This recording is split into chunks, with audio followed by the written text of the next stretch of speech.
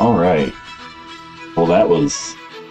Oh, hang on, I got us. He's gonna echo us. Just gotta keep an eye on the... The music's a little bit loud coming out of there, but I think it'll be alright. Oh, yeah, I love how when I bump the table, it just shakes. Alright, so we picked up Gloomhaven Gloomhaven Jaws of the Lion, which is like Gloomhaven Light. It's also a prequel. It's a prequel. Standalone or expansion is what it said. We get the comic book. We got an audio narration thing that you can download. And there's a removable sticker set map. I think you have to buy that. You're welcome to look at that. You know I like stickers. Below this sheet in the box, there are 4 booklets as well as a map board of the city and a sheet of stickers. You can set all those aside for now. Alright. Glossary. Learn to play glossary supplemental scenario book.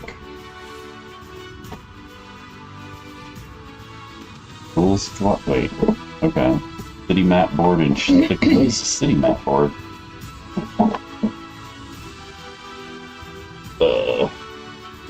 There's the city map board and the sticker sheet. Oh. So set those aside. You will see 6 punch boards full of tokens and monster standees. Take these out of the game box and find the set of plastic zip bags and plastic tray with its lid. Begin punching out the punch boards and place all of the smaller tokens shown below in the plastic tray. And then place the set of each different monster standees in their own zip block bag. There will be 3 unique monsters left which can go in a bag together. Alright, do you want to do the big ones or the small ones? I'll start with the little ones. Right. We definitely have a... Alright, so here's the diagram. Better out. Put them in the correct spots. The red things go in... Wait. Red things go in here. It looks like all the different sizes are mixed together. Yeah, right.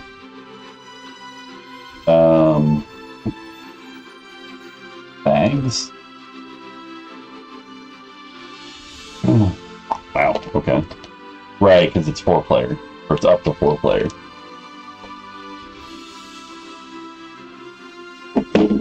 It said there were bags. So I'm 3D printing some better organizers than what comes with this. Because this just gives you bags. Oh.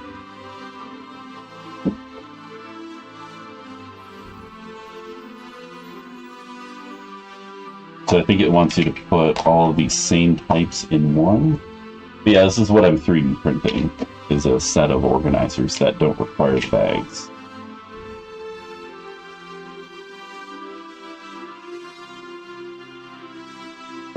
Gotta read bags.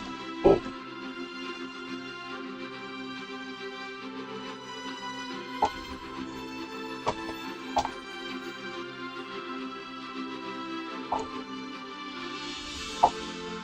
Game was what, like $75 or something?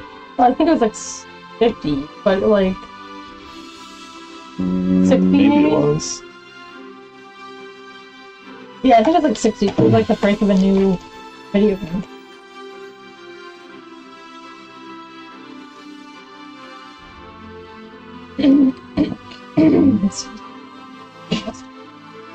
That's a congestion.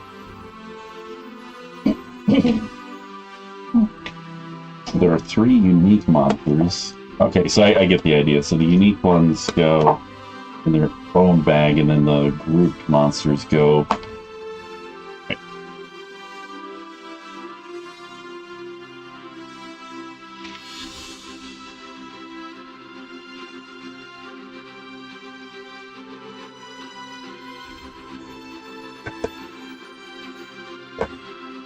This is probably not the most exciting. But, I mean, you know, the game.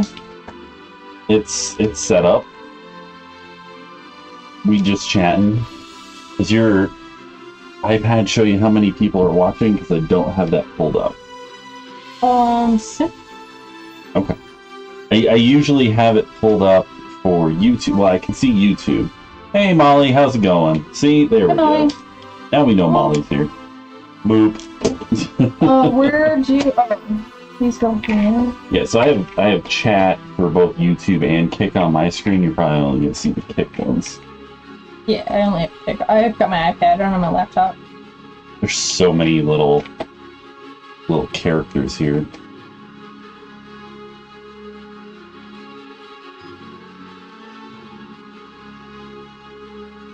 Oh shit. I lost a piece. Molly says she's alive. Yay. Good to know. We are glad. I think this is your next one. Okay, I don't know what it's up with. I don't know. You can pop everything out and just set these on the ground because garbage. But there's 3 total unique monsters. About to be dragged so your husband can live out his dream of changing a NASCAR tire on a fake car. Oh, geez. Is that one of those things where it's like a competition to see who can do it the fastest?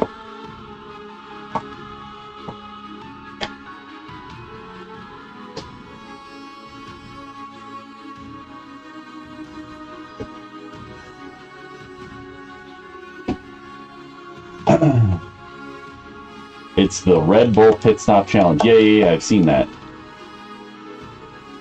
And it's center lug now, since that's what NASCAR is. It's not 5 separate lugs. Thought that was a weird change.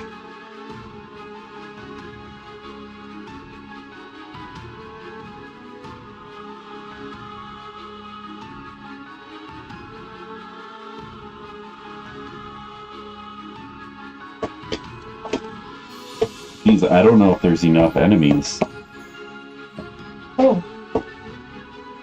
After we kill them, do we burn the tokens or something? Because there's like 10 of some of these. Nice. Somebody posted something.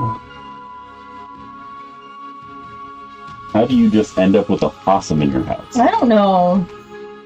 You'd rather just watch cars on traffic? Did I see your message on Discord? I had a lot of fun at the racetrack, Molly. It was fun. I'm not a car person, but I would totally do that again. I don't recall if I saw your... I might have looked at it and been half asleep or something. Let's see here. Molly sent me a message.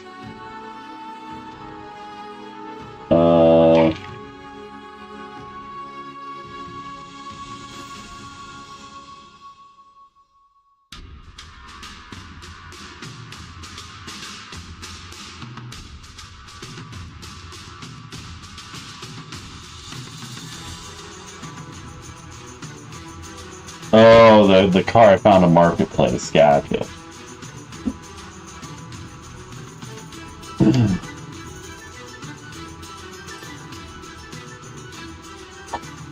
Yeah, I've had a few people interested in the NASCAR. Unfortunately, no one being serious. One dude came up here to look at it.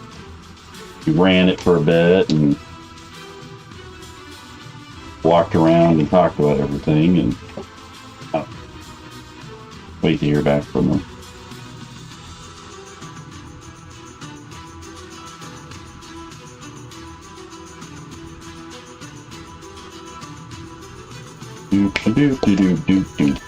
Oh.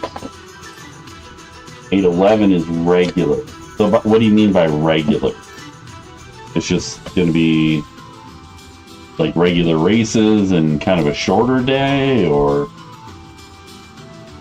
I don't have a car to compete. Leave a minute.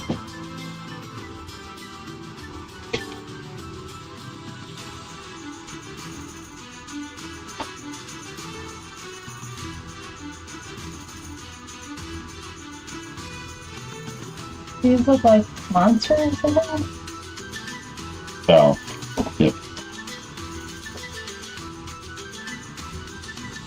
Yeah, the ones with the numbers appear to be monsters. Are there any more like that? Mm-mm. Not yet. Regular means no fun races. Oh, okay. Okay.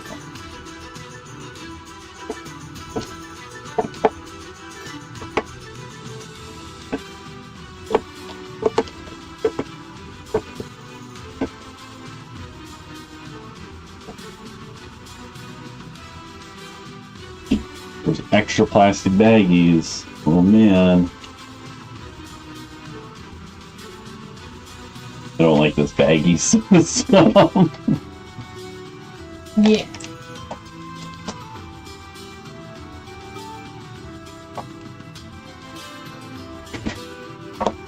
So the large square board with the booklets.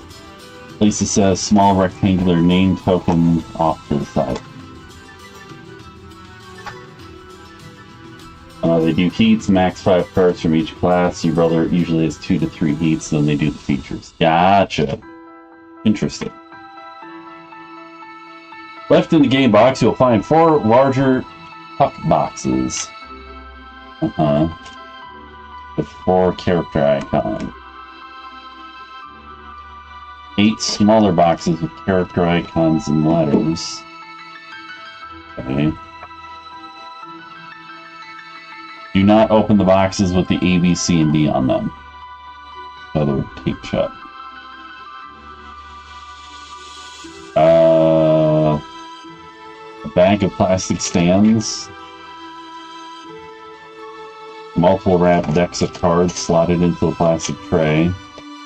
Most of this can be left in the game box for now, but note their names in the diagram on the right. Also take out the 3 card dividers and put them in the card walls with their respective decks. Where's the book? Probably not helping that. I was looking. Yeah, lean it on the table and help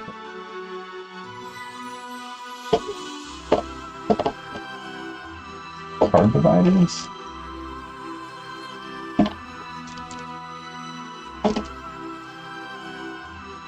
We're just gonna have to hang the camera from the ceiling. I mentioned that before. I know. Okay. These are monster stat envelopes. These are monster stat cards. These are monster ability cards. Okay.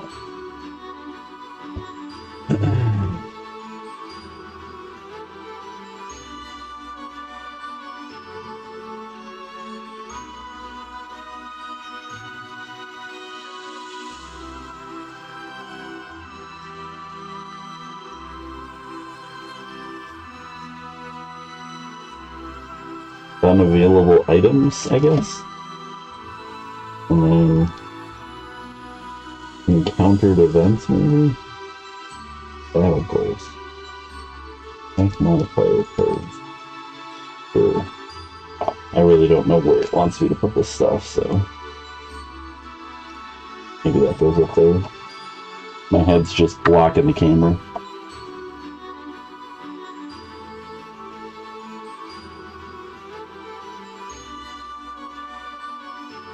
Yeah, it's on a stick that is like mounted to a tripod, so like if the table gets bumped, it's gonna wiggle.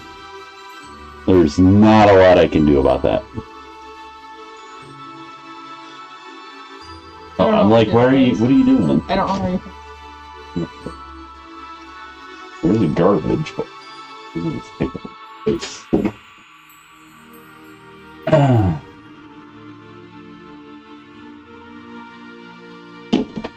Last night at Bertrand.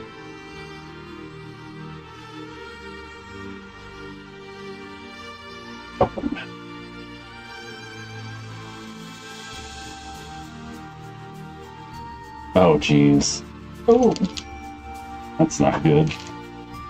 Gonna set all these bags of monsters in this little tray. Guess these can go in there for now.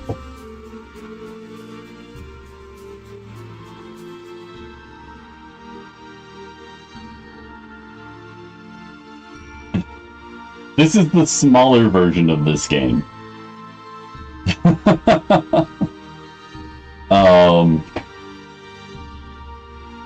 Take out the deck of small monster ability cards and the deck of larger square monster stat cards. And sort the ability cards into separate piles based on the names on the backs of the cards. Okay, why don't you open that? Open it. God, this is like... I'm opening this. Yeah.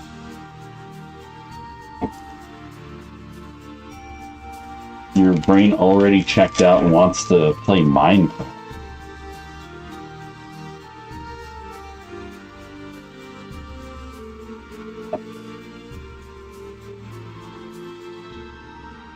Place the boss monster ability deck. I think that's what I have. No. Oh. Boss.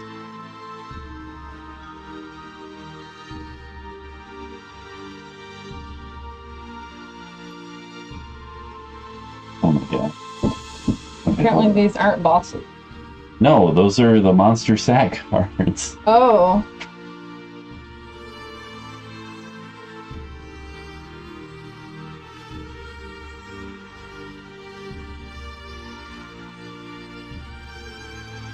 You're showing off info we're not supposed to know. Oh. Secret. Rude. Living corpse, living spirit.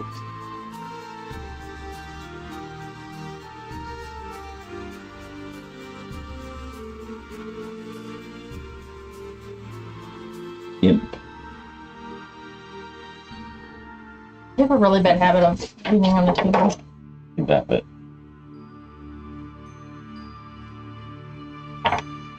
Black sludge.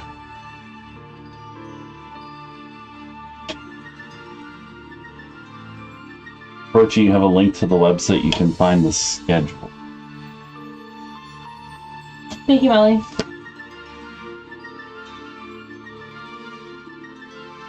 Okay, so Monstrosity. these are the monster stat cards. Chaos Demon. Stone Golem. Stone Reaper.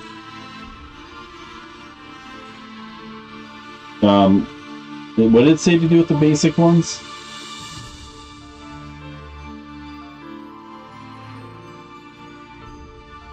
Sort the ability cards into separate piles based on the names on the back of the cards. If cards have the word basic, group them with the cards of the same title without basic. Oh. So The basic Viper and Viper go together.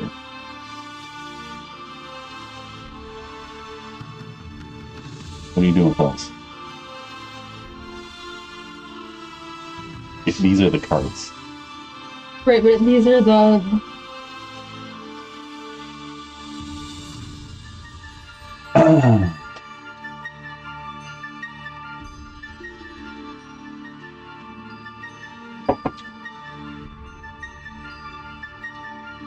I don't know, I'm confused.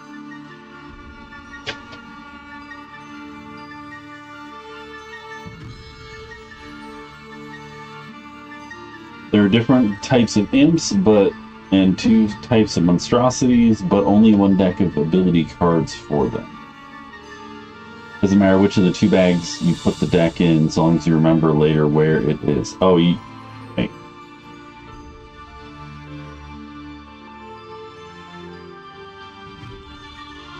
The artwork on the standees. I think I know what all the monsters are.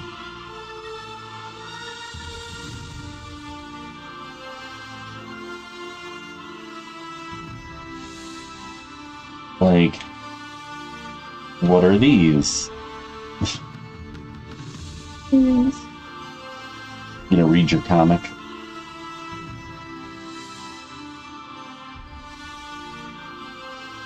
Okay, so the boss.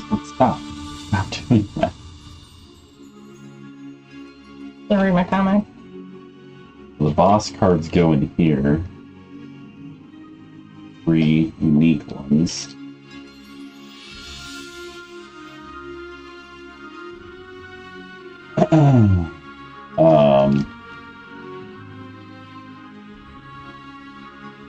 Supposed to know what these enemies are? Does it? Bro, I don't know what these enemies are. I'm guessing that's the giant viper. Do they match? Okay, so these show a picture of what they are. Right, but what? That's like a boss. Oh, that's this guy. No, it's not. That's a completely different thing. Okay.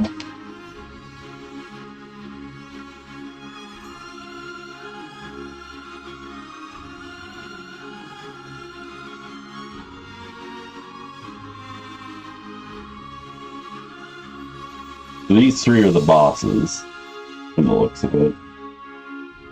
Chaos Demon is this.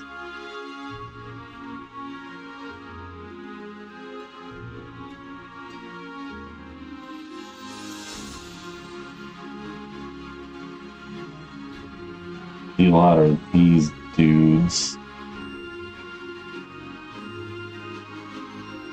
Zealot? Zealot?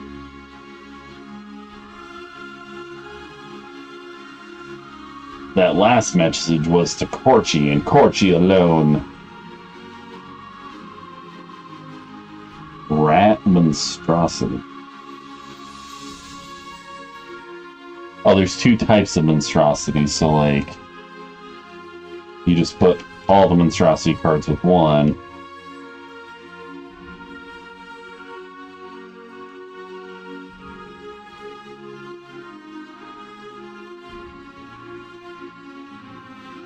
Blood Imp. Oh, right. There's two sets of monstrosities and two sets of imps. So, we just gotta remember what those cards are, I guess. Yeah, so Blood Monstrosity. Vermling Raider. Vermling.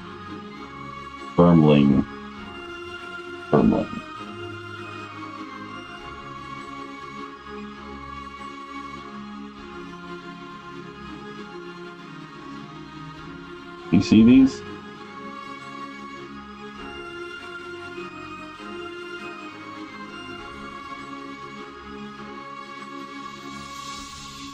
With us? Yes. It didn't look like that for some reason. Whoa, Melly, that's crazy. They never found the winner of the 50-50? Bro! Damn. Oh, that was my ticket. Counterfeit one real quick.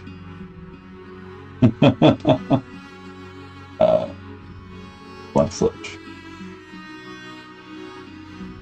It's a weird way to organize these. You reading your comic? Dang, I'll find two numbers.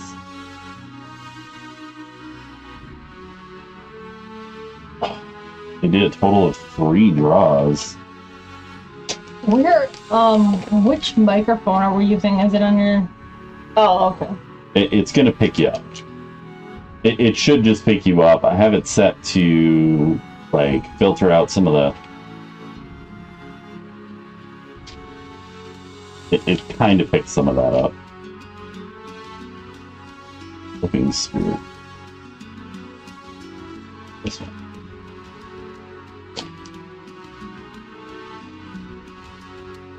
I don't think this game is complicated at all. It's probably not that bad. Yeah.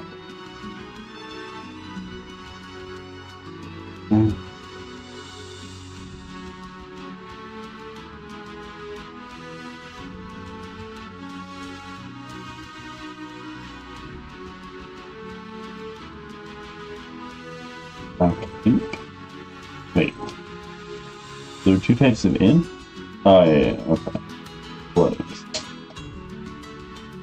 Stone Golem.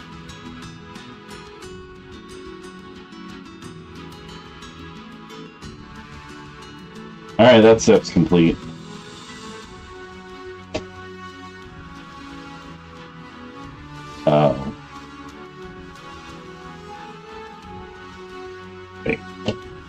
Alright, okay, so monstrosities and imps. Those are the ones that share decks. Good luck, Molly. Even a lurk, alright. Have fun! Go to 3 game stores. Alright, well let me know if you find any games that you're gonna buy for me.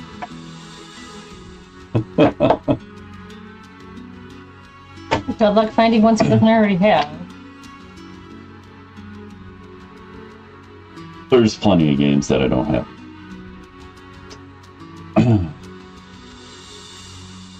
Place the Bounce Monster ability deck in the bag with the unique monster standings. Now that you know the names of the monster sets, you can also place 1 rectangular token in each bag, matching up the name written on it with the name on the ability cards. Those. With the boss token going in the bag of 3 unique bosses, the 4 leftover rectangular tokens will go into separate bags, 1 for each of the 4 player. Okay. Give me the basic Vermling Raider, or the Vermling Raider. Vomiting, that ain't that.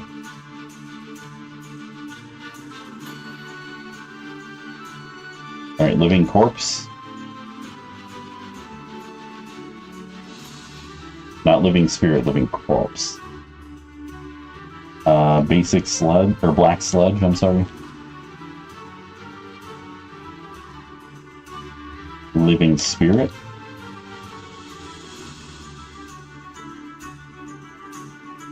Chaos Demon. Demons of Chaos. Vermling Scoot.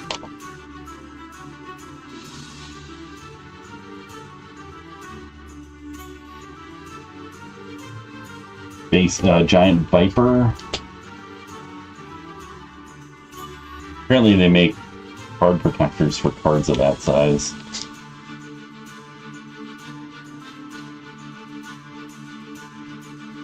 Yeah, they do really all size cards. Basic Zealot. Yeah, the basic. Stone Golem. And then we have 2 monstrosities and 2 imps. Is Rat Monstrosity and Blood Monstrosity? Rat Monstrosity. Blood Monstrosity.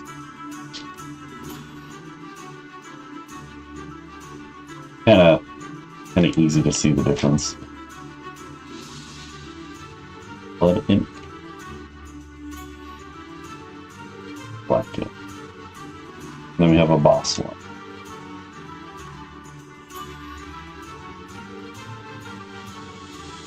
Alright, and then the 4 leftover rectangular tokens will go into separate Ziploc bags, 1 for each of the 4 characters in the game.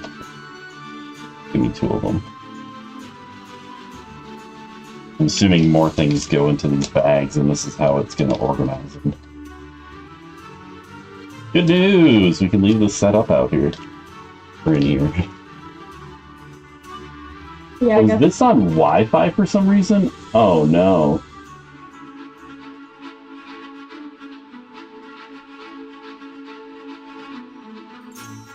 That's weird. I mean, it's not an issue because the Wi-Fi router is literally other side of that wall, so... Alright, so there's those. With the monsters and the rest of the punch tokens sorted, you are now prepared to start learning the game. For that, you want to reference the Learn to Play guide, which gives an approachable way for players to learn the game while playing through the first 5 scenarios. There's also a rules glossary with a complete set of rules. Learn to Play and glossary. That's these 2. There's a bunch of scenarios, I guess, that you play through. Kind of cool. Are they meant to be? Is this like meant to be played several times, like with different scenarios? Okay. Yeah.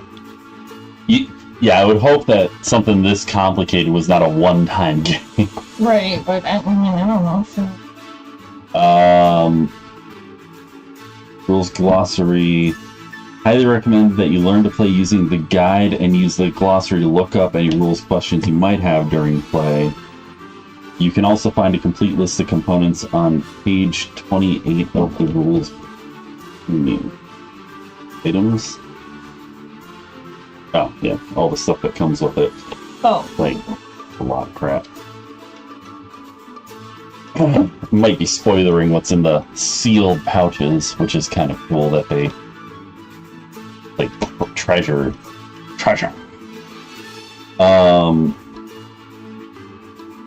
You can wait for your game group to arrive before doing anything else, or you can read the Learn to Play guide ahead of time to speed up your group's learning process. If you would prefer to learn the game from watching a video, follow the link below. Either way, when your group is ready to start playing, first read the front cover of the Learn to Play guide. This is have a cap in. We're done with the quick start sheet.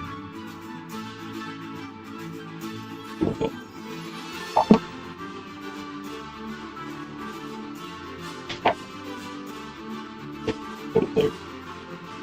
I'll figure it out. Probably won't need that anymore. Excuse me.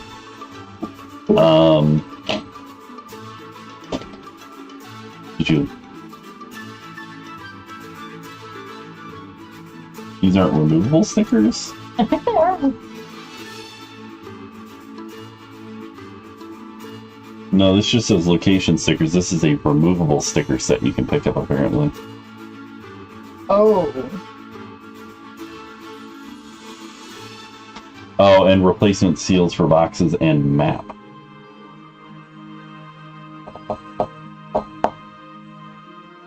Okay.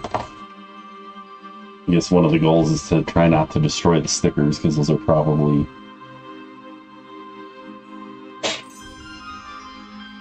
Any audio narration. Oh boy. What do we got for a number? 6. Okay. Good. From the Discord. Oop. What's the wrong one?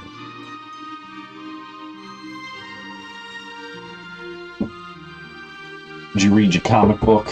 No. What? I guess these are like health and magic counters or something. Mm-hmm. Kind of neat.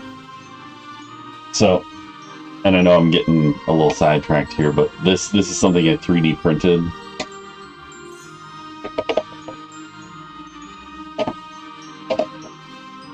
It's a compact game playing station. So it holds that, it holds your cards, and all the other stuff goes in there. That's sweet. Yeah. But we only have one. I only printed one so far. I was working on printing organizers for this. This is one of them, which I think is for all of these cards that end. There's pictures. I don't know. I'm probably printing the second part right now. Try check. It is on layer 60 of 72. And it doesn't look like it's messed up. Cool. Alright. Welcome to Gloomhaven. This game is fully cooperative, with players working together to navigate their way through a campaign of scenarios. You will not play it all in one sitting, but it can easily be saved at the end of any single scenario. This book is meant to walk you step by step through the first 5 scenarios of this campaign, after which point you should have all the tools to continue on through the rest of it. It is encouraged that you play as you read this book, and anytime you see this exclamation point icon off to the side, the text will direct you to do something in the game. Let's start by getting out the scenario book. Its front cover contains the introduction to the story of this campaign, which will direct you to unlock Scenario 1. Each scenario is meant to be played until successfully completed, and then players will move on to a new scenario. Playing through Scenario 1 will unlock Scenario 2. So if you lose, you play it again until you beat it. Do it again. Okay. Now go ahead and read the front cover of the scenario book. And refer back to Scenario 1 rules here on page 3. Supplemental scenario? We probably don't need that. So much here. So much stuff.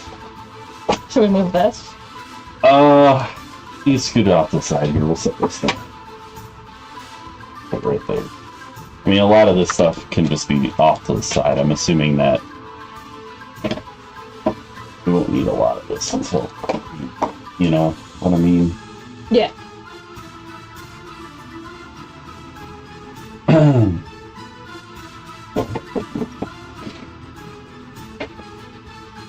Okay. And I have a TV tray for you too if you want somewhere to put stuff. Oh, dude. Because I know this is Oh, like that one? I'm listening to you. It will be good to get back to the Sleeping Lion. After a fortnight going up and down the still river, chasing a bad lead on a missing blacksmith, you can almost feel the warmth of the inn's hearth when Gloomhaven's walls come into view. You are almost home. To be fair, it's not just the blacksmith. An alarming number of people within 4 districts of the city have gone missing. Usually nothing comes of it. You can set on that side if you want. That way it's not blocking your... whatever.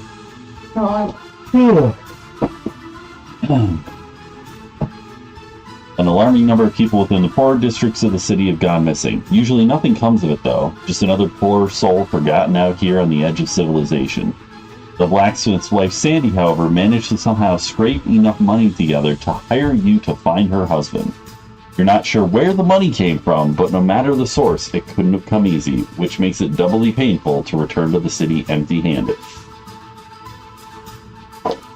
True, Sandy was a little light on payment, but you are the Jaws of the Lion, one of the most well-known mercenary groups in this backwater dump of a town. So, Jaws of the Lion is the name of the mercenary. Neat. Surely, it can't hurt to take a charity case every once in a while. Getting good jobs is about maintaining a reputation, after all, which is why you really need to get to the bottom of this and not return to the widow.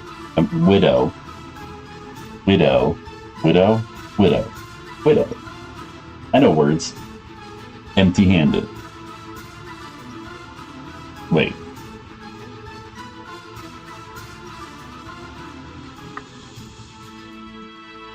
With no... Oh, you should not return to the widow with nothing but the calluses on your feet.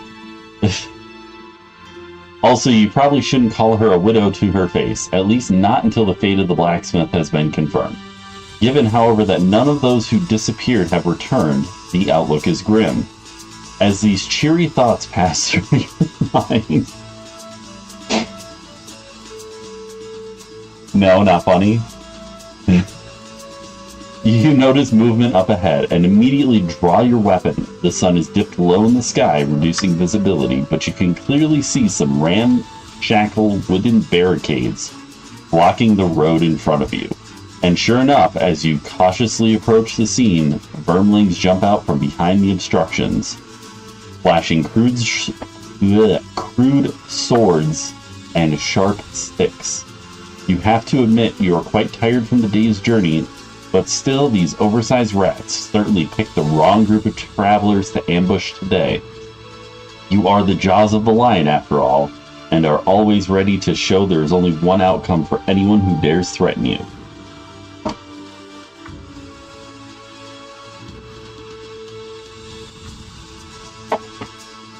It says, new location, roadside ambush.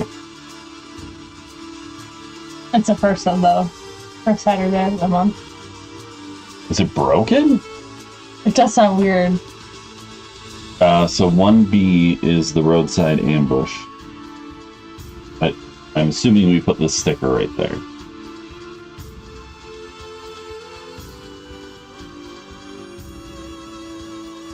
Oh, the stickers...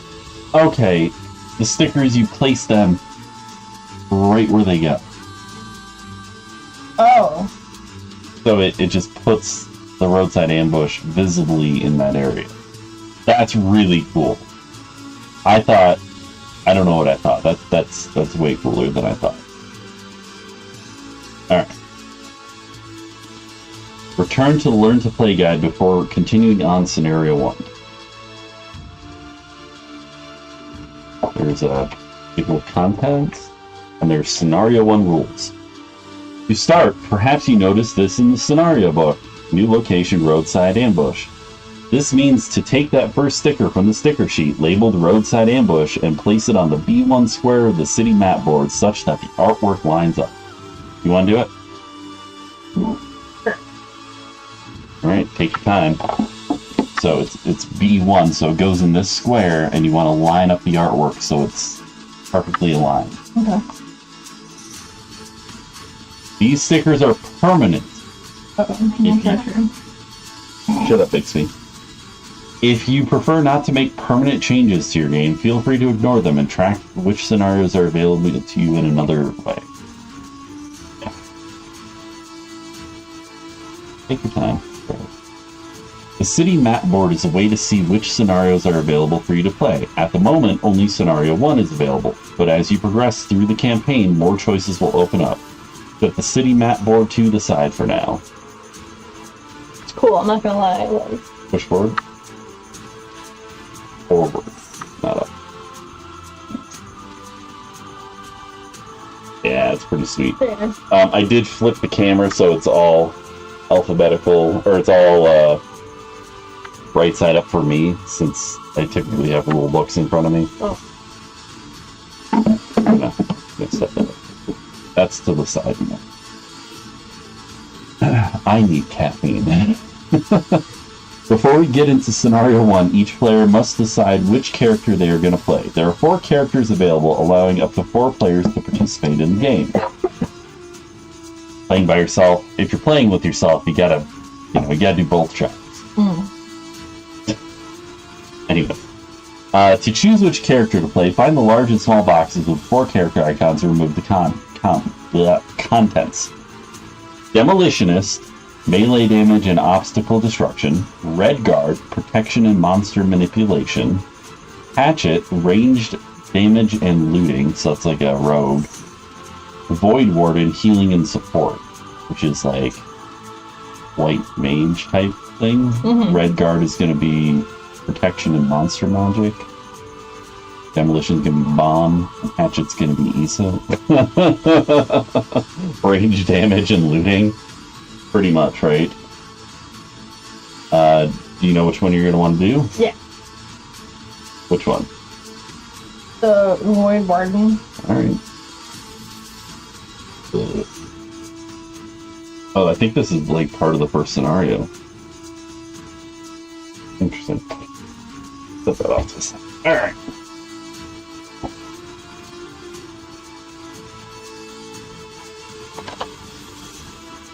Void Warden.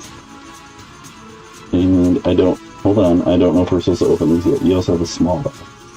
Which again, I think that's just the character. Oh, probably.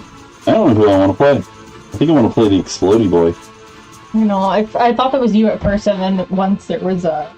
I don't have to always be a rogue.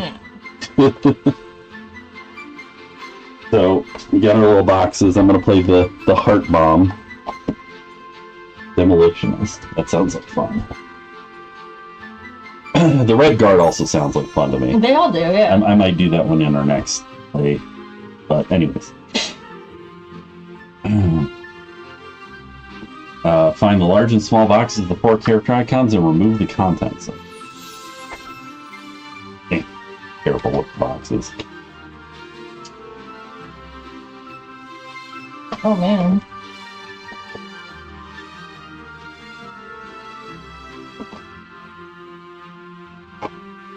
Oh wow, check this out. Got a little notepad. Yeah, don't open till you reach level 5. Okay, Don't so open till you're directed to do so. I mean, that makes sense.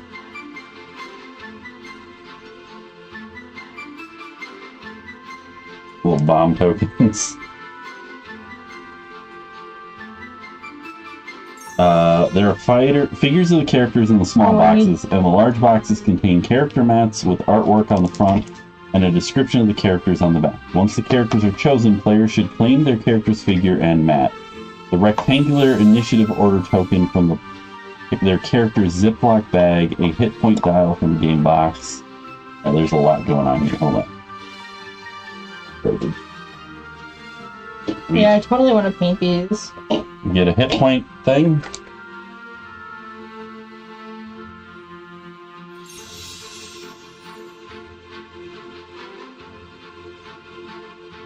characters upside down. Looks like we need pencils. I'm sure we need to get some pencils. Need a little character. Mo.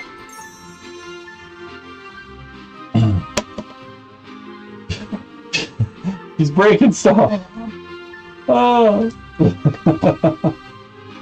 Gonna set those in there. Characters figure and mat. I think this is the character mat. But there's like a whole story on it. I know. This is really well thought. No wonder this like game series is what it is, yeah. Yeah. I mean, I had never heard of it before, but it's got a pretty good reputation. Initiative order token. So you already grabbed yours.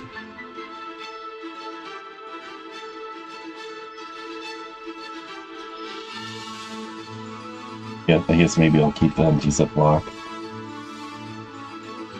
The hit point dial, I gave you one of those. Yep.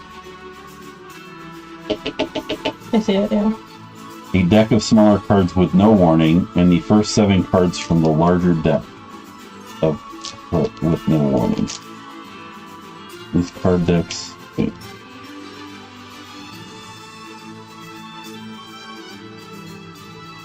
Just the first 7, it said? I think it's...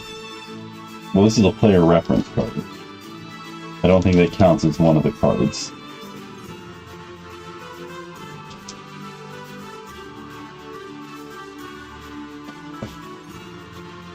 And then it says 6 cards labeled A. Oh, it is only 6 cards.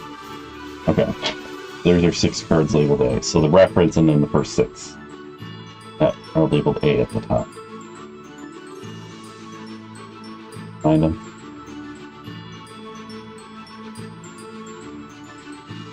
Go aside. We got our small cards.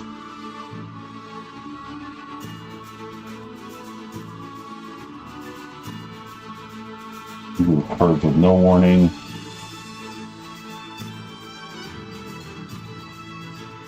I mean, these are probably going to be junk after I do the whole printout thing.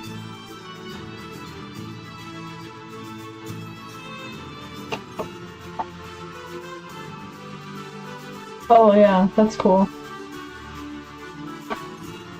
I wish I had one. Well, I'm going to print another one. And I'm nowhere near. I think it's too big for my printer. Yeah, it is. Yeah, this is too big for an Ender 3. This is bigger than the. You can actually get a model that's 2 pieces though. Oh. I'm not messing with this today. I just wanted to. Which reminds me. I'm gonna be right back.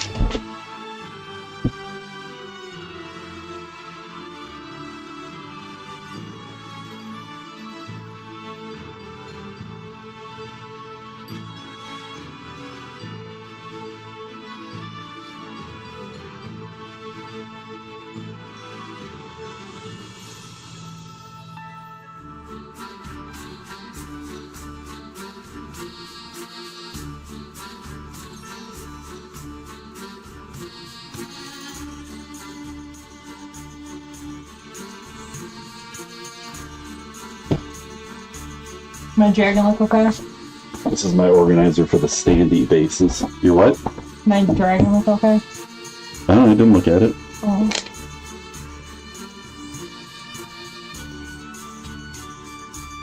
You gotta trim the base of this, but. I'm gonna check my dragon. Can you grab the trim tool for me then? Yeah. What's in it? I can find it, or is it? I think It's on the counter. Yeah.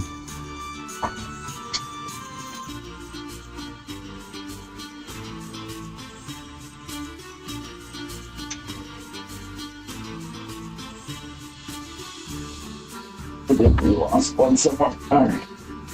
Anyways.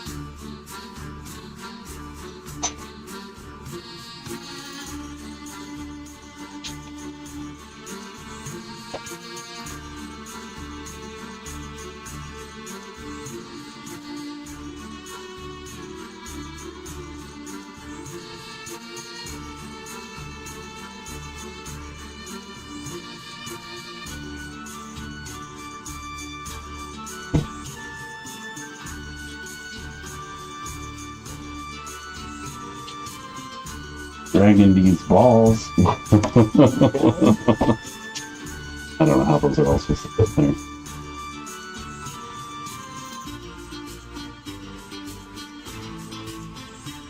What's that? Me getting distracted with 3D printer stuff? Mm-hmm. Yeah. As I drop little bits of plastic everywhere.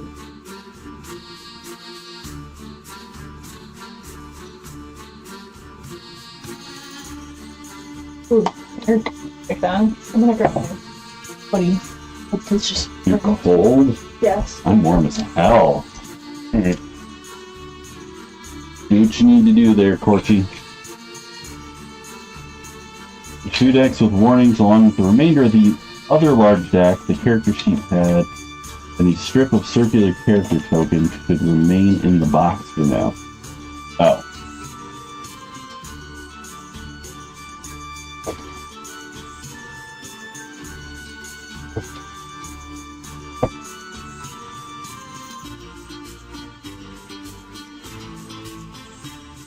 How are you supposed to fit all these in here?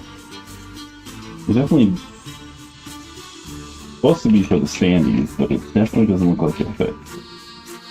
Anyways, we're gonna set those over there.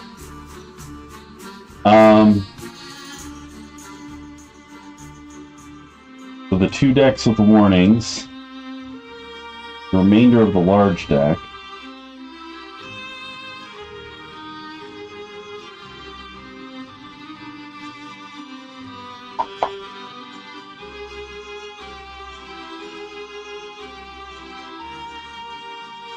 Georgie. Okay. The 2 decks with the warnings, the remainder of the deck that you took 6 cards, 7 cards off of, and these little tokens We put back in the go back in the box as well as your little character pad. Character sheet pad. Yeah. We'll just set those aside for now. It'll probably tell us we need them at some point. Yeah. We're not there yet.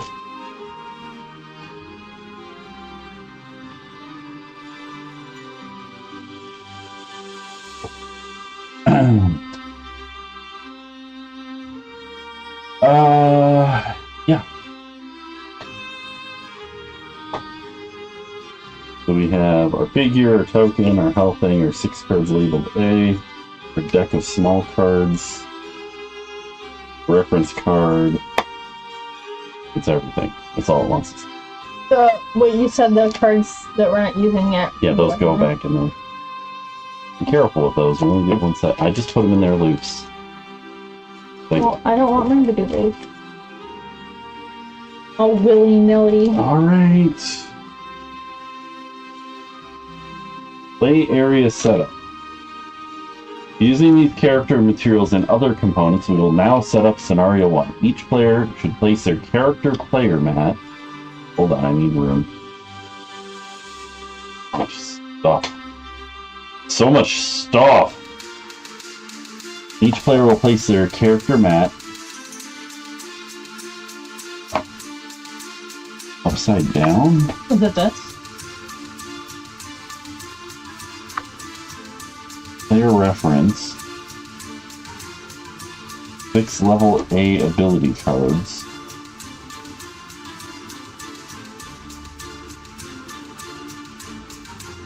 Attack modifier deck. These are the attack modifier deck. And hit point dial in front of them. I guess it doesn't really matter how you set it up. It's upside down. The red side of the dial should be set to the red number below, the white one on the bottom of the character mat. The blue side should be ignored. Red side of the dial should be set to... The red side of the dial should be set to the red number below the white one on the bottom of the character mat. Blue side of the dial is ignored. So I get an 8, and you get a 6. Guessing that's hit points. So that's probably levels.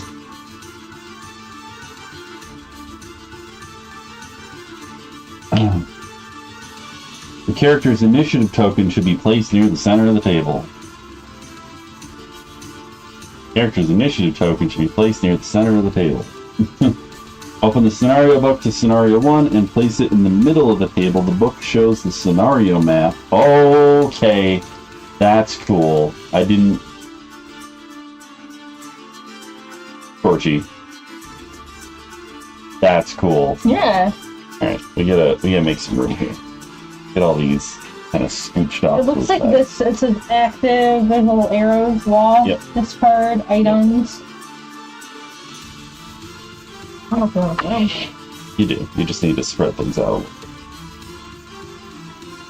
Fairly centered. I don't know how important any of this is. At least there. Okay. Open the scenario book to scenario 1 and place it open in the middle of the table. This book shows the scenario map, which consists of a number of hexagons in parentheses, where the scenario will play out. Each player can now place their character figure on any one of the starting icons 8 in the scenario book, with no two characters occupying the same hex. So these are the starting spots. You just pick one of those. Should I lead? I guess since you're like a healing person, you shouldn't be up front.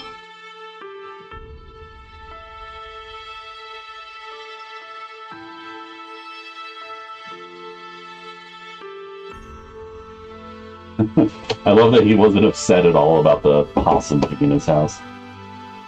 I realize your camera is at a completely different angle than mine, and you're sitting up straight, so now it needs to... Okay, I can just I'll probably...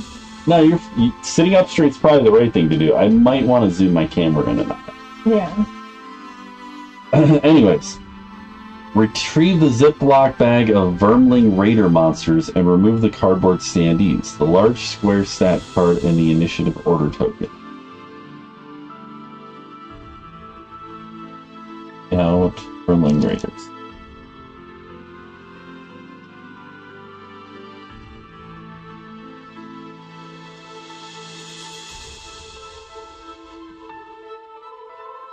I have this open. Oh, I am so sorry.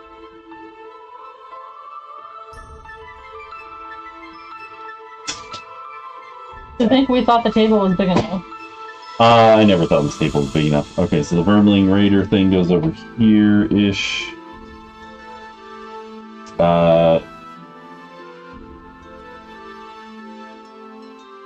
Find a Vermling Raider card in there. Oh.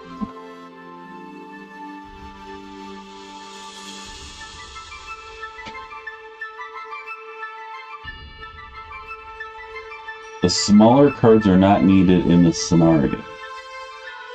Insert the stat card in one of the 6 section envelopes in the box that the area with the 1 in the upper left corner is showing and place it next to the scenario book.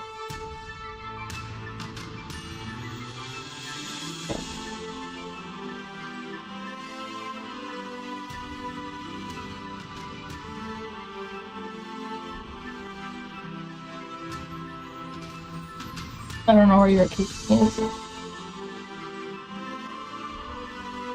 That's...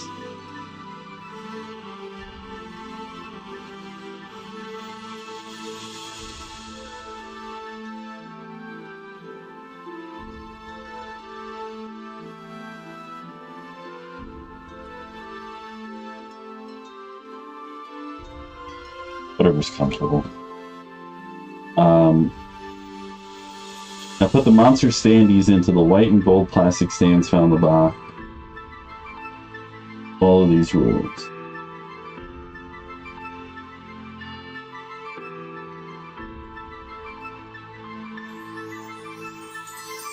Okay, hold on.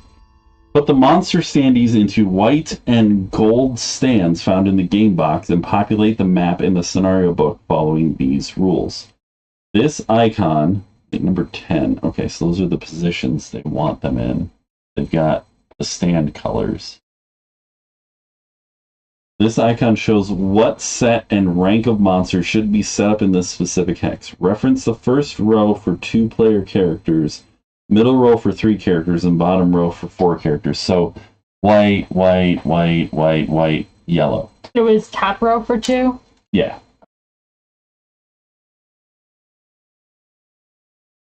I'm assuming we put these in number order somehow. Or 6. I'm going to try printing the other version of this. I don't actually like this loose organizer. I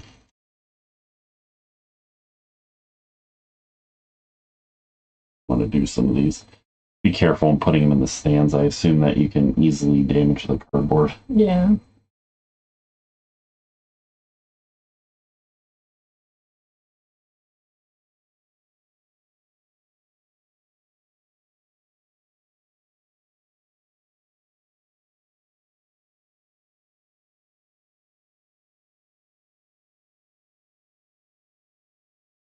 A black icon means no monster should be placed for that character count. So it's not on this board, but let's say this one had a black bar. We wouldn't put a character there because it's just the two of us. Oh, okay.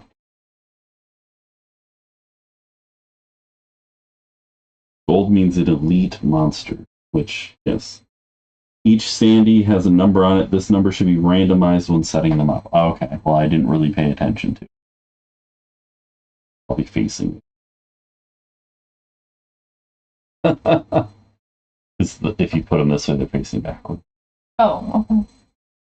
They're looking at us. They're ambushing us. Alright. Take the plastic token tray 11.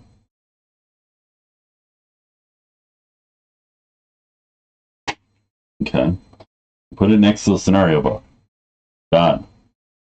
Also take the other 20 card deck of attack card modifier cards labeled M from the game box and place it next to the monster. Do not include any cursor less.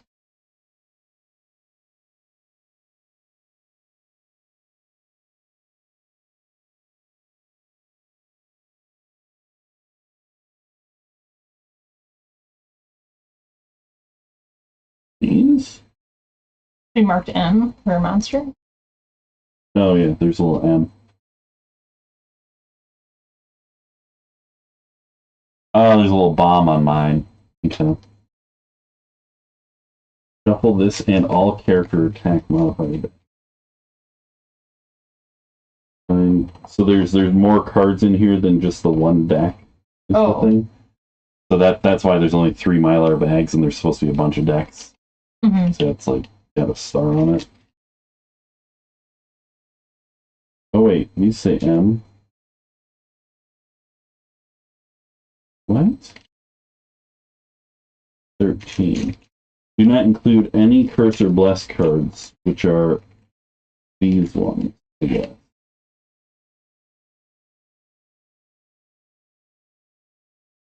Shuffle this in all character attack modifier deck. I'm afraid to shuffle the cards. Just do an overhand shuffle. You don't have to, like, do this. Take a little bit, but alright.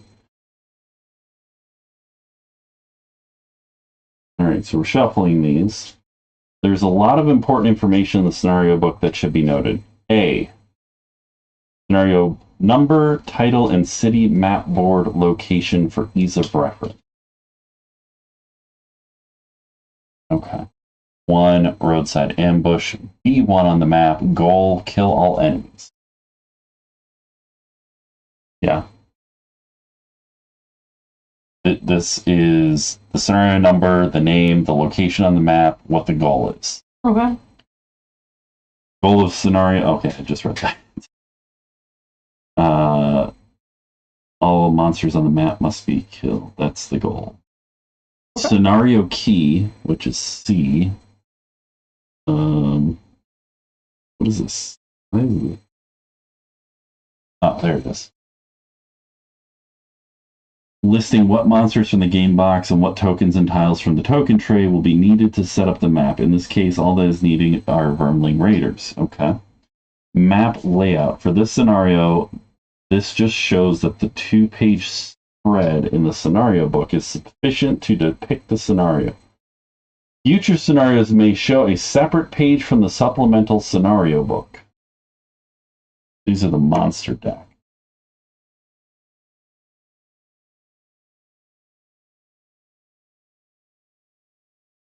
Map layout. Oh, yeah, I just did that. E, introduction text. Read this now. Introduction.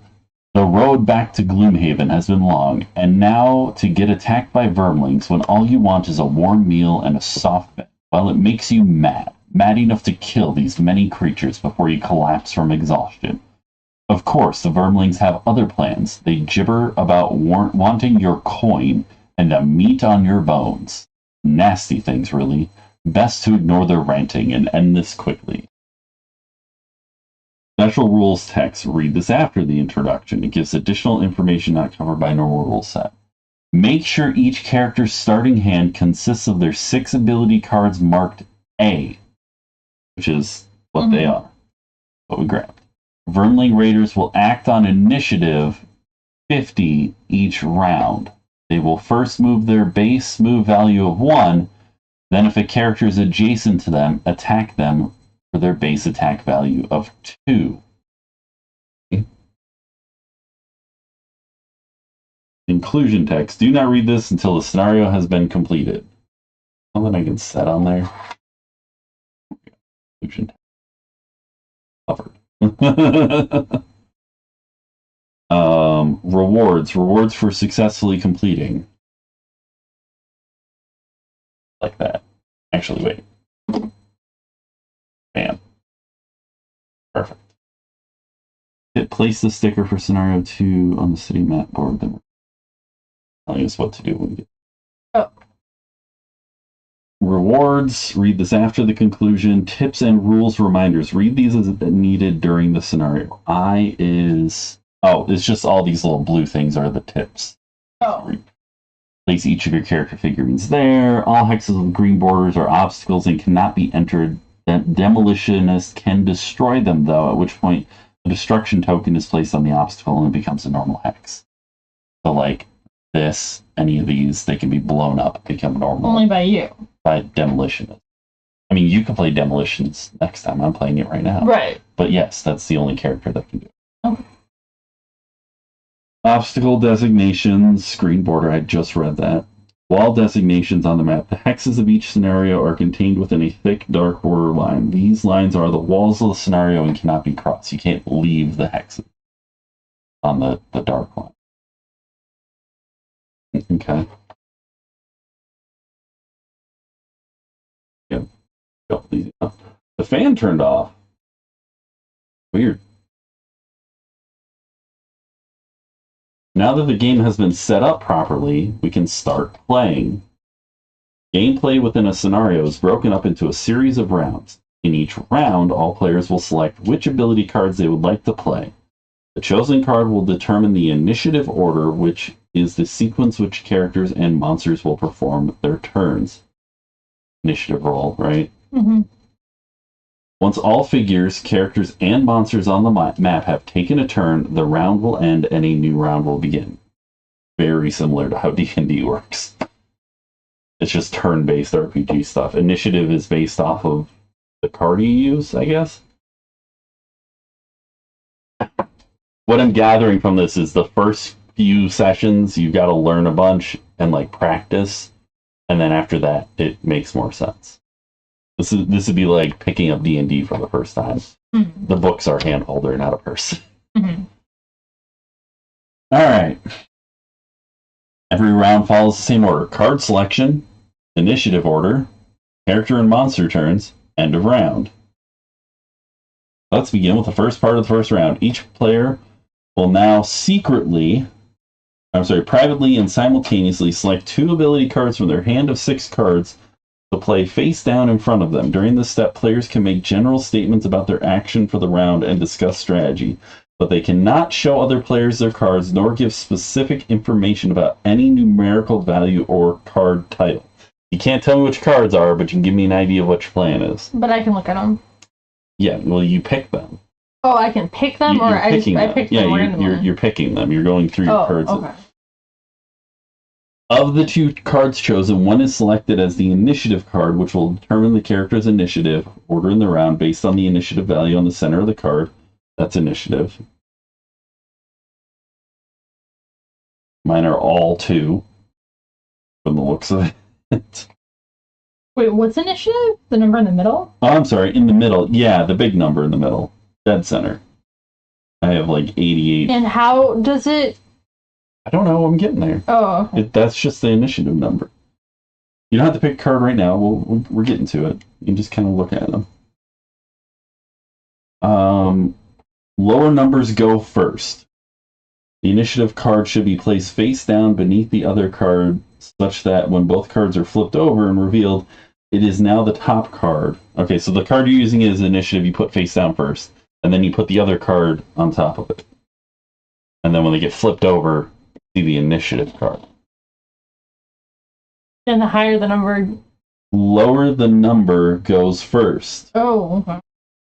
Once the character's turn comes up in the initiative order, they will carry out their turn by performing the top action of one of their cards and the bottom action of the other card in whatever order they want. Interesting. We haven't covered the specific of how all actions work yet, but the plain text descriptions in the blue boxes on the card should give you a better idea of their function. If you're unsure what cards to pick, try these suggestions for each character. So for me, it says 1-2 punch and knock out the support, and for yours, it says suggestion and wicked scratch. Those are suggested cards. You don't have to use.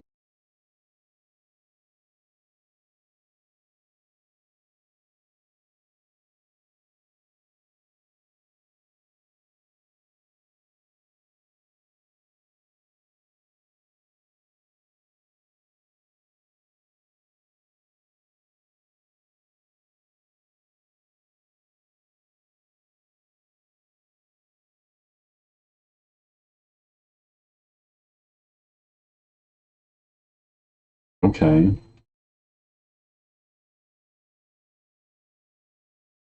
Choosing which two to be your initiative card, however, is up to you. The round will be acted out from low to high initiative, and according to the special rules for the scenario, the monsters will be acting on initiative 50. So the monsters are 50. Gosh. These other cards I'm just going to set off to the side because we're not using those. We're just using these for this turn. We may use these in the next turn, right? Okay. I'm just setting them to the side for the moment, not putting them away. Okay. So the decision to make whether you want to go before the monsters or after the monsters is based on your initiative, and you're stacking them. You're putting the card with your chosen initiative on the bottom. I don't know what your numbers are. You're not supposed to tell me. I don't think it matters for the first match, but whatever. I need caffeine. Ordering initiative. Once all players have selected their cards, flip over each character's cards to reveal their initiative. Determine the initiative order by comparing the initiative value of each character's card and the monster's initiative, then arrange the initiative order tokens low to high. What is yours? 49. Wow. Alright. So I have 20. So I'm going first, then you, then the Raiders. Put it that way. That's our initiative. That's kind of neat. Yeah, it's cool. Not super important, I don't think, but alright. If there's a tie between characters and monsters, the character goes first. If there's a tie between two characters, the tiebreaker is the initiative of their second card. Okay. Yeah, so if we had both had 20, we'd look at our second card. A 3D printer going brrr. Sure is. You are then ready to act out the round, starting with the first figure in the initiative order, the one with the lowest initiative. That's a little backwards. We're going low number is better, but whatever. It's fine.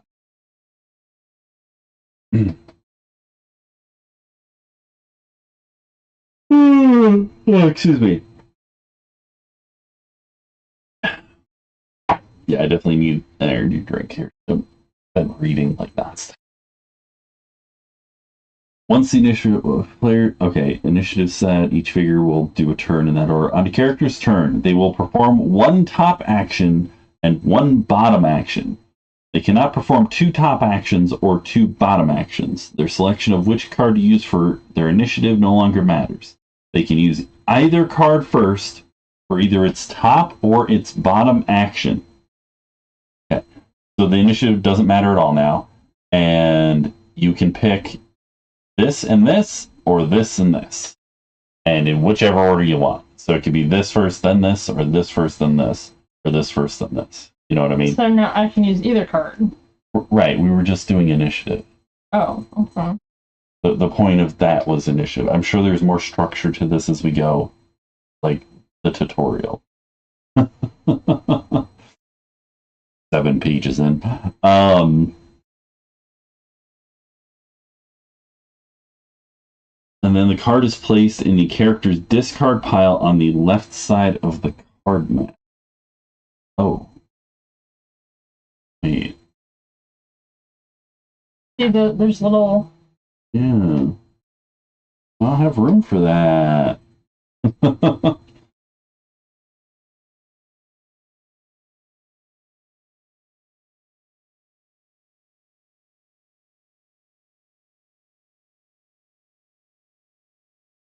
Actions may be composed of multiple abilities, with each ability separated by an ability line. Dotted lines. Right, so I have attack 1 and attack.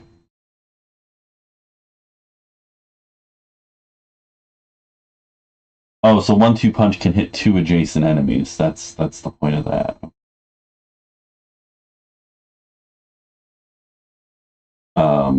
You have any with dotted lines? Yeah. It's separate actions. That's separating the movement from the strengthen. So, I only have one card that refers to movement, like... I think you get to move 1 each turn regardless, but I'm not sure. We're not to that part. Okay. Also, I don't know why I have these important, because I don't think are important. Just crowding myself with stuff I don't need.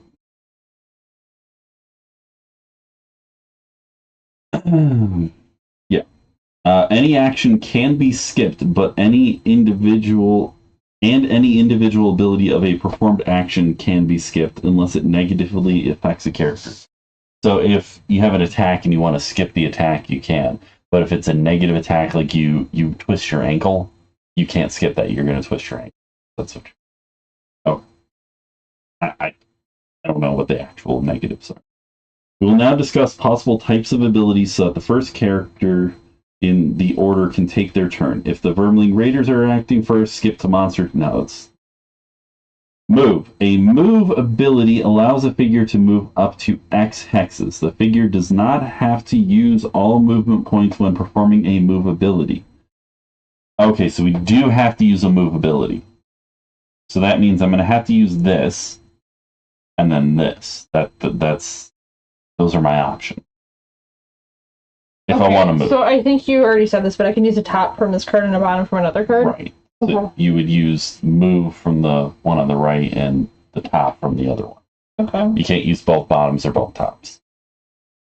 You can move up to the number. You don't have to move that number. Okay. So this is 2 on mine. I could move 1. Okay. Or I could move 2. My choice. Figures can move through their allies. Players through players, monsters through monsters. So the movement can never end on an occupied hex. So if you wanted to move 2, you could move 1, 2 through me. But you can't move 1 and land on me. You can't move through enemies. Okay. PG. Do I have to do a top attack before bottom one? Top action? You do whichever one you want. You pick which one you want to do first, and then you do which one second. Okay. Attack ability allows a figure to cause one targeted enemy within range to suffer a base X amount of damage. Figures cannot attack their allies unless otherwise specified. There are 2 types of attacks, ranged and melee. Ranged attacks have an arrow icon, a bow and arrow icon, I should say. She took her glasses off right when I'm showing her something. Perfect. Perfect. The music stopped. Let's start it over. Here we go. Perfect. You turn that down just a little bit.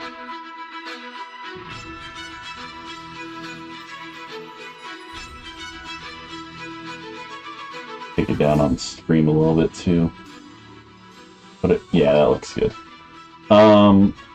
Ranged attacks have a bow and arrow icon. Yeah. Okay.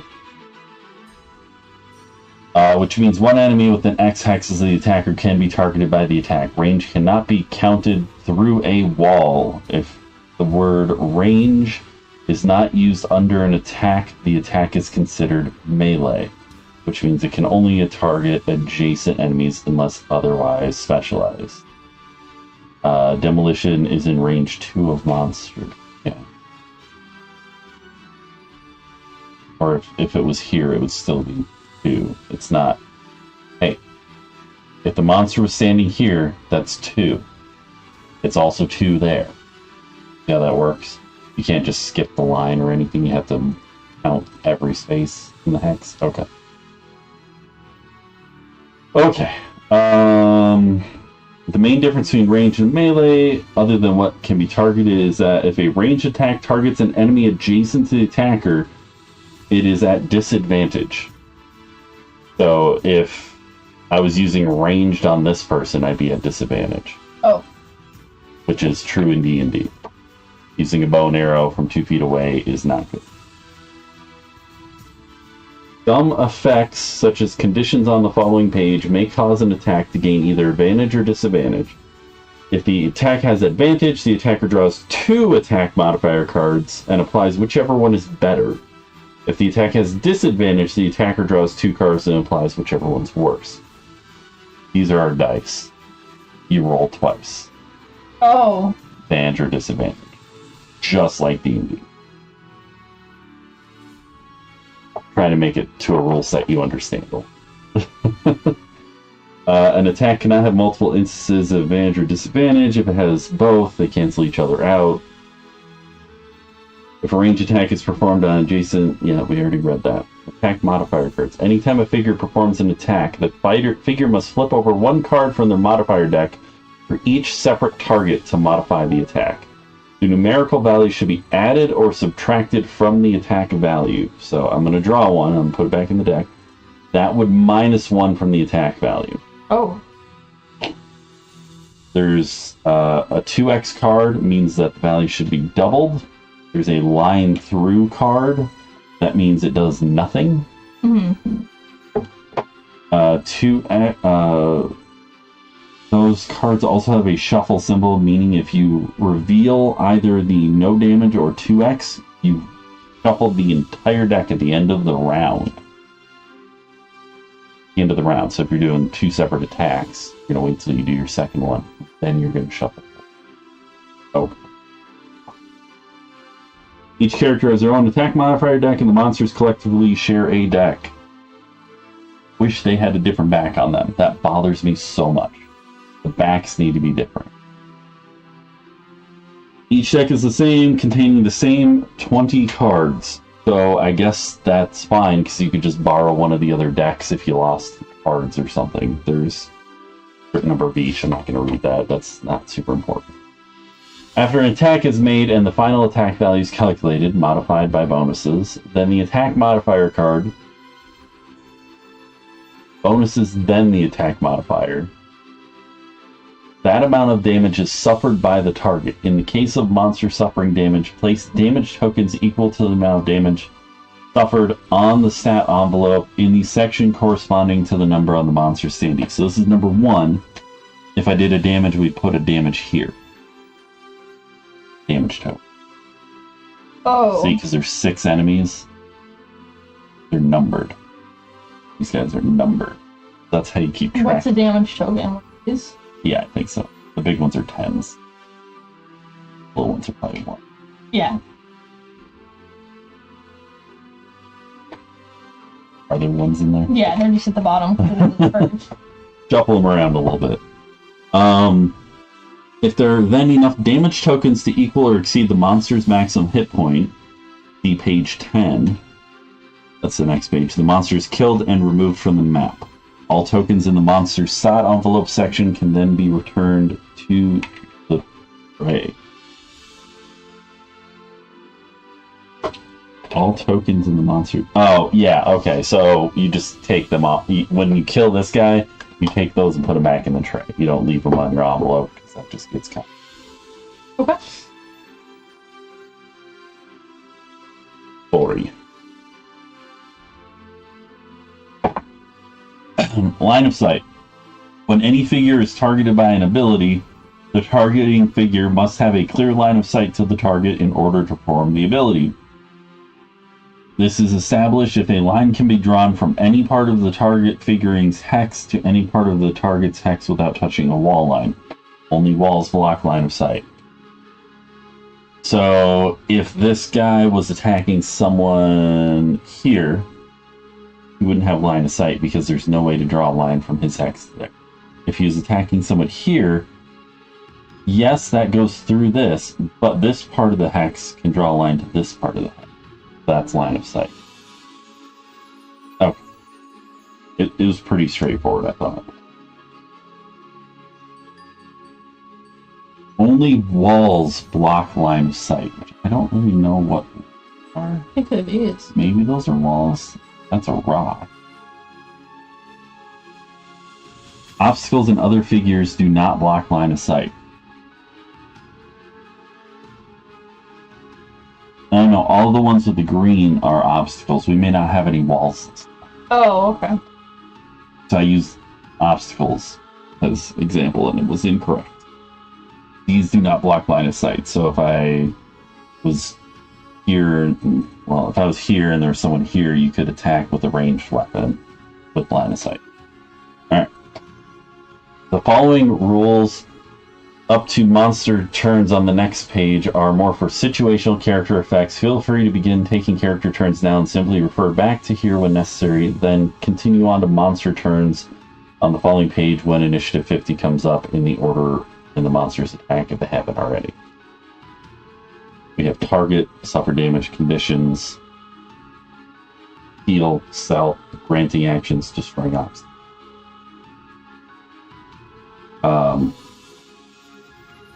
Monster set. Wait.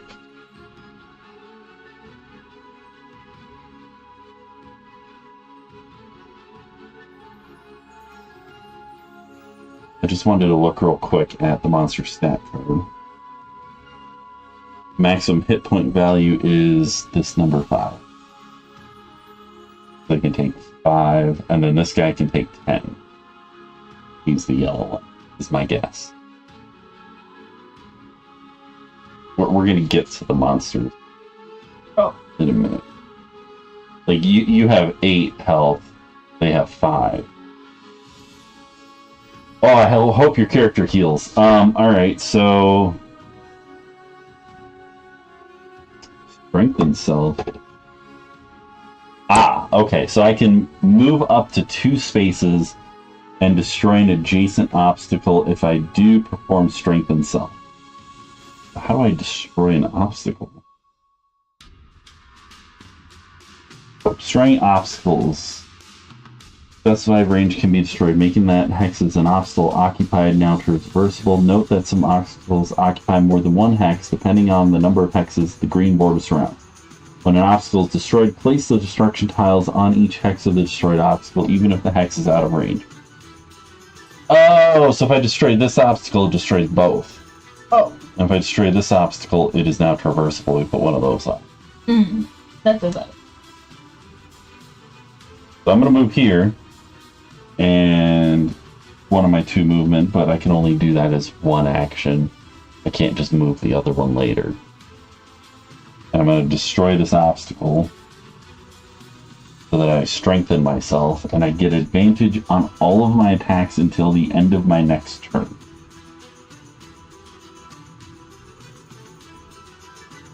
Okay. And then I'm going to use 1-2 punch on this fellow right here, obviously. One adjacent enemy suffers 2 damage plus modifier, then the same or a different adjacent enemy suffers 1 plus a damage modifier. So 2 attacks for the price of 1. So we're going to do the 2 damage one. We get a 0 and a 0. So it takes 2 damage.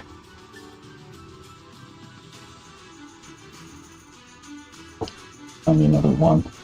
Alright, and then I'm going to do the 1 damage attack, which I got a -1 and a 0, so I get 0. So I do one more, so I guess give me a 3.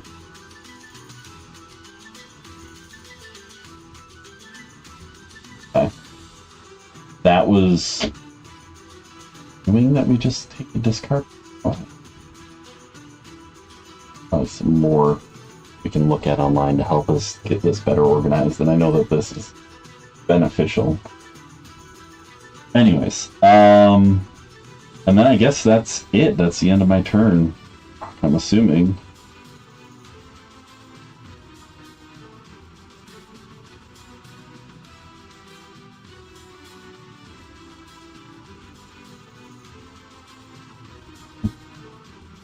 Alright, yeah, your turn. Okay, so I do this, or do I have to say what I'm doing? What my move is first? What are you doing first? I'm gonna do this attack. One enemy within 3 hexes suffers 3 damage, plus modifier. Okay. Disadvantage if adjacent, so, they're not adjacent. They're within Right. 3. Yeah, you're doing a ranged attack. So I'm It's 3 plus modifier. That's 2. So that one just took 5 damage. So I think it's dead, right? It should only have 5 hit points. I'm pretty sure. Hold on. Well, that's what this is.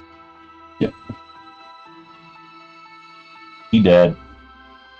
Okay. And then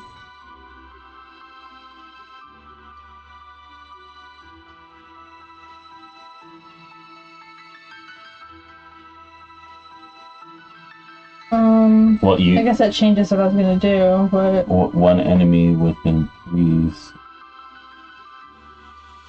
we're not within 3 yet, so I might as well just move a couple. Alright, you can move 2, so you can move. I mean, you can basically move to there or there, or you could just stay behind me if you want, because you don't have to move. Okay. Mind, this is the big, strong one of the party. Alright. This, I think, is my discard I pile. don't know.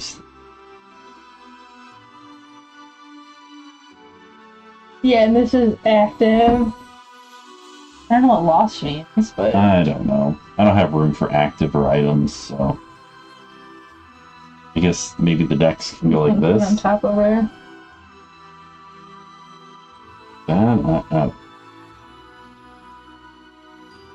I need some caffeine. We're gonna do the monsters for in just a second. Okay.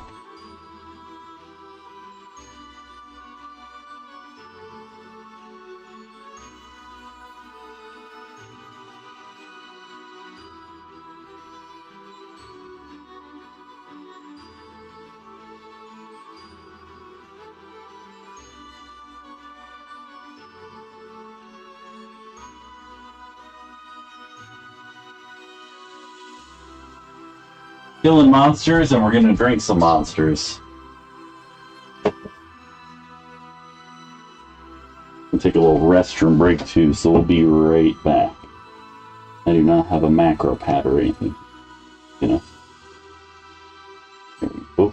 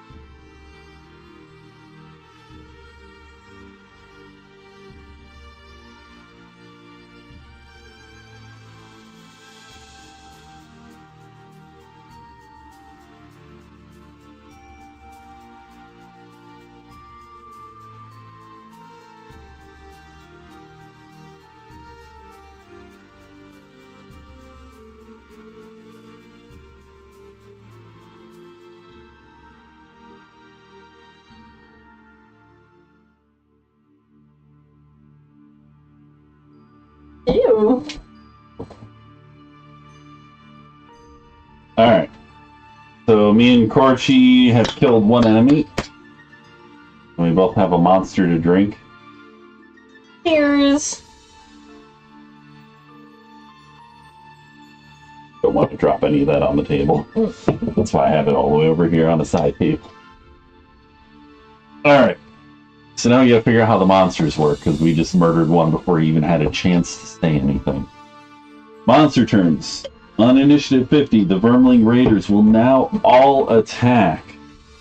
Any single set of monsters will always act on the same initiative, and elite monsters will act first.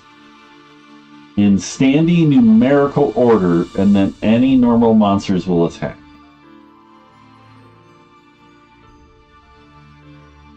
So if there's, okay, so the numbers on them is the order they go. So elite goes first, then 2, 3, 4, 6. You go in numerical order. You're not supposed to, like, specifically put them in order on them. Why But the does 5 elites go first? always go first. Oh, okay.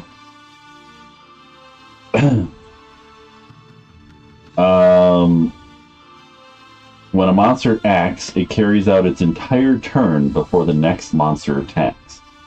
Specifics of how a monster carries out its turn are described on the next page. It can be referenced as necessary, but the short version is the monster will move its base value towards the closest character and then attack with its base attack value, which their base attack value 7, it's a 2 for all of them.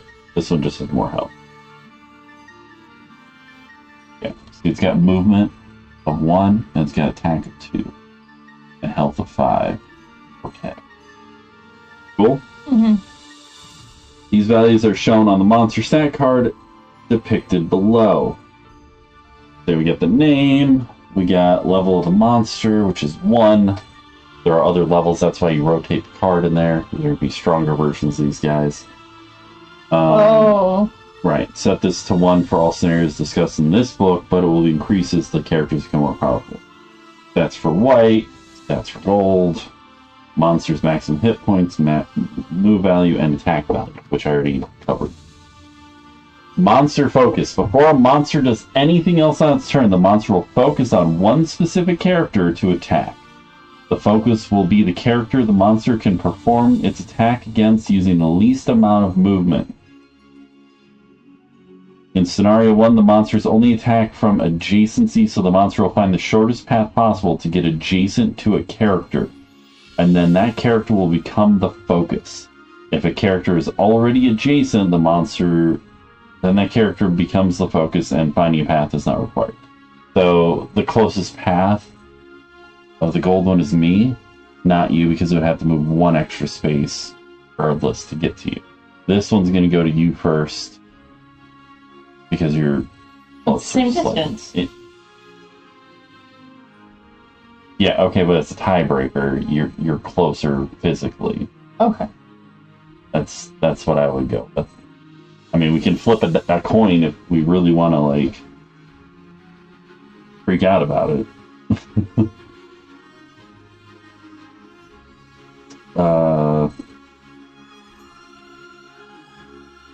Yeah, fewer movements are more important than physical distance. So, in this example, there's character A and character B. This guy is closer to character A, but it would take 4 moves to become adjacent. So it's going to go to character B because it's only 2 moves, even though it's closer to this one.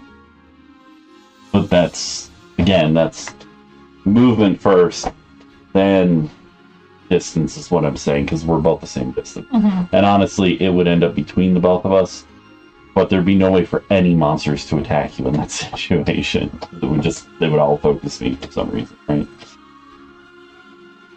It does not matter whether the monster can reach the end of the path this turn, so as long as there is a path given infinite movement to reach a hex to attack a character, the monster will still focus on that character.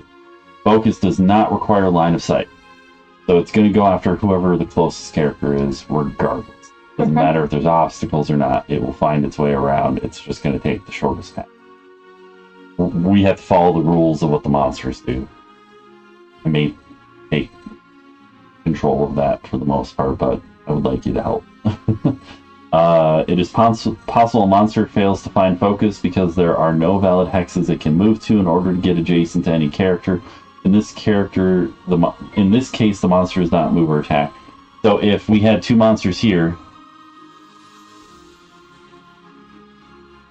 and there's no valid hexes it can move to in order to get adjacent, it does not move or attack.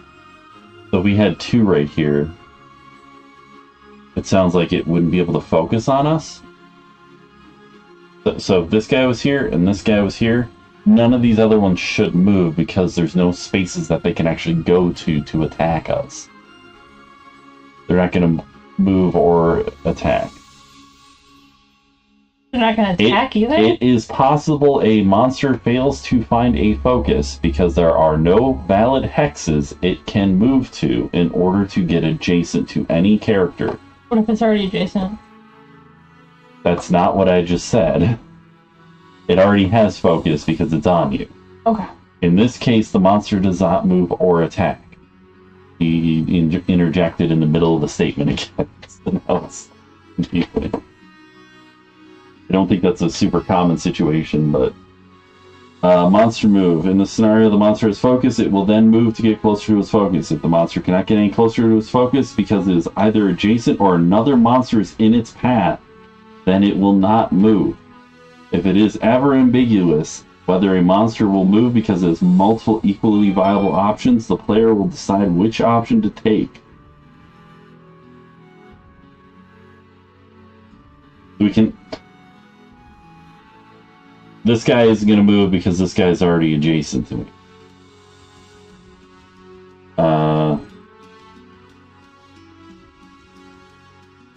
This monster is not going to move because its only path is blocked by this monster.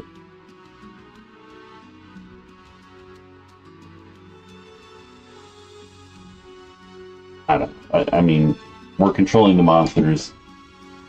We're not going to go easy on ourselves. Okay.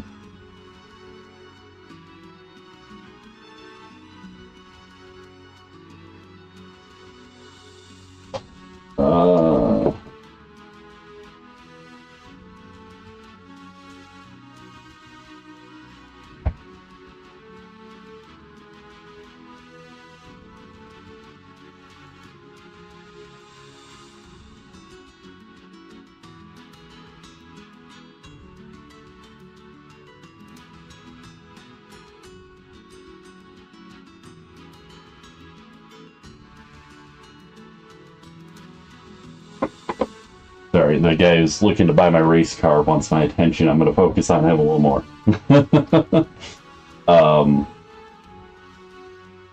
Once the monster is moved, it is now adjacent to its focus. It will attack its focus. It does so in the same way characters attack, with its base attack value modified by attack modifier card flipped from the monster attack modifier deck. The targeted character now suffers that amount of damage. Character damage and exhaustion. Anytime a character suffers damage, they reduce their current hit point by that number, rotating their dial. If it hits 0, they are exhausted. Their figure is removed from the map and they can no longer participate in the game until the end of the scenario. Yeah. You're knocked the F out. Exhaustion does not mean death. Characters will always be fully refreshed at the end of a scenario, even from exhaustion, but an exhausted character can no longer influence the current scenario in any way. Moreover, if all characters become exhausted, the scenario is lost. You're knocked out. There are no death rolls. There's no reviving people unless there's something that revives people that we don't know about yet. Okay. Again, doesn't matter in this scenario. At this point, play through the monster turns and any remaining character turns in initiative order, then read the following section when each figure is taken a turn. Alright, end of round. So, each of these moves one, and then tries to attack, but it can only be adjacent. So, most of these are just gonna... Okay, he's going first. This is targeting me, he's gonna move there. This one's targeting you, he's gonna go there. This one's going to target you, he's going to move there. This one's going to target me, he's going to move... What's the quickest path? He...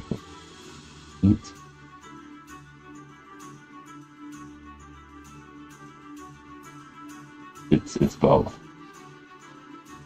They only move one, right? Yeah. Which way do you think you should go? Up or down? I'm gonna move them up. And this one's gonna move here. That's their turn. None of them can reach us. Okay. They don't have any ranged attacks on them? No, these specific monsters are only adjacent attack. Okay, cool. Yeah. They all have little sword knife things. End of round. Dagger? Huh? Dagger? Bigger than a dagger. Oh, okay. Like short swords. Something, like a butcher knife looking thing. Once the end of the initiative order is reached and all figures have taken their turn around, that round will end. At this time, if any attack modifier deck has flipped over a card with a shuffle icon, the shuffle is discarded. Wait, shuffle its discard pile back into the deck. Go ahead and play the next 2 rounds. Card selection, ordering of initiative, character and monster turns, running through the rest of your cards. When you're out of cards in your hand, at the end of the 3rd round, refer to the final section of Scenario 1 rules to learn how to get your cards back. Okay, so short rest happens at the end of... Oh, okay, so now we pick 2 more cards out of our hand. 2 completely different ones? Yes. Oh, could we not use these again? No, those are your discard pile. Oh, okay. Remember I said those get discarded. We should definitely get some sleeves for... Okay. We'll have to bring some of these up to the store and Yeah. see if we can find some really... I don't know what a normal 81-inch trailer is. So, I've got some cards with movements. A lot of movement, I don't need all that.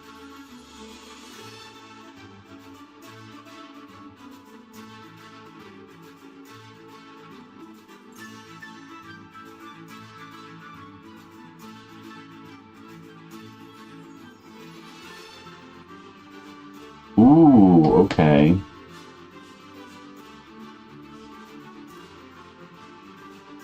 Do you have ranged attacks? Yeah, I do have some that are ranged.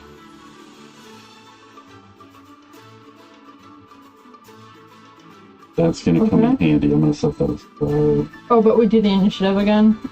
Yeah. So put the one that you want your initiative, if you want to go first or you want to go last. You know, you want to put that card down first, then you put your other card. Okay. I'm trying to decide what to use here.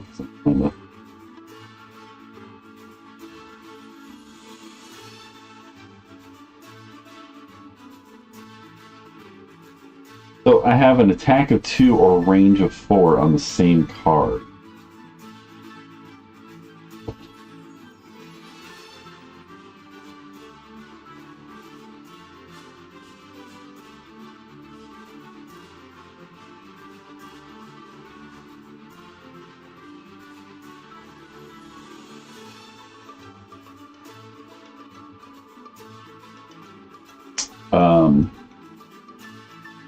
I want to see what muddle means. All the figures' attacks gain disadvantage. Ooh.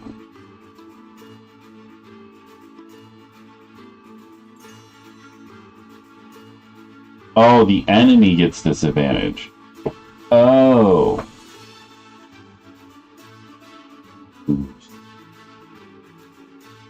Used.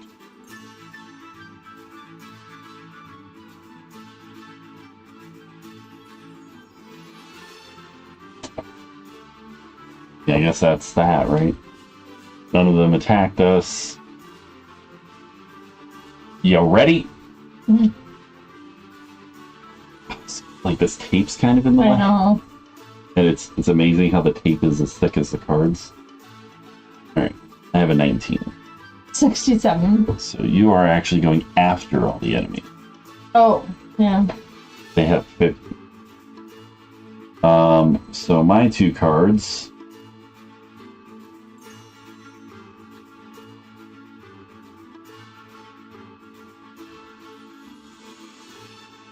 Oh, I didn't realize. Okay. So I have a range attack of 4. Wait.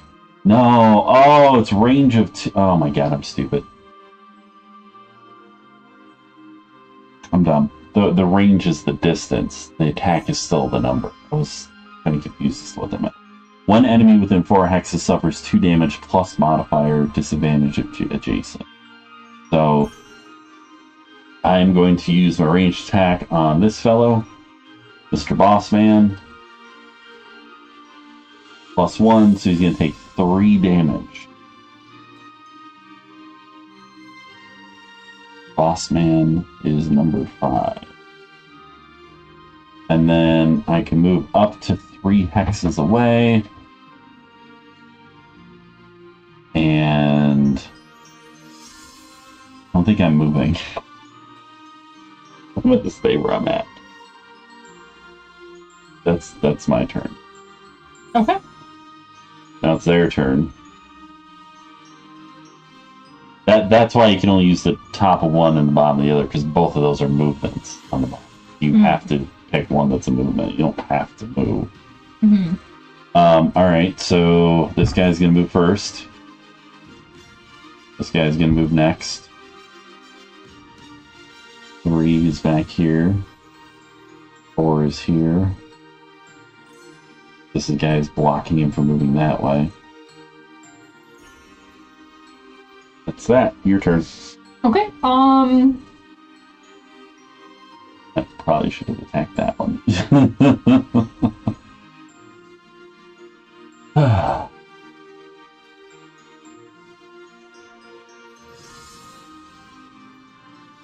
Fail person. So I can do 1 top, 1 bottom, right? I can't do 2 tops? Right, exactly. What if I'm not able to do a top and a bottom?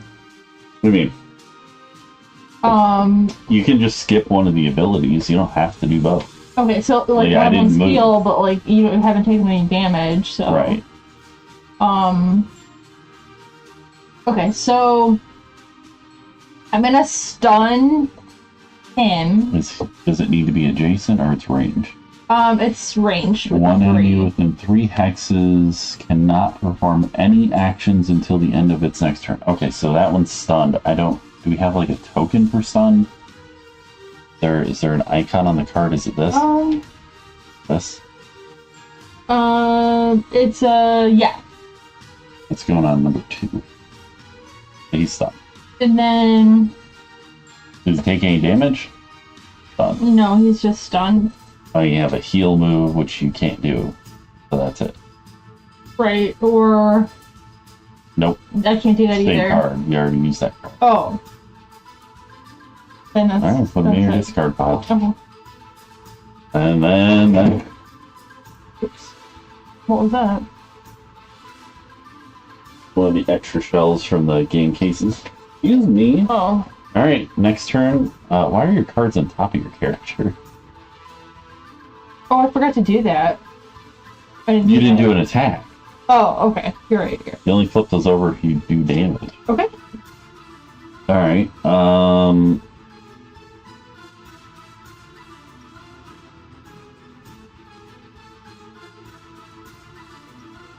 What does muddle mean?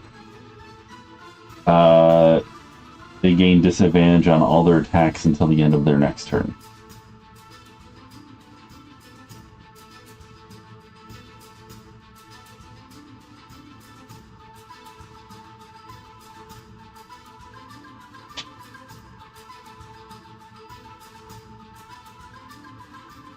I mean, we only have the one card, so 42. Pretty sure.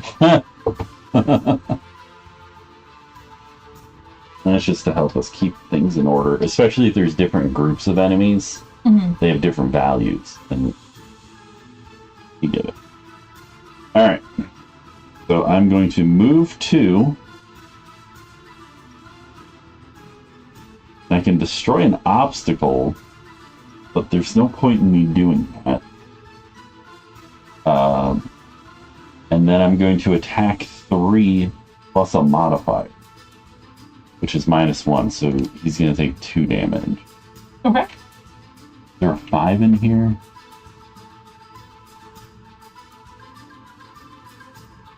No, there's just a bunch of hate that these are off-center. Oh my god. That's gonna bother me till the end. I know. of time. I didn't like that either. I'm gonna complain and ask for a new card. He was printed off-center. He's taken 5 damage. And that is my turn.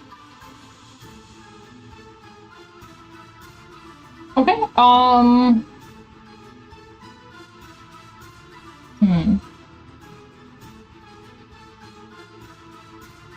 gonna move, You're moving 4, it says? yeah. Is your attack range that you're gonna use? Or is it... I Jeez. can't, I'm not able to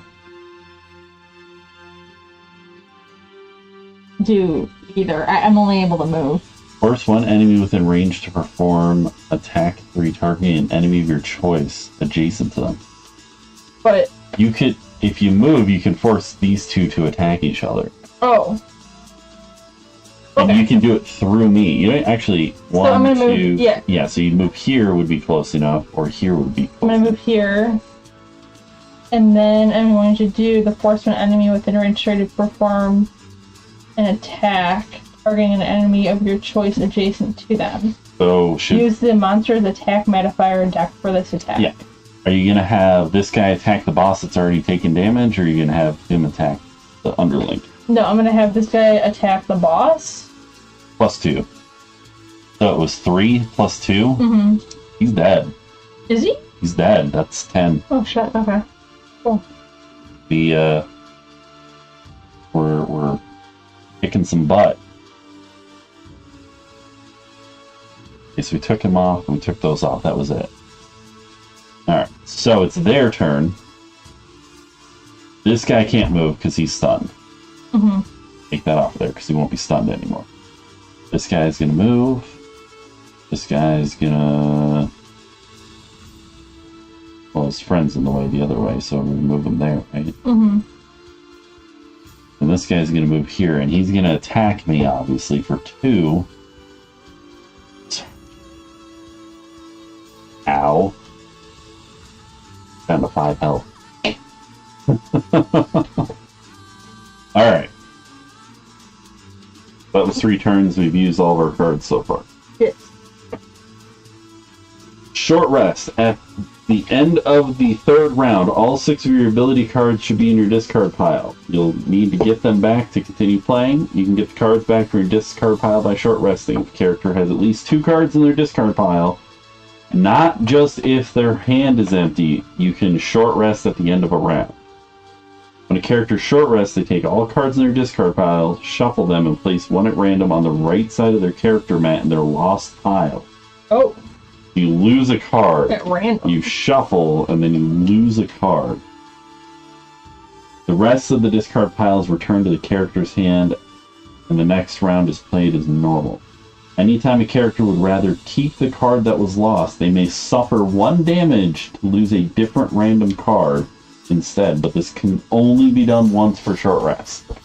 So if your favorite card goes to your lost pile, you can take a damage instead and pick the next card.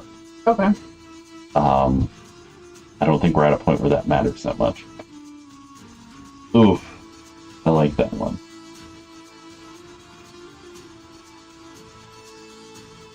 It's my 1-2 punch card. Damn it! Should I take damage and keep my 1-2 punch? Hmm? Fine, I'm gonna do it. Oh, alright, explosive blitz is gone. I took a damage. I'm stupid, I'm down to 4 health. That was not a good move. Okay. Alright. Cards in a character's lost pile cannot be returned to the character's hand for the rest of the scenario. All characters should short rest now. You need to play 2 cards at the beginning of every round, so in 2 more rounds, when you only have 1 card left of your 5-card hand, you will need to short rest again. So in 2 rounds, you have to do it again. Given enough rounds, characters will run out of cards to play because they've lost too many through resting. If a character is unable to play 2 cards at the start of a round, they don't have 2 cards in their hand or anything in their discard, that character becomes exhausted. Run out of cards, you get knocked out.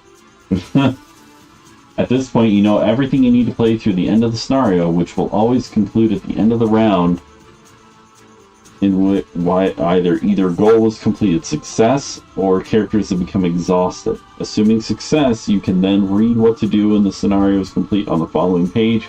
If you do happen to fail, refer to failing the scenario on page 16. Alright. So, pick 2 cards. Well, I also might have screwed myself over a little bit.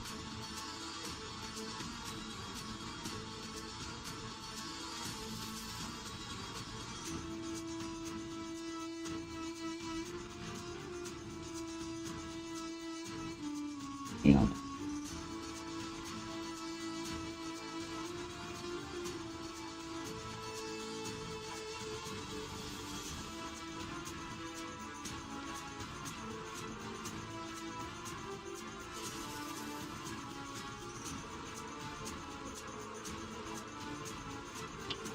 Okay.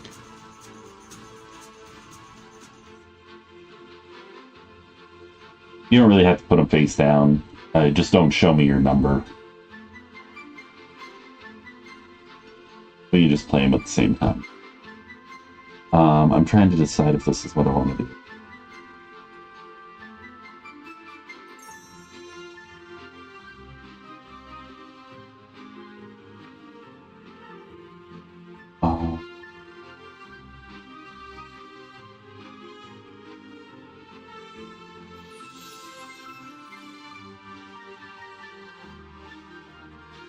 I was supposed to have advantage on all those attacks that turn too. Oh. Oops.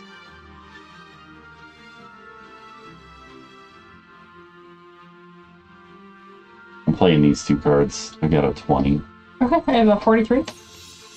Okay, so... Yeah.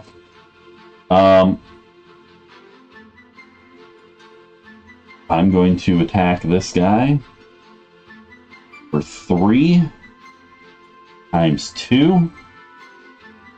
So he takes 6 and he is dead. Murdered. And then I'm going to move 2 spots. And I'm going to destroy this obstacle and strengthen myself. I don't know why that's how I strengthen myself, but my next turn I gain advantage. Oh, that's a strengthening. That's why I did that. Yeah. All right, it is your turn. Okay. I'm gonna heal you for 3. Yeah. You're within a range of 3, so I'm still able to heal you, even though you ran away from me. That's what I was like pausing. And then I'm going to attack him for 3. I'm assuming I have to use this. It's a ranged attack? Yeah. Yeah, so you're 3 plus the modifier. The flip 1 modifier over. You're not at advantage, right? Oh, -1. So he takes 2. So number 2 takes 2 damage, so grab 2 and put him on number 2. Yeah. Yep. Alright. That is your turn, correct? Put those all in your discard pile. Okay. Alright, so he's gonna move the closest he can to you. I think I'm gonna decide he moves there. Because that makes sense? He's here. He's gonna move there. And he's gonna attack you for 2. -1, so you take 1 damage. And then number 3 is gonna pathfind to me, which means he's gonna move there, and number 4 is gonna pathfind to me.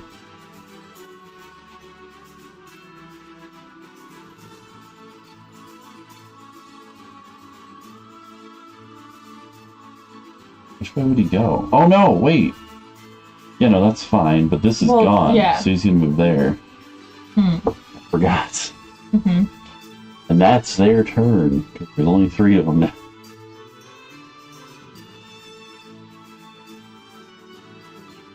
Oh crap.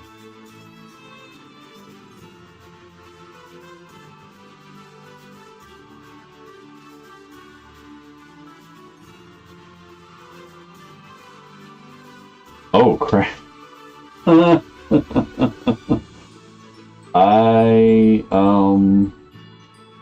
Okay. Well, this is the last turn with this hand anyways. We'll have the short rest after.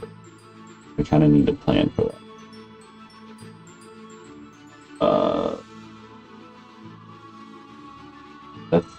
I like those odds better. Alright, we're doing this. Alright, I'm ready. Come on. 67. 37. You're gonna be after them. Means you're gonna take hits. I am going to move 3 spaces. 1. And then I'm going to do 1-2 punch. Actually, wait. No, I take that back.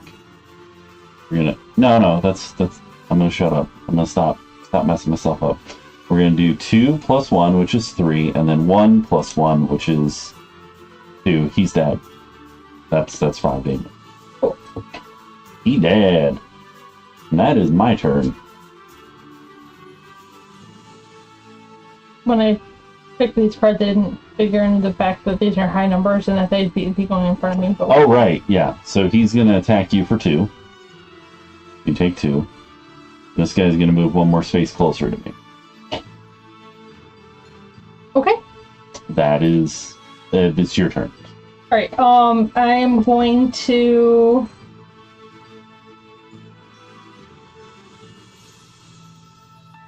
Okay, I'm gonna stun him. Well, why do you need to heal yourself or something? I can, yeah.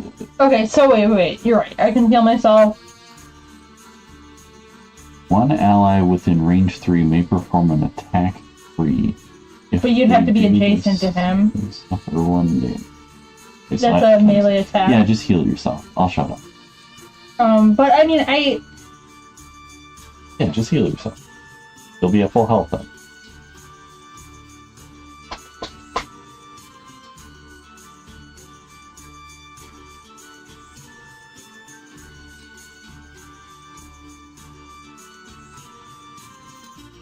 I would not be at full health. My full health is 6, I think. But yeah, 6. But Well, actually, I'm gonna go with my. Okay. Or wait.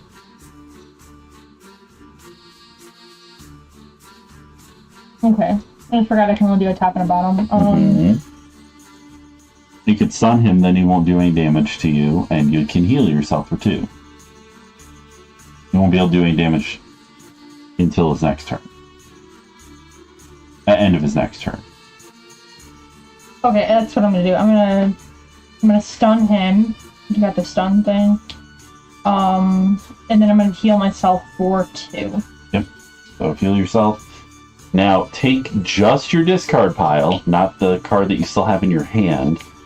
Take just your discard pile, which these 2 are in your discard pile as well. Correct. And you're gonna shuffle the 4 cards you have. Ooh, buddy. We're taking our short rest. We only have 1 card, we can't play just 1, right?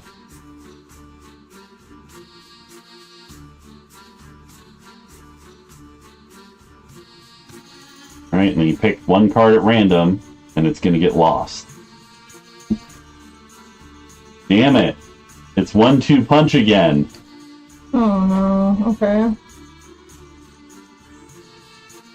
I'm gonna take a damage and pick another card.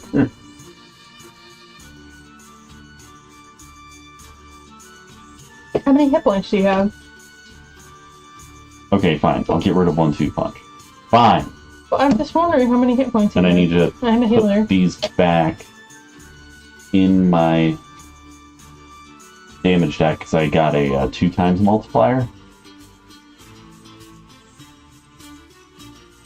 That looked like a bigger stack than this. It is the same.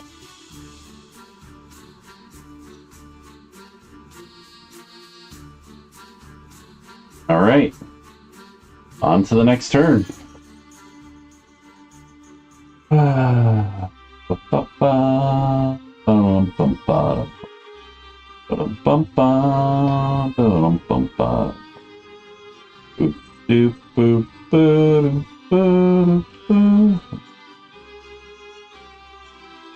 Alright. I'm picking these two cards. Okay. Ready? 37. 49. Alright. I am moving.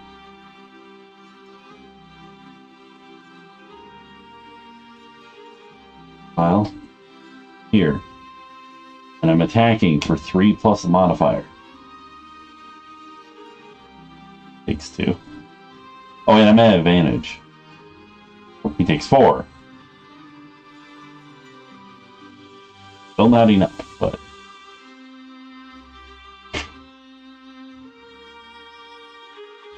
That is number 3.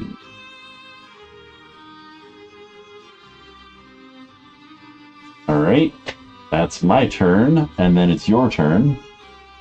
Okay, I'm going to... I know he's already stunned, but I'm going to attack him for 3, but I'm going to use my modifier. You have to use... But it's -1, so it's actually 2, but I think he's still dead, right? No, he's only got 2 damage. Oh. Means he's at 4. But he was stunned, so... That's good. And Maybe then able to kill him next turn. and then I'm going to, I guess, heal myself for 2. I can only do max hit points, though, right? Right. So really I'm healing myself. Okay. And I muddled, wait. He gets disadvantage on his attack. So number 2 is stunned, which means he can attack, correct? Correct. Stun is over. 3 is going to attack me for 2 disadvantage modifiers, so either 1 or 0. He's going to do 0. Disadvantage. I muddled him, he's at disadvantage. I just didn't put a token on it, it doesn't matter. It doesn't matter if we remember. Alright, Okay. That's the end of that turn. You're going to have to use your next 2 cards. Oh, okay.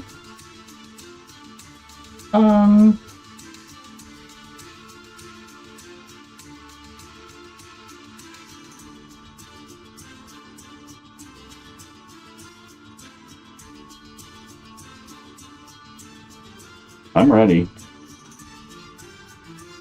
Okay. 23? Oh, you still get to go first. Almost like the demolition person's faster. I can either attack for 3 or attack for 3. We're going to use this one where we attack for 3. Do 4, he's dead. Then I'm going to move 2. Your turn. Kill him. Kill him. You have 2 possible attacks you can do at once. That would be the best option. Stun is kind of useless. I don't... But... Are they both ranged? Okay, so I force one enemy within range 3 to perform an attack targeting an enemy of your choice. There's only one enemy, so I can't do that. Okay. And then I have one ally within range 3 may perform an attack. Oh, okay, Oh. so I can get you to attack. But I'm not close enough. Oh, you're right. You can move and muddle. So that'll give him disadvantage. And stun. Yeah, I'm gonna stun him. I might as well do that. And Muddling's gonna be kind of pointless. yeah. You don't have to do that, but you can just say you did. Yeah. You can move anywhere Well, I'm you gonna want. move. I'm gonna move instead. Or can I do You can, both? yeah, you move. Move and Move is muddle? one action, muddle's another. Moving out of range. And then muddle. I still don't recall what muddle meant, but He's got he disadvantage has on his advantage. next Okay. attack. Well, he's gonna. Well, it says on the card. It says, one enemy gains disadvantage on all of its attacks until the end of its next turn. So it's not going to matter because he's stunned for his next turn. Oh. Alright, so okay. now shuffle your discard pile. I have 2 cards. Oh wait, no, I don't. I have You these. got 4. Okay. We lost if you only have 2 cards. Well, you lost. Well, whatever.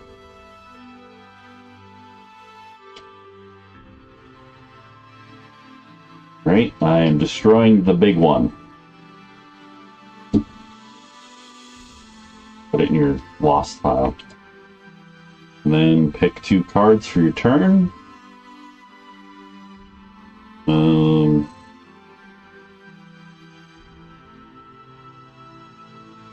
Okay. 42. 49. Alright. I am going to attack for 3 plus a muddle. So he's dead. Oh shit, wait. I'm sorry. I'm sorry. I'm dumb. I'm not adjacent. I'm moving adjacent. And I'm attacking 3. Well, 0. Now he's dead.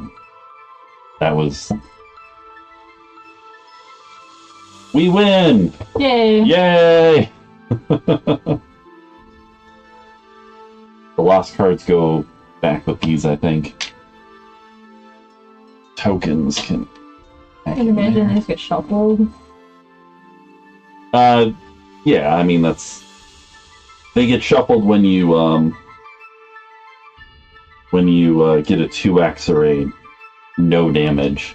That's the no damage card. Pretty obvious. Got the null symbol on it. Alright. It was pretty cool. It was cool. I like this. It was definitely more fun once we got moving. And it's different scenarios. You know. Alright. Well, yeah. 10 pages I don't do well with rules. 12 pages of reading to get to that point. Yeah. Plus the intro guide.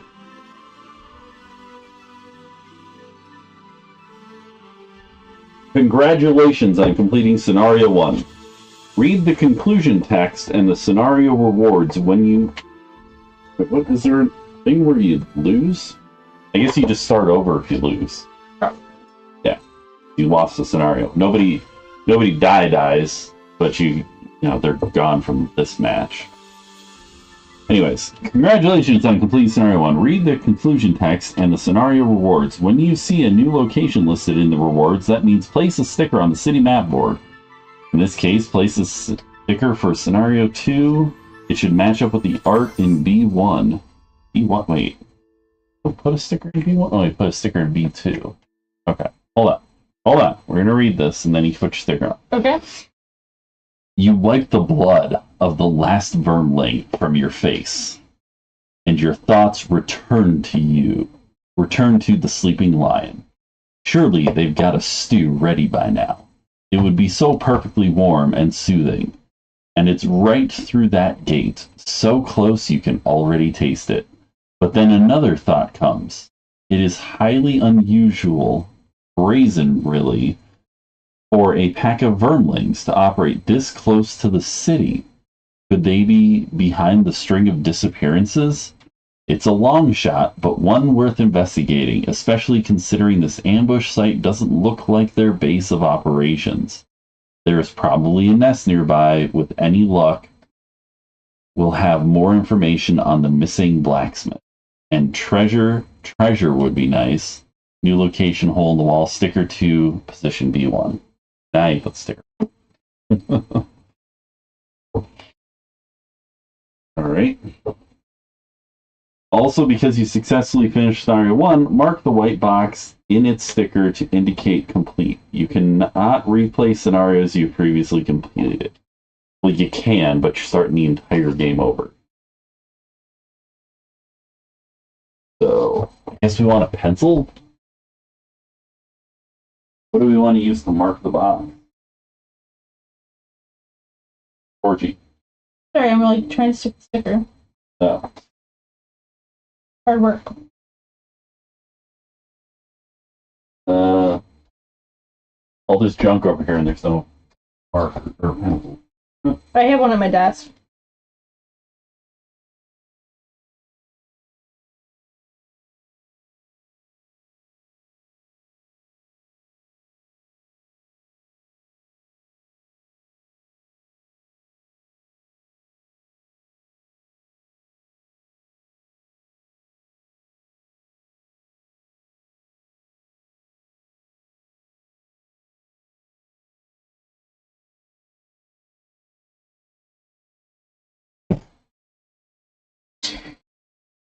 I want to see the map.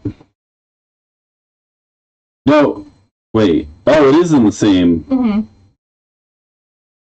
Oh, that's weird. That's really weird that they They stack. slightly overlap, yeah. I'm gonna be real quick. I'll just announce it to the internet. Why don't you? Grab a pencil. I found a marker. That's not what we wanted. Oh, that's pretty cool, though.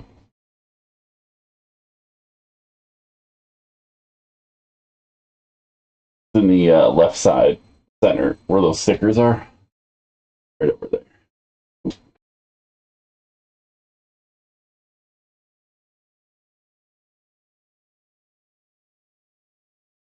That's cool.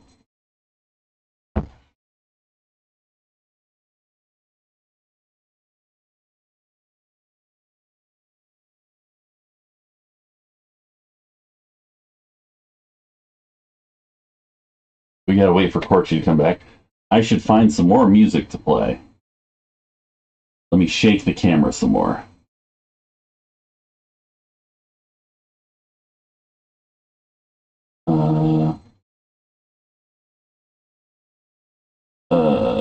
Fantasy Tavern? No. I mean, I guess we could just replay this one again. It is kind of adventure music. Adventure! You know, I'm gonna be right back.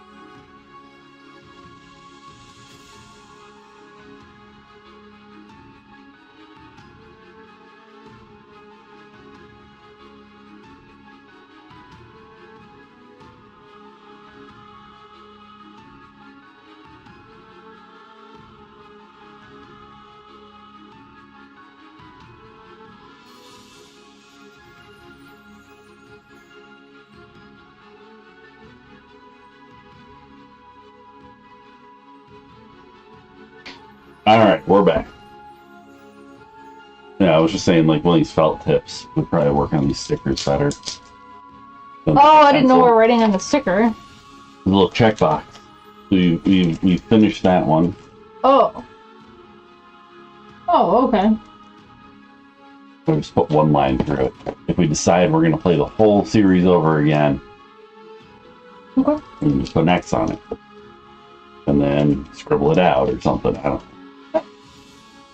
know. We get that stickiness on my cards. Alright. At this point, each player should take one character sheet from their large character box. The sheet represents the character you'll be playing throughout the campaign. We're about to make things permanent, so if you weren't happy with the character you played, this is your last chance to switch to something else. See page 3 for getting the materials you need to start a new character. Provided you are happy with your selection, you should now name your character and put it in the name field. I didn't know we have to name our character. Also mark 1 next to the level, since you are level 1. All other areas of the character sheet will be covered in future scenarios.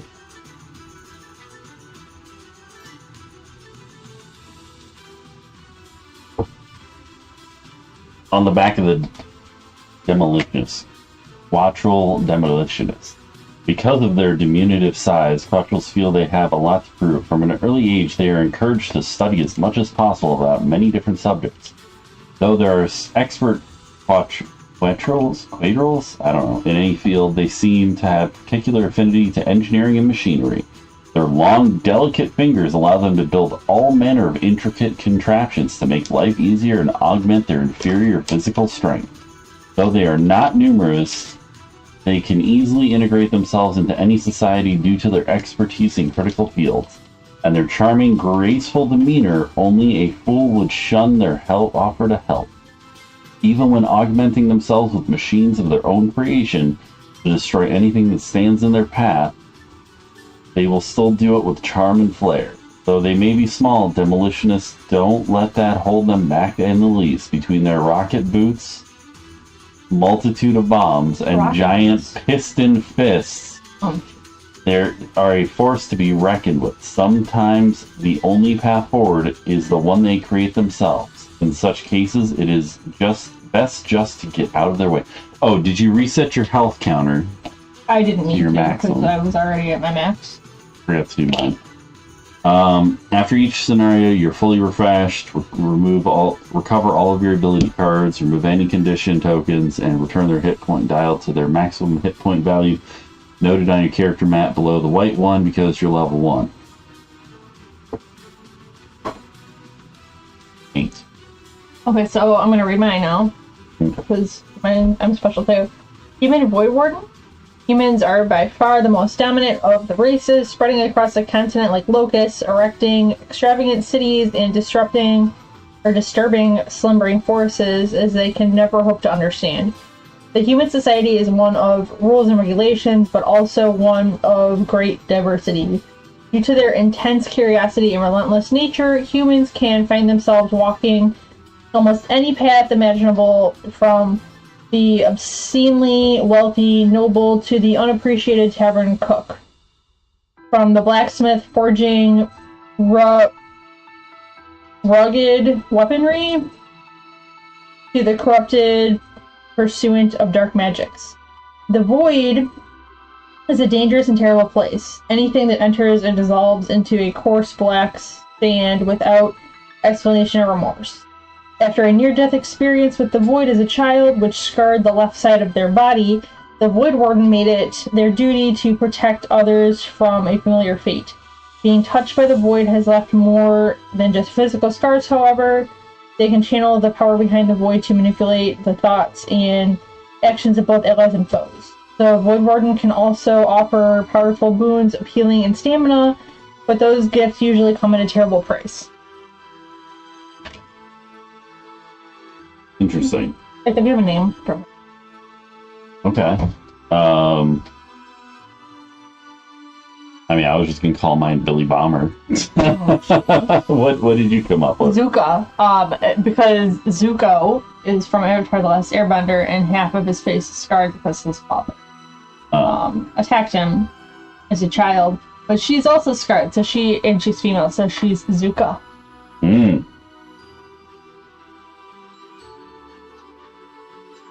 Hmm. And then, what do we do with, we circled it? Hold on. Oh. Hold on. Mark the one next to level. Since you are level 1. So I guess put a line on it so that you know you're level 1. Or something. I don't know, however you want to mark it. Okay. You could also just put a tick next to the box. It really shouldn't matter. However you want to mark it. Circle it. But whatever, you know? Okay.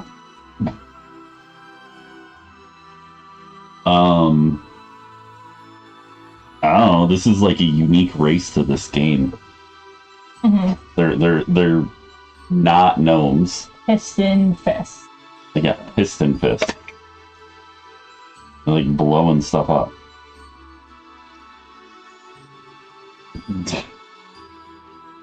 Zuka. Zuka. Like Bazooka. No, it's like Zuko, but I'm gonna Zuka. call my character Ba. I'll have Ba and Zuka. Okay. I don't know what to name them. Like, I'm trying to like look at like name suggestions, and I realize that this is just its own series. So like, there's no.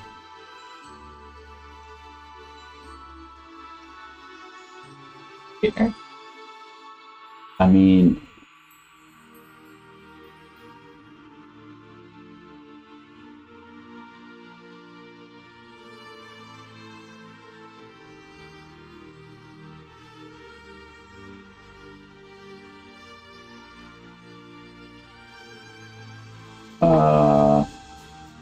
I don't know what to call them. I didn't realize this is going to be a thing. I know, I didn't know we had to name our character either.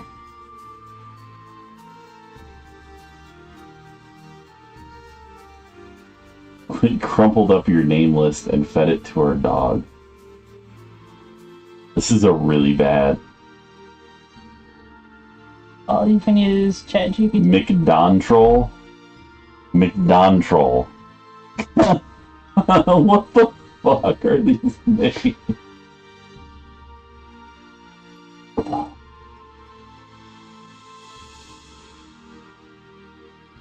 Oh, and you can like share the link to people if for some reason.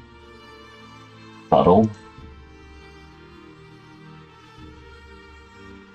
I mean, whatever you want to name them.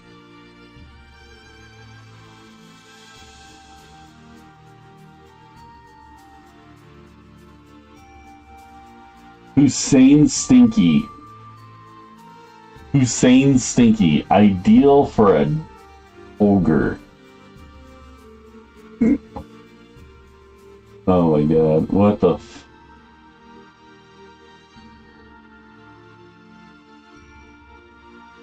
Fuddle? It's so close to being like gold, and it's just awful. Johnson Broom Grand Grammar is.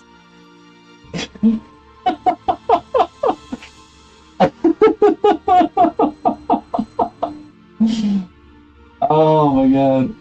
That's so weird. What is this website I'm on?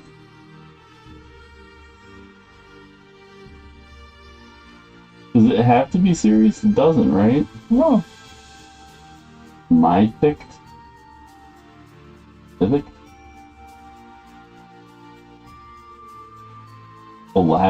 Oladson? Mythic. What? Mythic? Edgio? Yeah.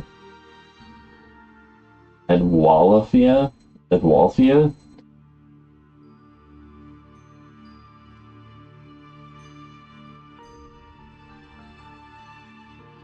Young Baka Neongram. Like, some of these are just way too... Robertson and Troll? Did they just put the word troll in there on accident? Camp baby? Hennen Marting Marsham. Wabadi Schmidt Moondancer. Do you have the bag for the milling? Yeah. Well, I don't know if we're using them again next, but when we get to that, we'll just bag them back up. Okay. We haven't even used these cards yet, so.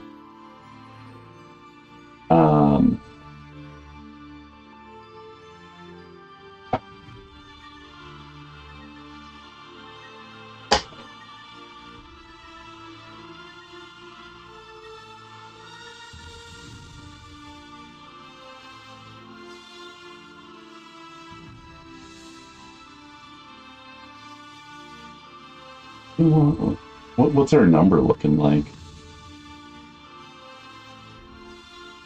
6. Well, buddy, I'm thinking Ramirez. And that's not from their suggestion. Pencil? If I get upset with the name, I'll just change it. Ramirez, the Demolitionist.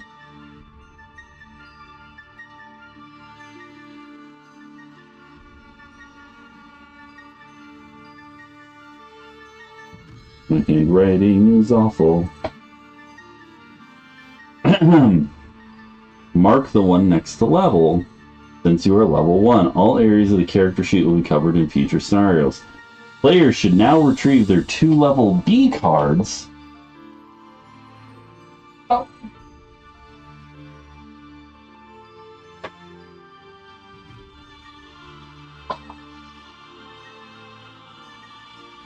Yeah, I guess it's just 2 level B cards.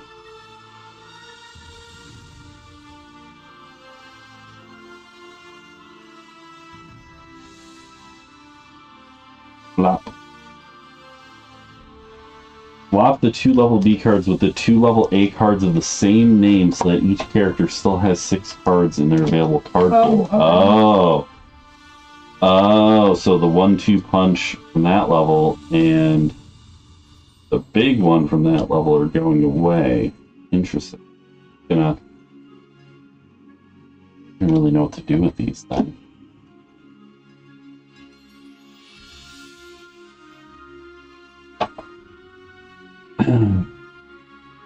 The 2 A cards will never be used again.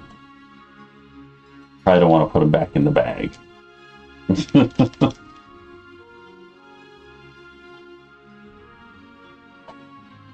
Never to be seen again, Koji. Never, ever, ever again.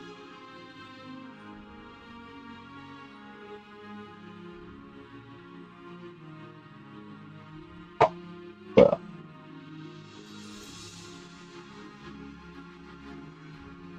So you just have 6 cards in your pool. 2 A cards will never be used again. Some of these B cards may have unfamiliar icons or terminology, but they're going to be covered in Scenario 2's rules.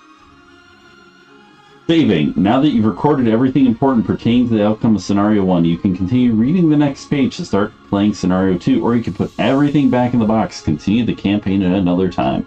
The most important thing is to put all the materials currently pertinent to your character sheet, attack modifier deck, and hand of 6 cards into the zip bag with your initiative order token and put that back in the large character box along with your character mat. With the city map board modified to all your characters saved, it should be very easy to pick up where you left off later. If you'd like to keep playing though, let's move on to Scenario 2. I don't know what the point of this was.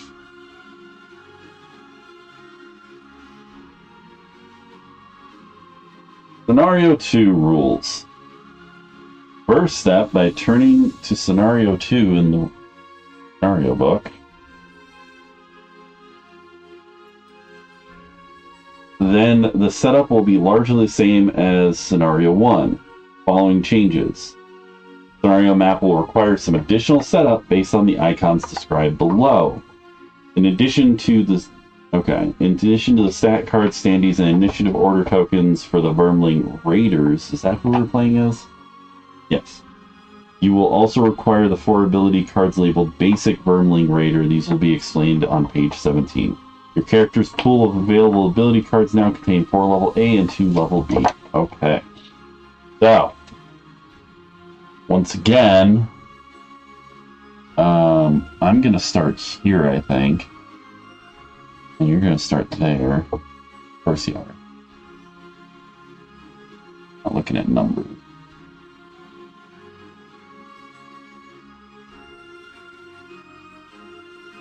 Wait, do we have any more of these? Well, I mean, if it's not there, right? Yeah. Only 6 of these. Wait, what?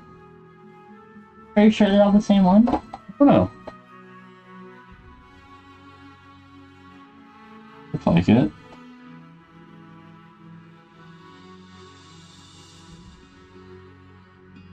Well, here, let's just... This one doesn't seem to have another one. Money tokens. Place 1 money token in each hex depicting this icon. We have money tokens? Yes. But, oh, alright.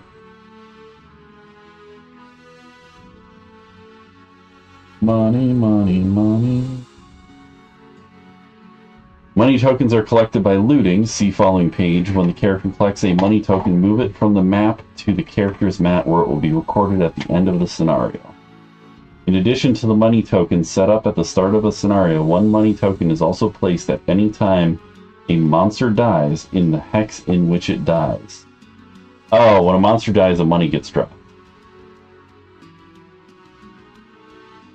Money tokens can only be looted during a scenario. Any tokens left on the map at the end are not collected. That's stupid. Trap tiles. Place 1 trap tile in each hex depicting this icon, then place 1 3 damage token on top of each trap.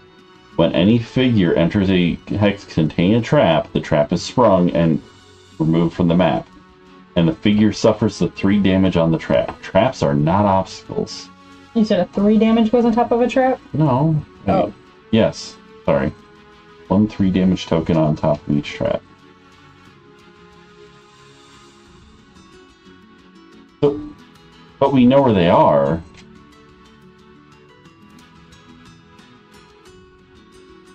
I don't understand. I don't understand at all.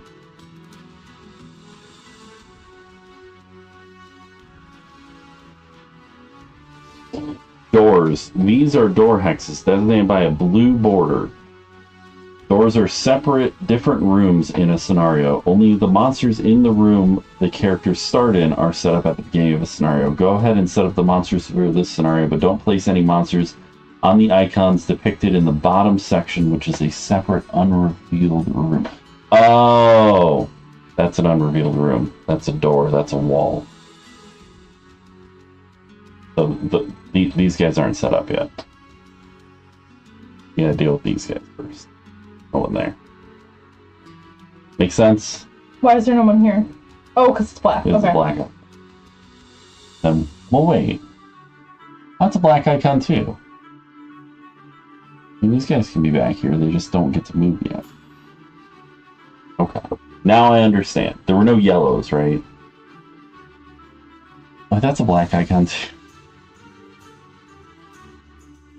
Icon.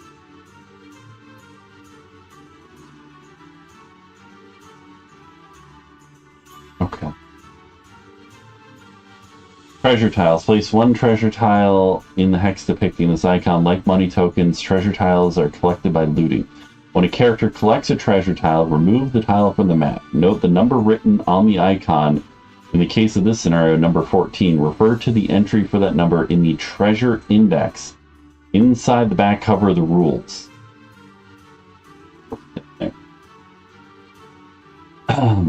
So, you get treasure 14. And refer to the entry in the rules. The looting character immediately receives the treasure. Like money tokens, treasure tiles must be collected during the scenario. They are not automatically obtained when a scenario is completed. So if you don't collect that when we kill the last character, you don't get it.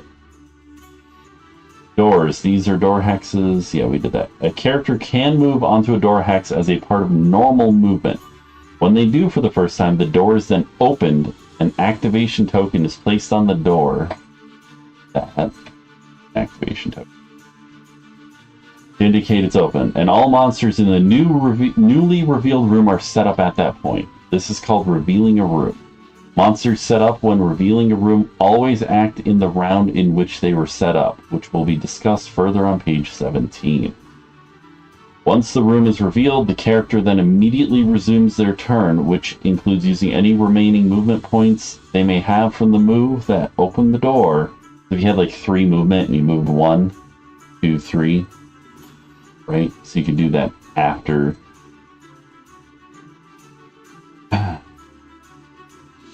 Which includes using any remaining movements.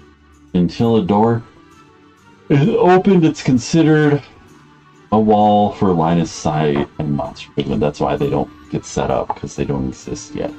They're Schrodinger's monster.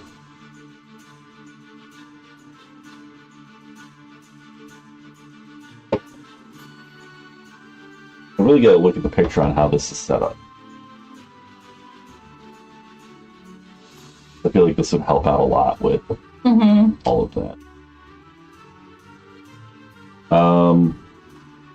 New action mechanics. You may have noticed the small attack and move icons in the center left of each ability card. These indicate that instead of performing any of the abilities printed on the top or bottom of a card, any card can be used to perform an attack as a top action or a move as a bottom action. So instead of doing whatever's up here, you can just do an attack, or instead of doing this, you can just do a move. Oh, okay. So you have a backup. I was wondering what that meant. Okay. Yeah, it's one of those things where this is going to build for 5 scenarios. Because it's complicated. Walk.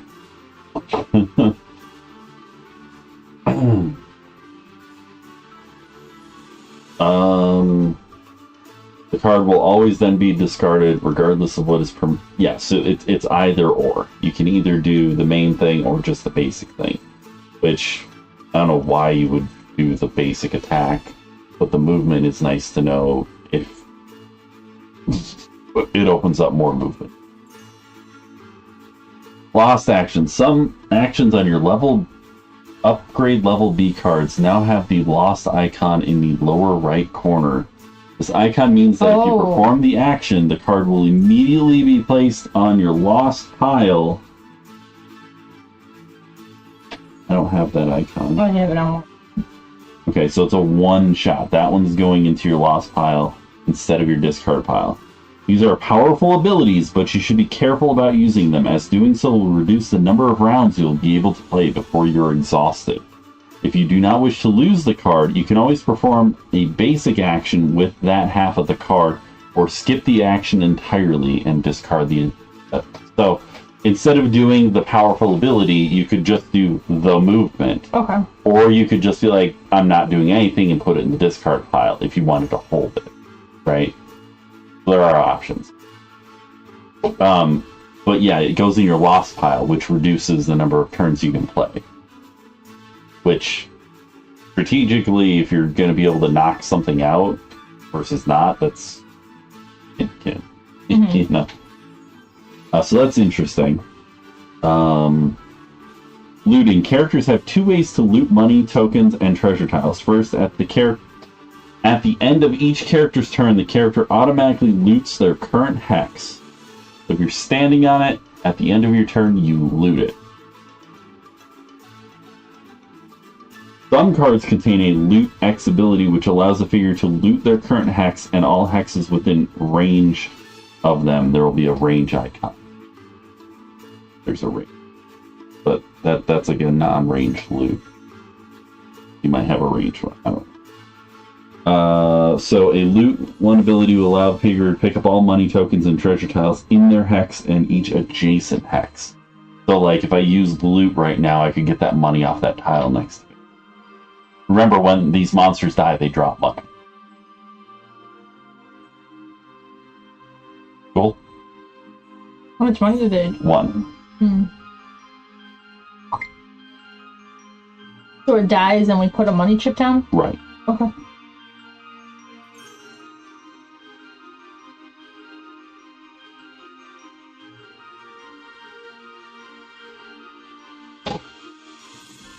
Area effects. Some attacks allow figures to target enemies in multiple hexes similar to the target keyword.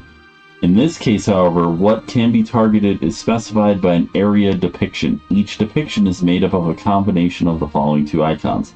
A gray hex indicates the hex the active figure currently occupies. An area attack, which includes a gray hex, is always considered a melee attack. A red hex indicates where the enemies can be located to be affected by the ability. The area attacks, like any other attack, cannot target allies. Oh, so I can do a ranged attack on a whole ass cluster. Oh. So, like, I don't know if I have any. If I wanted to attack both of these, I could aim here. Okay. Or here. It's range. Yeah, I don't have that. You don't have any AoE stuff? Okay. I mean, that's fine. I'm probably lobbing a bomb or something. If an area effect specifies a range and no gray hex, only one of the red hexes needs to be within the specified range, even if that hex does not contain an enemy. Yeah, that's what I said. Any range attack with an AoE on an adjacent enemy will still gain disadvantage. And if multiple enemies are targeted, a separate attack modifier card must still be drawn for each. Just like other target abilities fit. Figures can only target enemies in hexes they have line of sight to.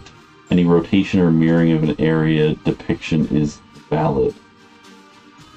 Oh, okay, so there's some that are like this.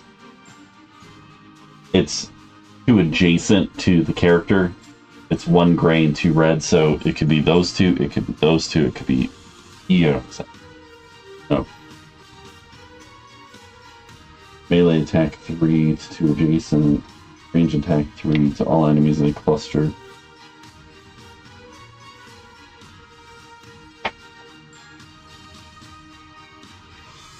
Push and pull are two effects, which, like conditions, can be attached to attacks or exist as standalone abilities. Each is accompanied by a number which indicates how many hexes the target can be pushed or pulled. You can push or pull X movements away from or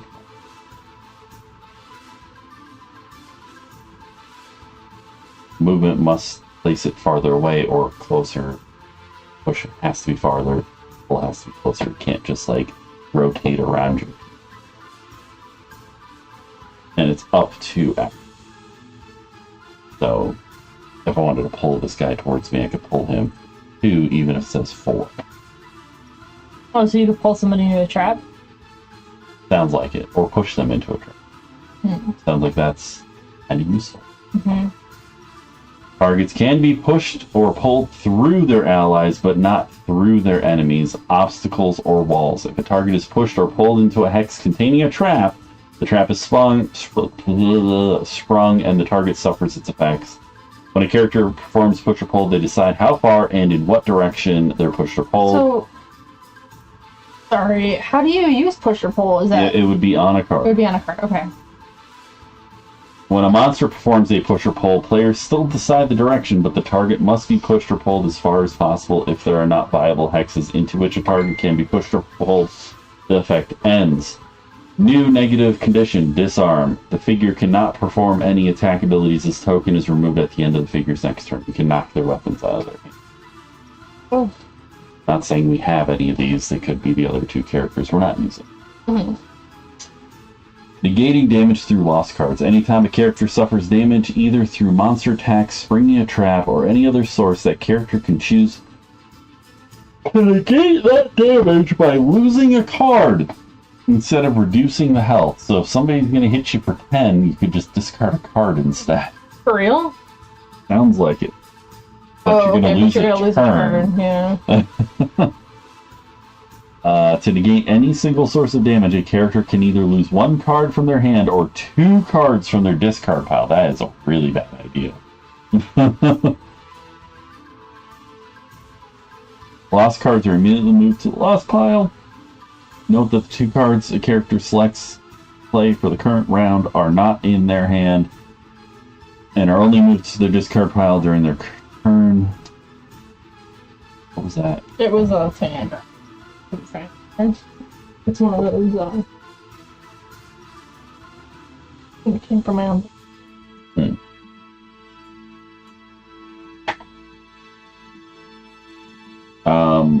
Players should be careful about losing cards, as doing so will reduce the number of rounds where they become exhausted, but losing cards can be preferable to taking damage, especially when that damage would kill them. Sure. So instead of dying, you can just lose a turn, or lose a card and a turn. Failing a scenario. It is possible that all characters will become exhausted before you finish the scenario, resulting in failure. If this happens, you will need to set up the scenario again from the beginning and replay it. You don't get to keep anything. All the money and tokens and experience earned up until the scenario was failed are carried over into the next attempt. All rewards are also kept, but treasure tiles can only ever be looted once. Wait, what? Oh, when you loot them, you keep them, even if you lose? Interesting. I would say you don't keep it, and you just reset it up exactly the same. But so, like, you could loot the treasure, and then purposely fail the scenario, and then set it up again, and not loot the treasure because you've already got it. Oh. That's stupid. That doesn't make any sense. Well, If you got knocked out, you didn't get to keep anything. You didn't gain experience. I mean, it kind of makes sense. It's like playing a Mario game, and you collect the red star or whatever, and but the coins come back when you die, Mario. But the red one's not there. It's like a hologram of.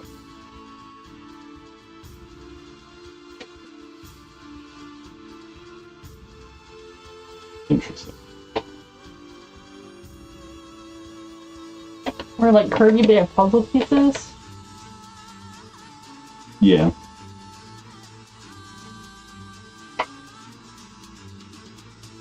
I'm supposed to pick that up. If there's a little slot underneath for something to go. Oh. And that's just in the way. Oh. Cool, though. I wish I had one. Mm-hmm. Can these go up here? Is that...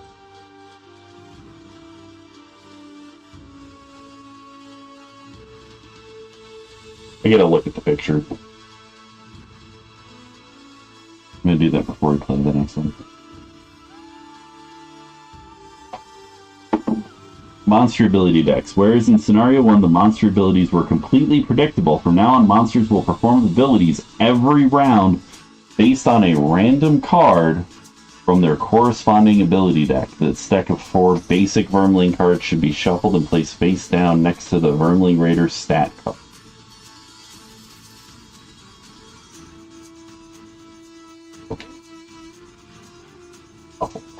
There's 4 freaking cards. There's 4. It wants me to shuffle 4 cards. During the card selection, after all characters have revealed their 2 cards, flip over the top card from the ability deck of each monster set currently on the map. All Vermling Raiders are the same set, so they only get 1. This card will now determine that monster set's initiative. Example, 50. Move 0, attack 0. It doesn't change anything. This is nothing special. That's what it says. It literally says nothing special. Nice.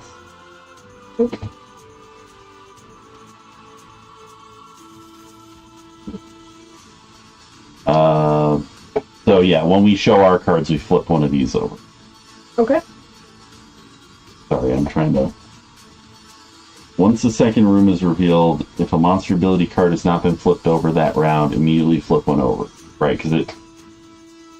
If we've killed all these, and we open the door, these guys get placed, and they are playing that turn.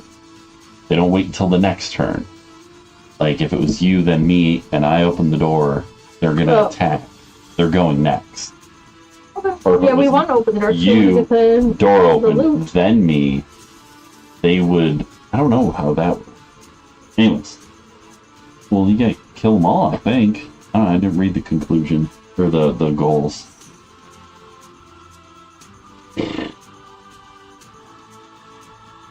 Oh, yeah, they can push enemies. Who can? Other characters? The Firmling Raiders. Oh, okay. Either way, if the revealed monster initiatives are lower than the revealing character, they act immediately after the character turn. You can find by placing their initiative token next in the order. Otherwise, they act normally in initiative order.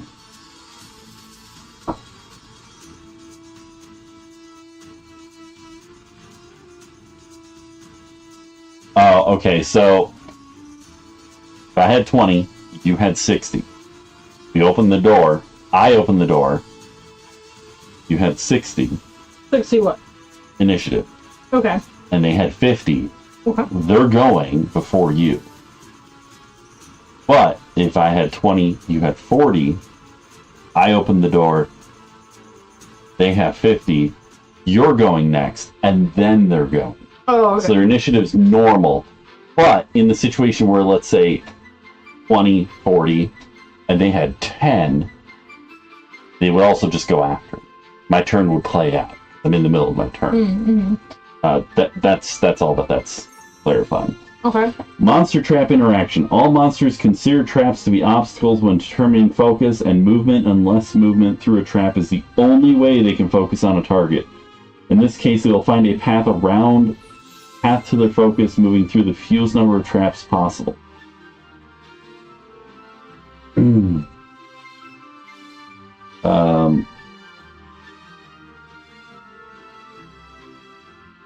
Okay. Yeah, so that's kind of important. The picture's important. It's saying that it would go after the enemy that isn't blocked off by traps before it goes after the enemy that is blocked off by traps. But if it has a melee attack, it's going to go after the enemy that's closest. It's got an example. It's all written right there. It's hard for me to read it and show you the diagram to understand at the same time. Oh, ranged attack. Okay. Yeah. That's all. Oh. Woo!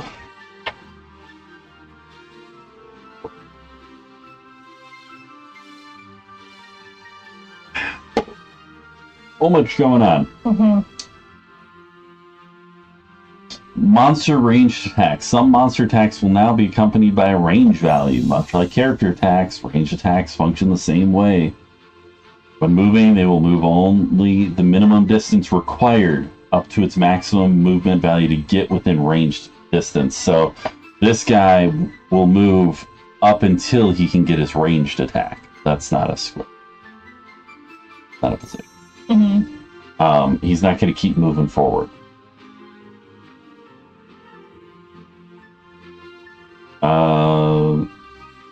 Since performing a ranged attack on an adjacent target is disadvantaged, the monster will avoid doing that. It will move... Oh, okay, so if he's here, and I'm his focus, obviously, and he's got a ranged attack because of the modifier card, he's going to back up. He's probably going to back up in a straight line, though. That would...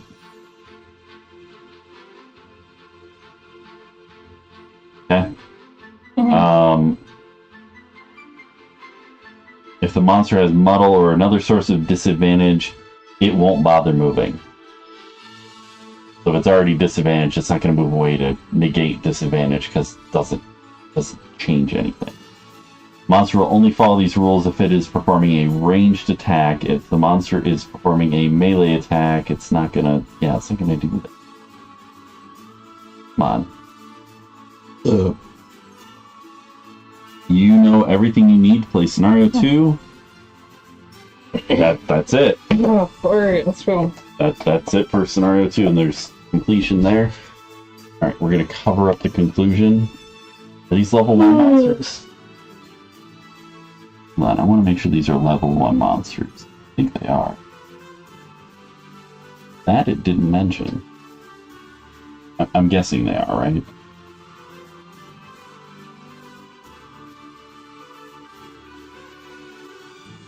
Oh, I guess I could just read the thing. Goal: kill all enemies. The tracks are easy to spot. Vermlings have never been known for their subtlety. You follow the scratching and indicators of a body being dragged until you find yourself approaching the walls of Gloomhaven. The sun is very low, but something isn't right. That isn't just a shadow cast across the lower section of the building or the wall. It's a hole. The Vermlings have made a nest for themselves by burrowing into the wall itself. How industrious. You crouch low and try to sneak closer, but they must have guards watching the entrance. There's a shrill shrieking, and then a number of Vermlings jump from the dark, brandishing their dull, poorly made weapons. No choice now but to defend yourself. Luckily, you've managed to get your second wind, but you will definitely need a nice long bath after this ordeal. Special rules. Make sure each character has swapped out their card. Yeah, we know that. Remember to flip over a card for the Vermling Raiders at the start of each round after characters have chosen their cards. Oh, so yeah, we don't know what their initiative is anymore. So we're kind of blind on that. You can either loot by being adjacent. Do you have to have a looting card to loot, or that's just No, if you stand on it, you can grab it. If you have a looting card, you loot adjacent or range, depending on the looting card. Makes sense. Alright, I'm gonna look up this 3D model real quick. Because I totally forgot how to use my nice little fancy organizer here. That's gonna make me way all this shit.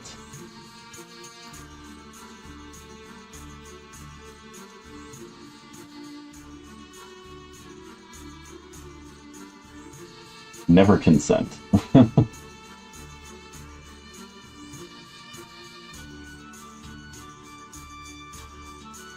Okay. Player dashboard for Gloomhaven Jaws of the Lion. Here's the picture. So it shows this. It shows these here. And this is the discard pile. And then I guess some other cards can go here. And we got going on. I can barely see this image. Oh my god, it doesn't get much bigger. Oh, this is my discard, this is my lost. What are those cards? Oh, they're just showing, like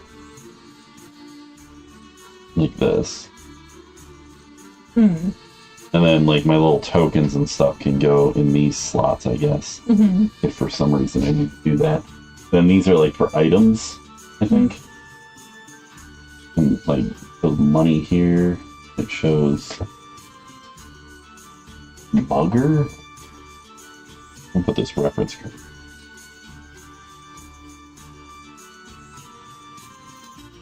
A little piece of plastic. Okay. Well, that's interesting. I guess that's all my cards, right?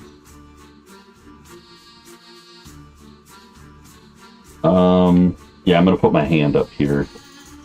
I'll just set these off to the side, and this will be my discard for these. Alright. Pick your cards. Oh, okay. Place your character, right?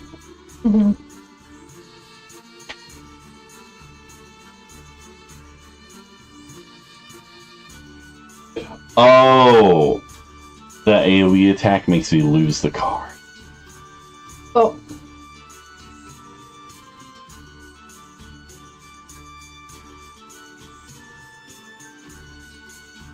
That's it.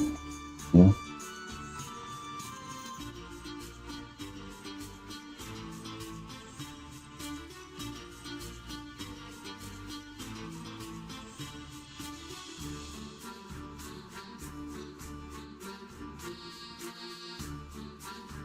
Right, you got these two cards.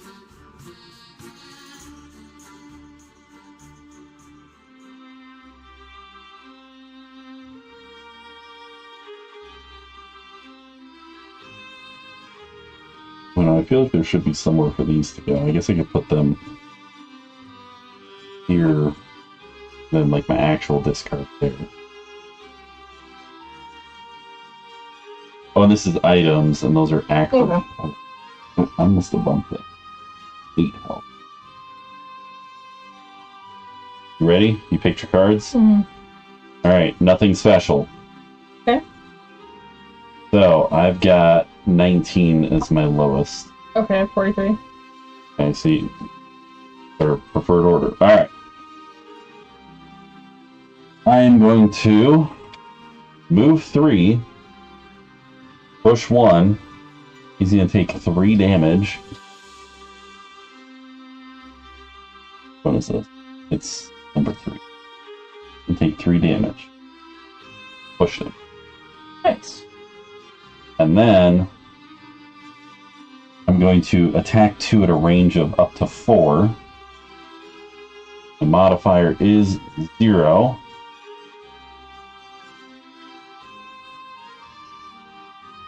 Right? These get removed.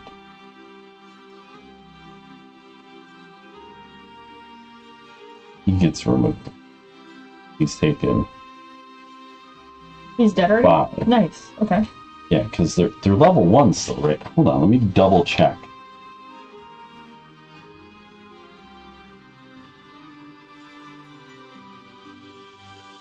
Yeah, I think they're still level 1 because we're still level 1. Mm-hmm. There's a failing scenario. This is scenario 2.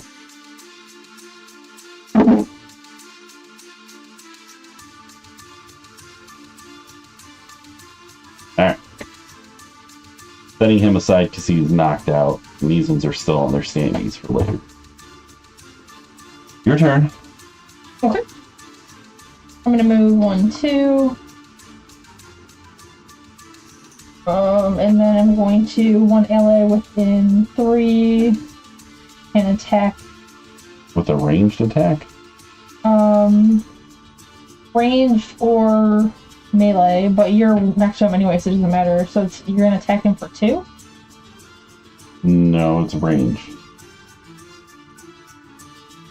Attack 2 with a ranged attack. It's not or, it's a ranged attack. So it's gonna be a disadvantage, but that's alright. Or if you want to move next to him, you can just do a 2 damage attack with melee. Do I count as an ally? No. You can just do a regular 2 damage attack. Oh. But you'd have to be adjacent to him. I'll let you undo your move, because, like, we're figuring it out. But, like, so theoretically you could just land on this, and then melee him. Yeah, I like that. So wait, I started here. Wherever so you started. I'm gonna go yeah, 1, you can 2. Mm-hmm. Set that on your card. And then You're gonna attack just use him it. for 2. Right. But I have to use a modifier. Modifier, yep. Oh shit, so he doesn't no He took no damage. Yeah. And then those go in your discard pile. And then they're gonna take their turns.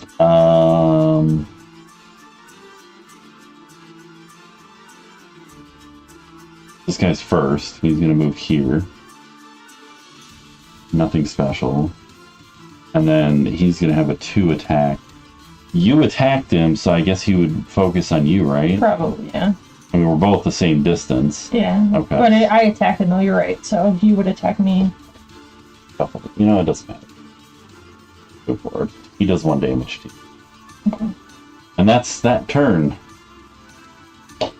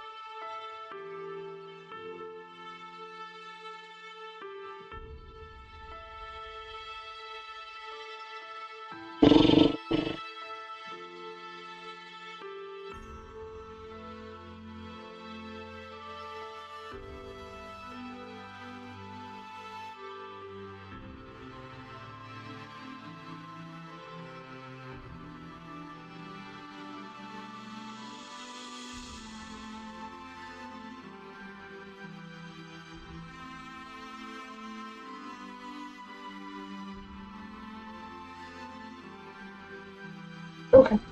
Hang on to that one. I can move through people, right? I just can't move on top of them? You can move through me, you can't move through enemies. Oh, okay. Okay, that's fine.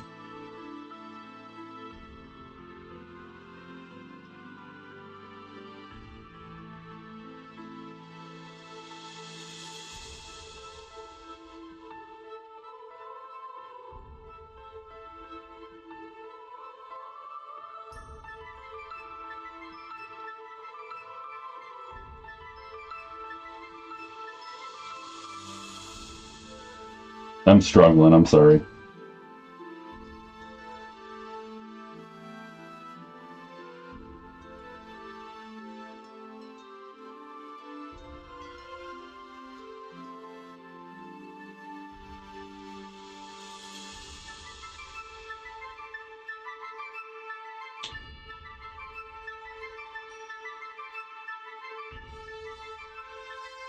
Alright, those are my 2 cards. You already picked yours. Mm-hmm. They have 85. Hmm. I'm showing 88. I'm sorry. No, I'm showing 66. What okay. are you? I have 23. Okay, so you're going first. First. Yeah.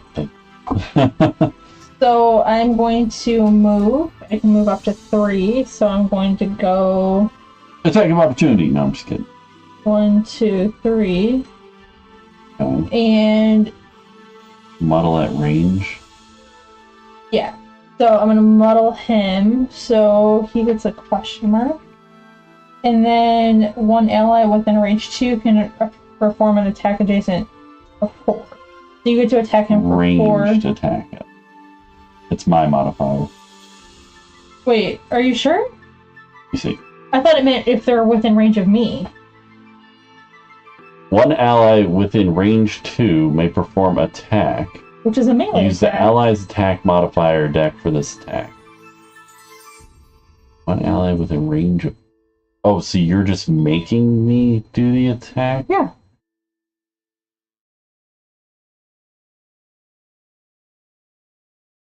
Weird. Okay, so it's a 4 attack with my modifier, Correct. which is 0. So he takes 4. Okay.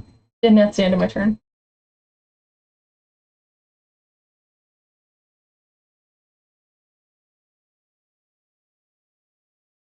Hmm.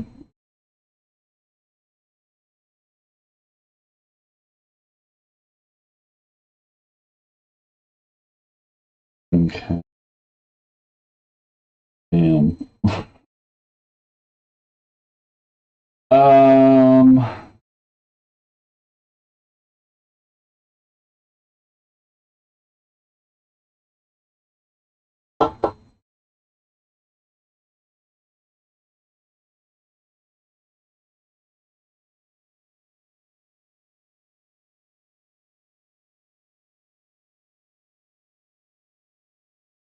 Trying to decide what I want to do. Alright, I'm attacking him with my attack and loot, which is a 1, and the modifier, it does 0. I don't loot anything either. Oh, it takes out your looting as well? Wait, why would I do it that way? No, I'm sorry, I'm looking at this card wrong. We're doing the 1-2 punch and then we're doing that. Okay. So I'm going to do the 1-2 punch. The first attack is 1 damage, he's dead. Okay. And a coin gets placed underneath him. Okay. And then I can use my other card. Move 2 spaces. And I'm going to move here to pick up this coin. And then I'm going to move here. Right? That's that correct, or do I have to stand on it at the end of my turn?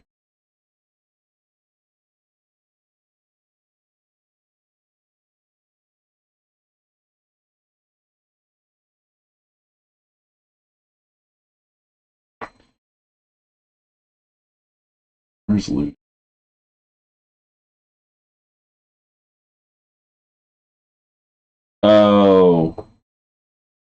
Yeah, you at the end of your turn, you loot your current hex. So I'm just gonna stand there. Okay. You can't move through it and take it. Okay. Or you have to use an ability. That was my bad. Okay. All right, and he's gonna move here. 1, 2. Yeah, he can't use a ranged attack. That's the end of that turn. You only have 2 cards left, so those are your cards.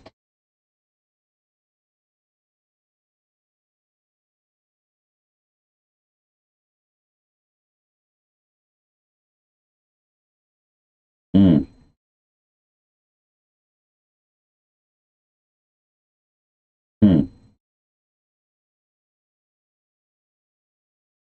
Okay, well, those are my 2 cards.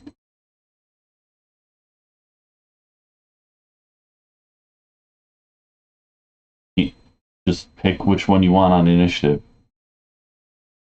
Pick which one you want on initiative. 49.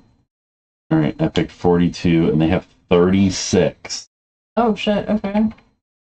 I go last. They're gonna move. They go first? You had 42? Yeah, so they're gonna be targeting you because you're closest. Mm-hmm. And they have an attack -1, but range of 2, so they're gonna attack you for 1. The modifier card of 0, so they're gonna do 1 damage to you. Mm-hmm. And I'm gonna go, and I'm going to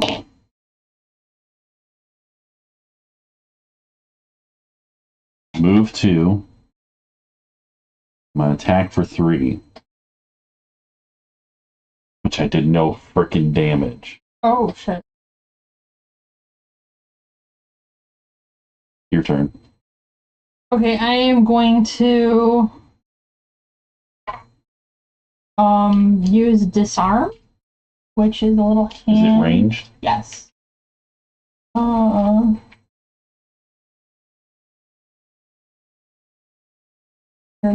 0 damage card is raw. That's a 1. That is friggin' raw. Okay, so disarm. He cannot attack until the end of his next turn. I'm also, as part of the same action, I force the target to move 2 spaces with me controlling the action. So I'm going to force him to go into the trap. I would assume it's up to 2 spaces. So, so he's going to take 3 damage. I got it. Oh, yeah. He walked into a trap. And it's not push, right? It's force them to move. Mm-hmm.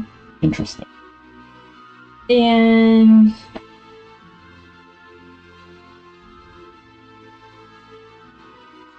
the other attack that I can perform. Oh, so then I guess I can move 2. Wait, let me see. What? Because I can't do that. Hold on. It's the bottom one. The bottom, right? Yeah. Force 1 enemy within range to perform an attack targeting another enemy. Yeah, you could just use it as a movement if you want. Or you could just do nothing. It's up to you. So I'm going to move here. We do have to make it through that door before we run out of cards and turns, though. So okay. It might be best to move as much as possible. Oh, so I can move. Door. I can only move 1 though, because you're in my way.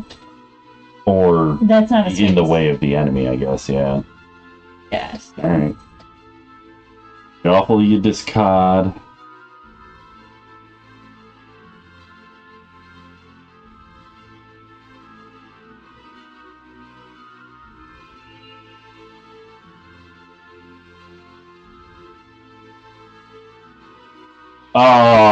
Oh, no.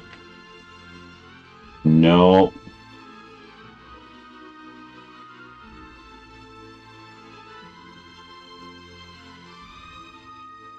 Okay. Can I take a health damage? I'm going to take the health damage.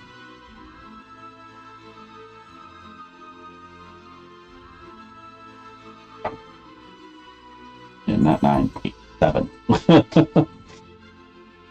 Alright. You've lost 1 card and you're ready for the next, right? I'm picking my cards, yeah.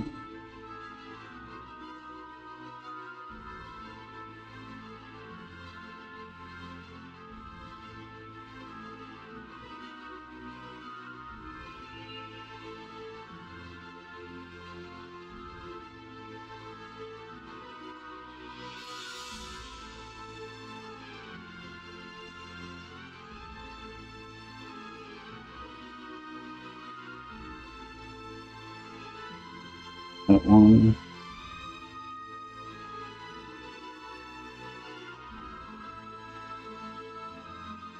Those are the two I'm picking. What's your health look like? Have you lost any health? I lost one because I didn't want to lose a card. It was kind of stupid, but you know. Okay. Oh, wait.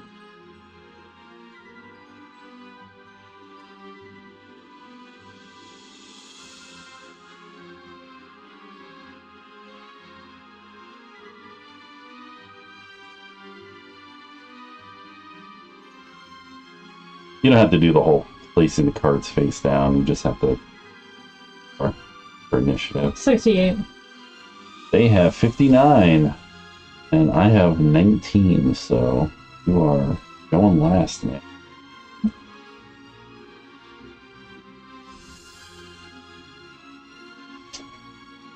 Really hoping I would go last, but that's okay. Wasn't gonna happen. Attack 2, range of 4. -1. Takes 1 damage. He's still alive. He's still alive.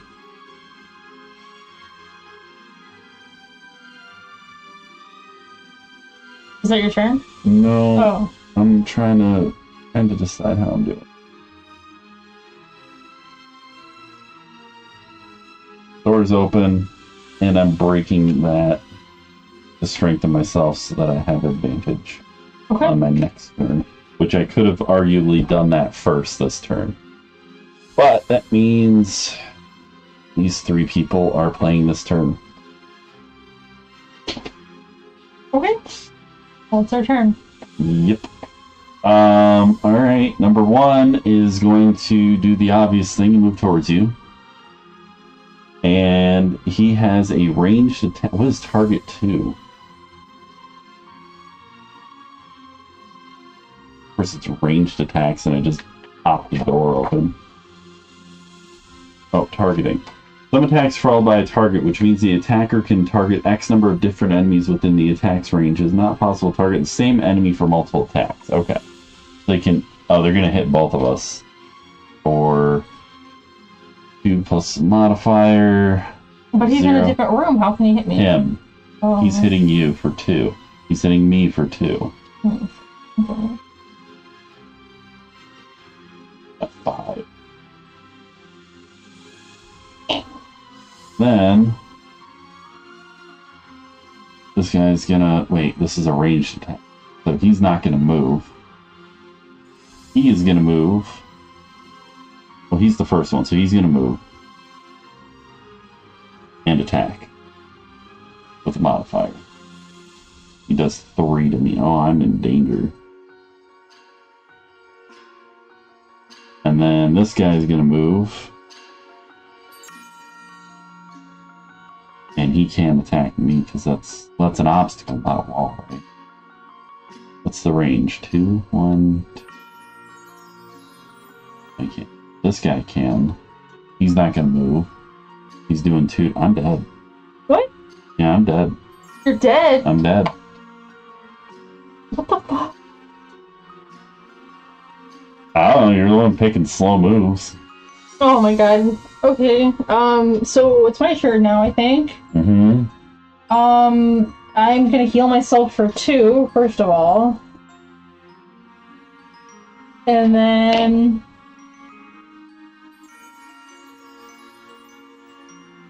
I can't do anything else. You have basic attacks. Right, and that would be a melee attack, which I don't have anybody adjacent to me. The other one is involves can I use? I can't use. Can I use the top part of this one? Why did you have? I used the bottom here. Can I use the top on this side? No. So I have to do that one. Hold on. Back up a second. The other one's a ranged attack, which would make the most sense for you to do in the first place. And then you can try to heal on your next turn or something. So I wouldn't do the heal.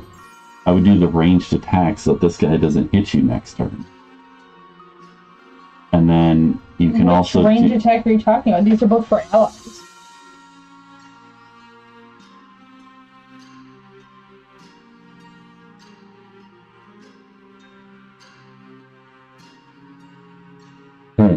Okay.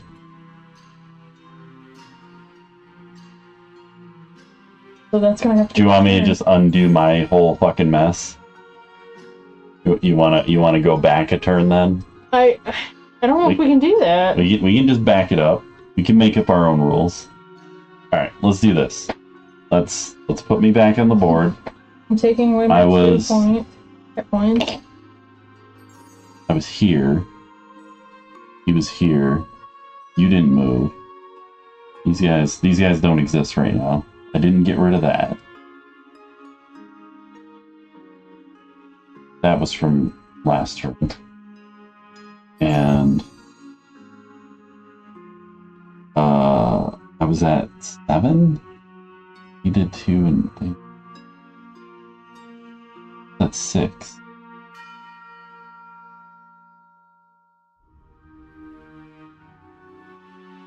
I don't remember now. Yeah, because they did extra. That's why I died. Alright. Alright. Back it up. What did I have? You moved to open the door. Yeah, but I don't have to do that. We rewound. The door's not open. These guys don't exist right now.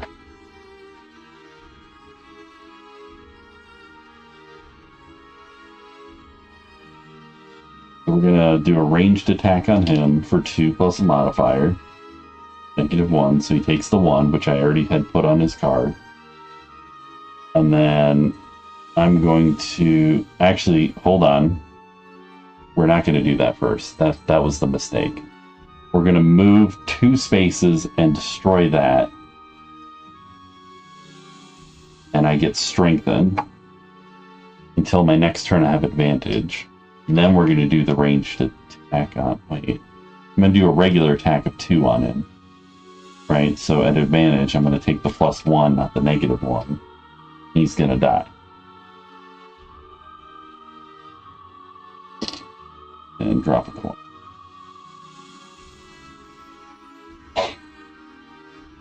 Hey. Hey. Oh wait, he had dropped his weapon. He would never have attacked either of us. Wait. Good God. Alright, whatever. Just move forward. Yeah, you disarmed him. I totally forgot about that. Yep. So did I. Because we're terrible. We screwed up the whole game. Okay. Is it their turn now? Or they don't exist yet, so it's my turn. Right. Okay, If you open the door, they exist and they take their turn.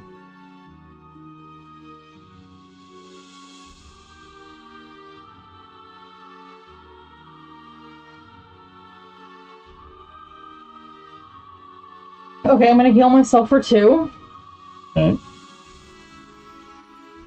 And then I can't do anything else, because... You only have 6 hit points. Yeah. You can't move 2? You can move 2. Move 2 spaces. Use basic movement. Oh, you healed yourself for 2. Mm-hmm. So then I would have to do... Yeah, no, you're pretty much done. That's your turn. Yeah. Okay. These don't matter right now.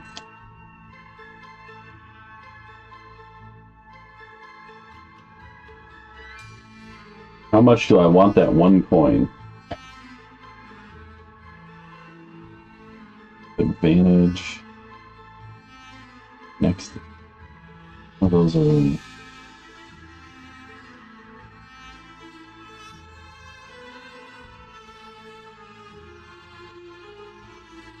But I lose my ability to move. Okay.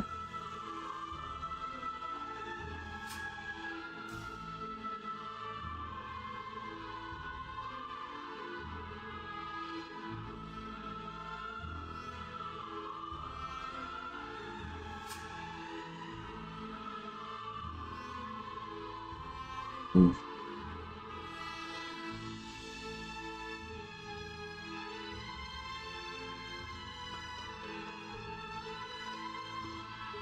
Jeez, I have like no freaking movement.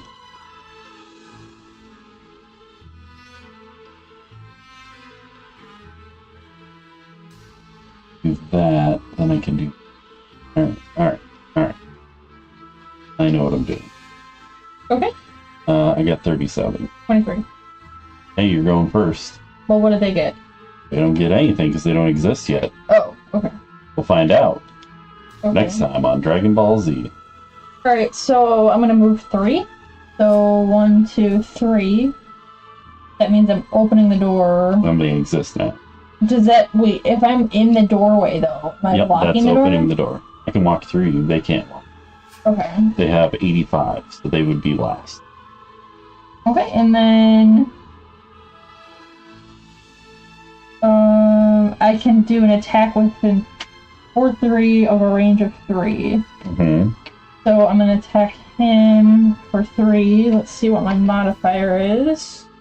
0. So he's actually gonna take 3 damage. 6. Where's-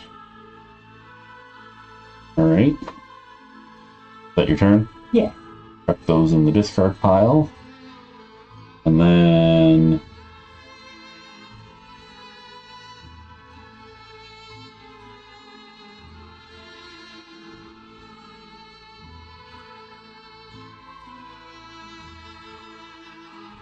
One, 2, 3 movement.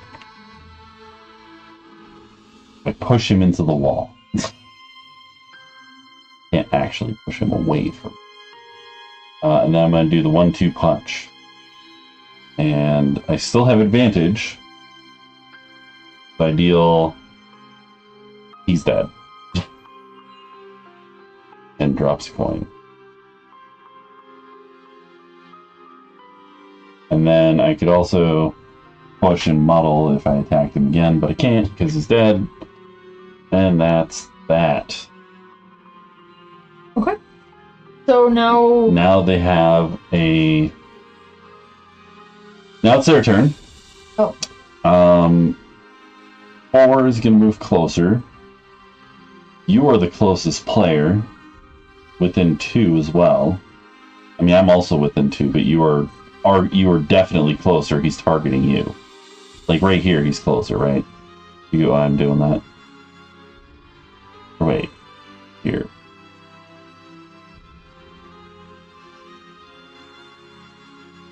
Which one of us would he attack? I mean, you just told his friend. Archie's like, he's gonna attack you. You're stronger than So his me. attack is +1, so it's 3. I do not have much health. He's gonna do 4 fucking damage to me. Well, that would have put me out, so... And he could push an adjacent enemy, but that would be first. And then he's gonna move here. And he has a range of 2, but he can't hit me.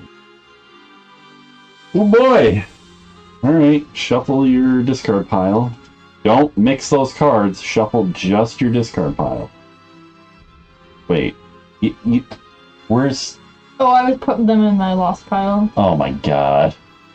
Yeah, don't do that. So, wait, you have 4? You're shuffling the 4 in your discard pile. Okay, that's right. I'm like, wait. Corchi's trying to make the game end very early.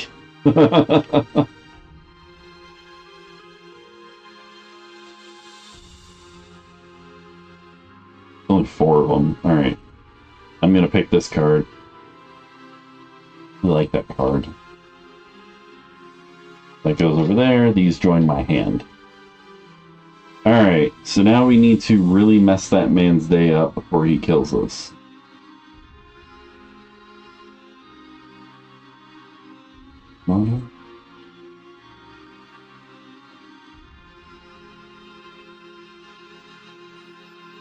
Oh, this is over. Oh, hi, Molly. What? She's back? Yeah. We've been playing What'd that she long. say? She said leaving a lurk at like 12:45. And the chat has been forgotten, and then she said, well, What? My chat broken? it's Mickey said, this is what Dead by Daylight does to me. And then Molly said she's back. By the way, my brother advised if you want to save some money, wait until race season ends, 1st of September, and then start looking for stuff. My chat doesn't work. I'm kind of upset by this. That was You want to borrow mine. mine? No, you're fine. Just let me know when somebody says something, I guess.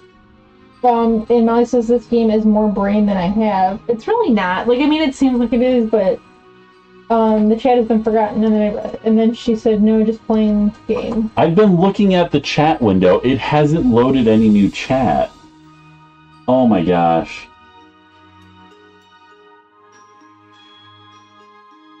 Oh my gosh, I'm sorry. Oh, so chat window just hates you. Yeah, so I'm using OBS, and it is not uploading chat anymore. It's read only on Kick. What? Happening? That's disappointing. Sorry, I'm gonna open up just a chat box, because that's helpful. I guess I can just make that full screen at this point. Okay. I clicked it to make it full screen, and it made the window tiny.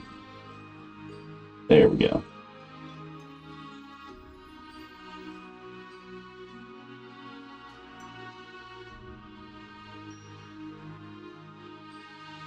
Don't apologize to you. I'm sorry to everyone. I don't care.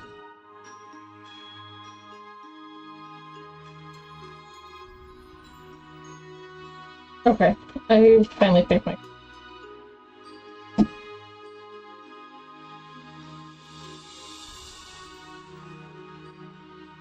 Wait. That's the one I was going to use. And then... Okay. 19. 67. 36. God damn it. I mean, I don't think they have a number. Well, they do, but they just had it. Their attack's -1, but it's range. The attack I'm going to do is 2 at range to this fellow. No, wait, nope, not doing that. I am moving here. And I'm using Strengthen to break this wall.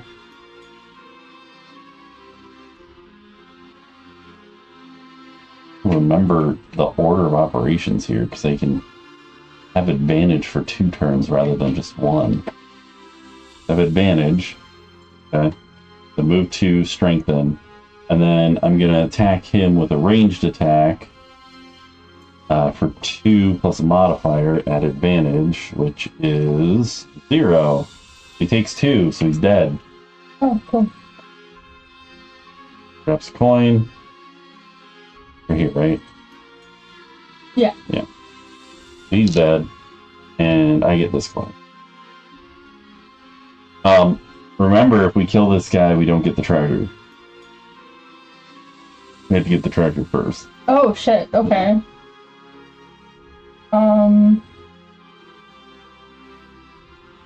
So, whatever movement you got, I would recommend maybe using it. Oh shit, I almost did the thing you did. Okay, I'm going to...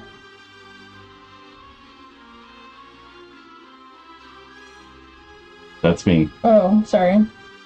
1, 2. Mm-hmm. That's my movement. And then... Oh wait, it's him first. I'm sorry. Oh. You're in the doorway. Mm. I'm screwing up.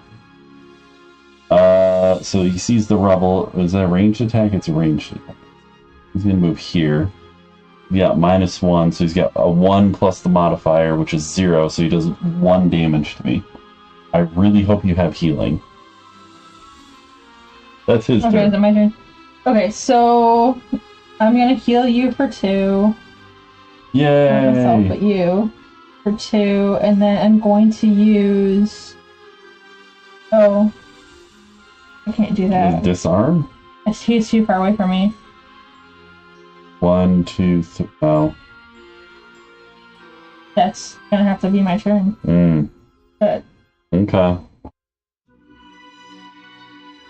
Alright, well, oh, and you know what? I had these in the wrong order. alright, so then these are my next 2. Yep. Okay.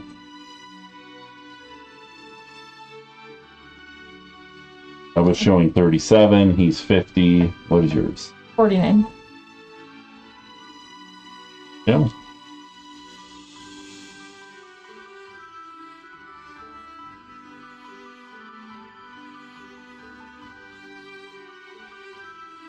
And I'm gonna move 3. 1, 2, 3. Wait. 1, 2, 3.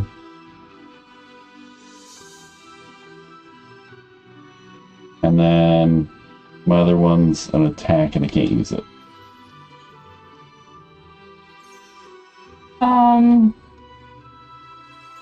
I can't use. Hey, thanks for the subscription, Johnny Cat. Wait. Okay, I guess what I can do. Hey, thanks, Johnny Cat. Nice. Appreciate it.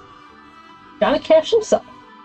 Alright, so I'm gonna move 2. 1, 2. I gotta fix and then what's going wrong.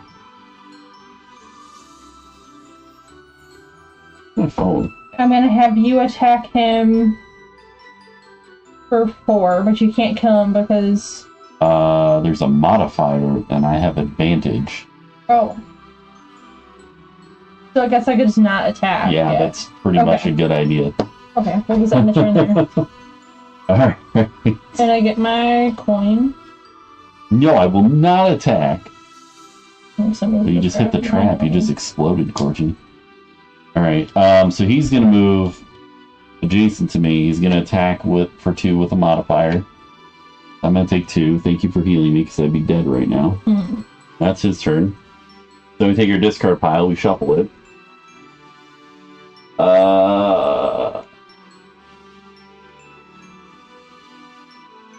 Maybe get logged in on this computer and kick. I'm not logged in. And we're gonna get rid of this card. And I'm gonna take... No, that's fine. Fine. Alright, we get rid of that card.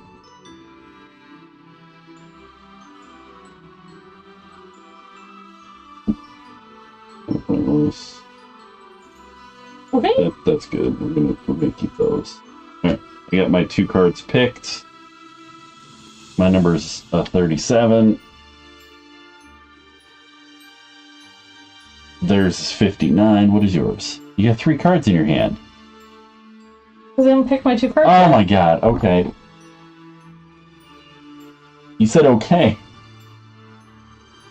I thought she was ready. I thought she was ready.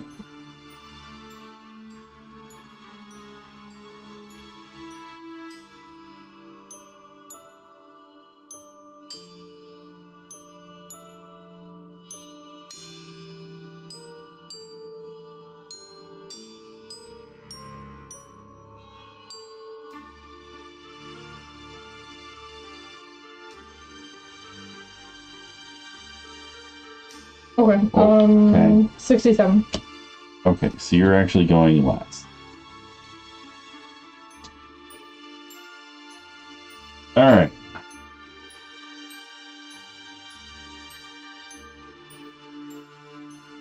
I am moving 2. 1, 2. And then I am attacking for 3. Wait, at a range of 2. I lose the card though. 1, 2 is where I'm attacking. He's in that. He's gonna take 3. I have advantage. Do I still have advantage?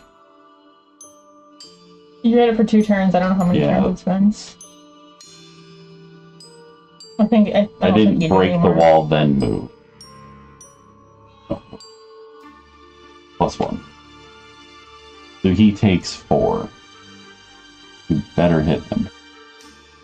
Or we're really going to be breaking by. Here it is.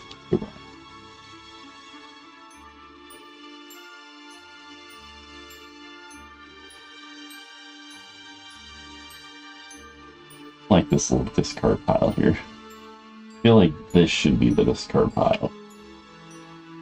This should be where I'm drawing from because I can...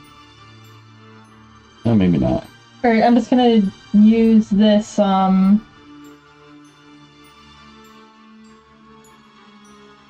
gonna have you...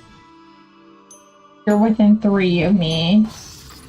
Well, hold on. Do you want to move first? Before you have me do an attack? What are you doing? Oh, I guess so. I can get the coin. So 1, 2. And then I'm gonna have you attack him. You have a range of 3. Right, So 1, he's 2, within 3. And you attack him for 2. -2. Really? Mm-hmm.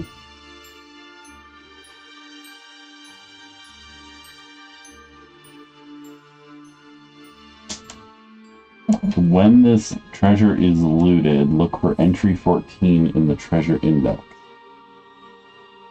So You're taking your discard pile and you're throwing one of them into your destruction pile.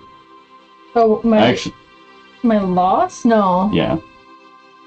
And I used my main attack, that got lost. Wait, no, I thought it goes in. I thought I take my You're discard taking your discard pile, and one of the 2 cards randomly goes into your lost, and one of them's going to go into your hand. The problem is I only have 1 in my discard pile, so I'm dead.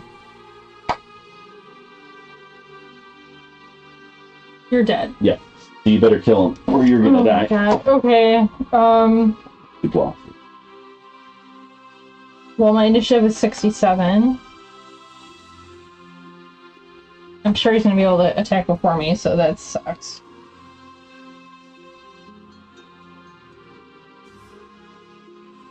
$85.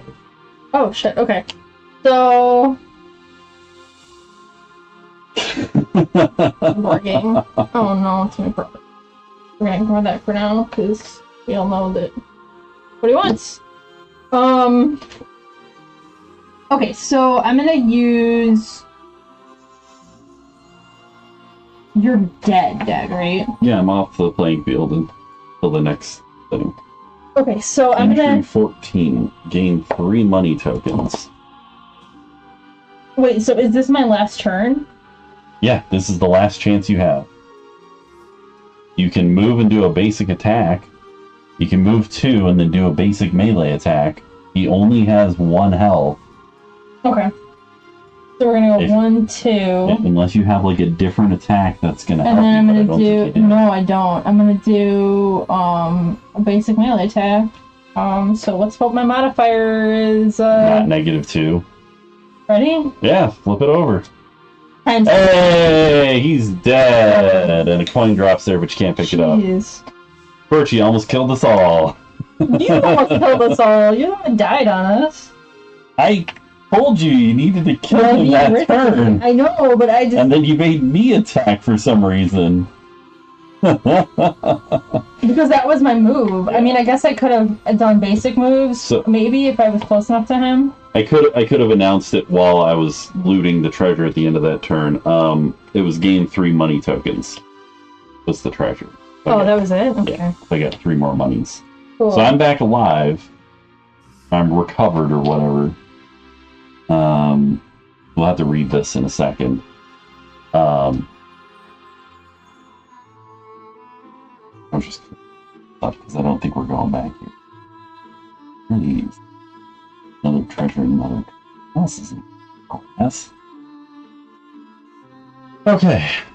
I'm going to deal with something on my phone. We're going to be right back in a few. Sorry about the wobble cam. I didn't tune it over now. Alright, we'll be right back.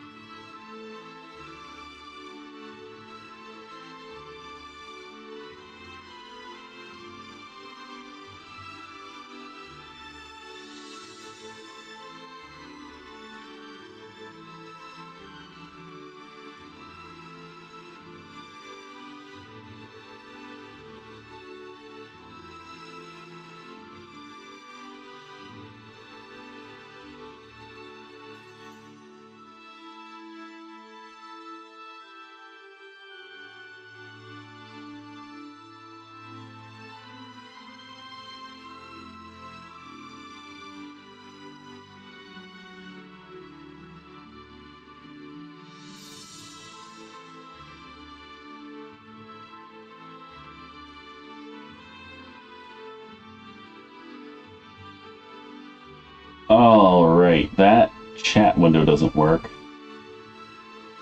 We'll just do this. I've got different scenes set up, but I guess I don't have them completely set up. That subscription earlier wasn't a real subscription. It was a, I don't know what it was. I had to check this chat, too, because I think the chat broke.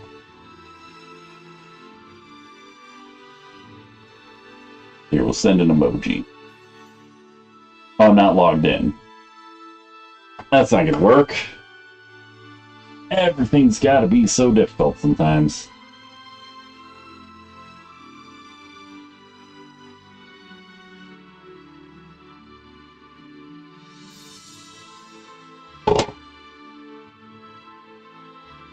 Everything is awful.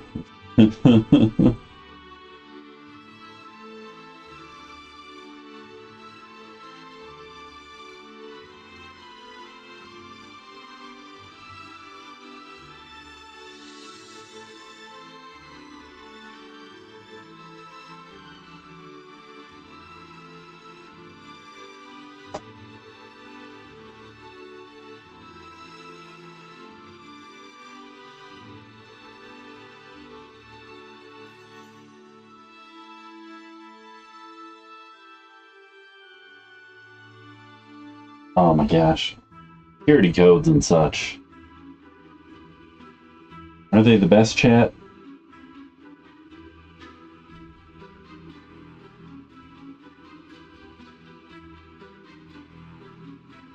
Doing? Are we still playing? Yeah, we gotta do the post-game thing. I didn't remember it was a post-game thing. We had to do, like, the player sheets at least. Okay. I'm just trying to fix this chat while I was waiting for you to heat up your pizza. Hey. Send the emoji. There we go. Yeah, chat's working again in that window. Let me know if you see anyone messaging. I don't respond. That's really annoying that it didn't show up at all. Alright.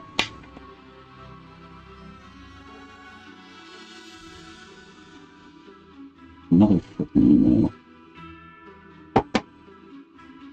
Dude wants to pick up some stuff and... Let's see, 4 or 5 blank messages from you. Their emoji. It's possible all characters will become exhausted before you finish the scenario, resulting in failure. If this happens, you set up the scenario again from the beginning and replay it. All money, tokens, and experience... What? Close. What was close? Almost dying. I almost died. Yeah.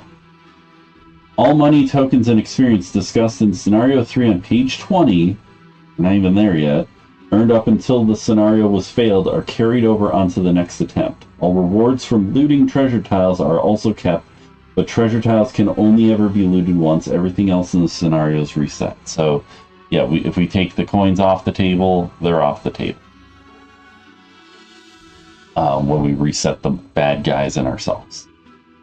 In addition, if you are having significant trouble with the scenario, first make sure you're not overlooking any rules. If you're playing everything correctly, you can, at the start of the scenario, rotate all monster stat cards in the envelope to level 0 to make it easier. There's a level 0? If you... Oh, okay. They have less health, basically. They get 4 and 8 instead of 5 and 10. If you keep failing a scenario, you can try it on a lower. Oh, are we supposed to start with level 0? No. Oh, okay. That's a if you keep failing. Oh, okay. We already know that stuff. Alright, scenario 2 complete.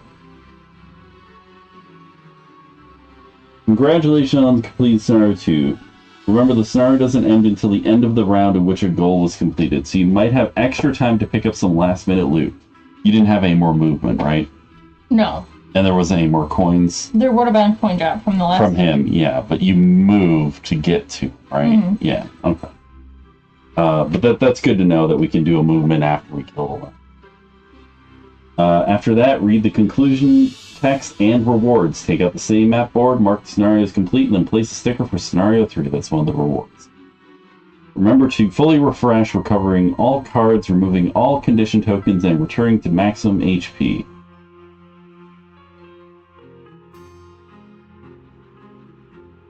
Also, as a reward, each character received 25 gold, which we should deal with now, along with the money and tokens you collect during the scenario. We're going to go over that in a second. Oh. Conclusion. With the foul nest cleansed of those wretched creatures, you take your time searching every nook. No, we didn't. Surely the city guard will want to know about this. It can't be safe to have vermlings tunneling through the walls. It's hard enough to fend off their raids as it is. Eventually, you do manage to find an unexpectedly large amount of gold under some rotten wooden boards. Sifting through the treasure, you also find a strange note. In crude scratching, it details some business arrangement between the vermlings and someone by the name of Roland.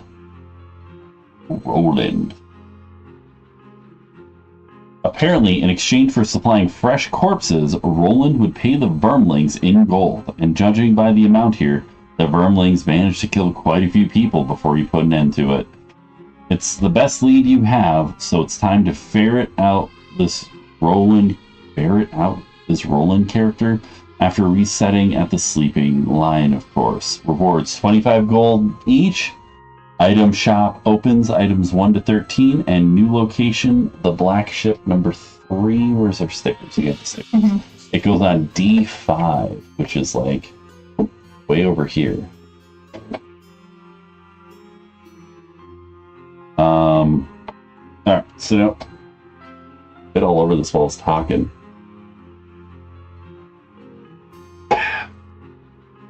Each character should now count how many money tokens they collected during the scenario and convert them into gold. In all scenarios covered in this book, each money token is 2 gold. Where's the... Balder? Come here. Come here, Balder. Come here. Each character adds their own collected gold to the scenario reward of 25 gold per character and marks this number down in gold notes. In the gold notes on your character sheet. Ooh. Yeah. You get 25 gold plus 2 for each of these, so I have 6, so I get 12. That's 37 gold.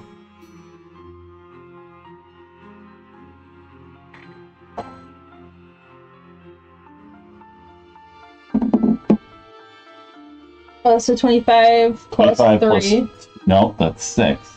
2 for each of those. Oh. Which, I don't know why they just wouldn't put a 2 on them, but... I don't either. So 31? Right? No? Yeah, 31.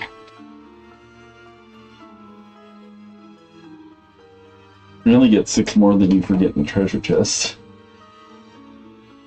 So what's in the store that we can buy? Hold on, we're getting there.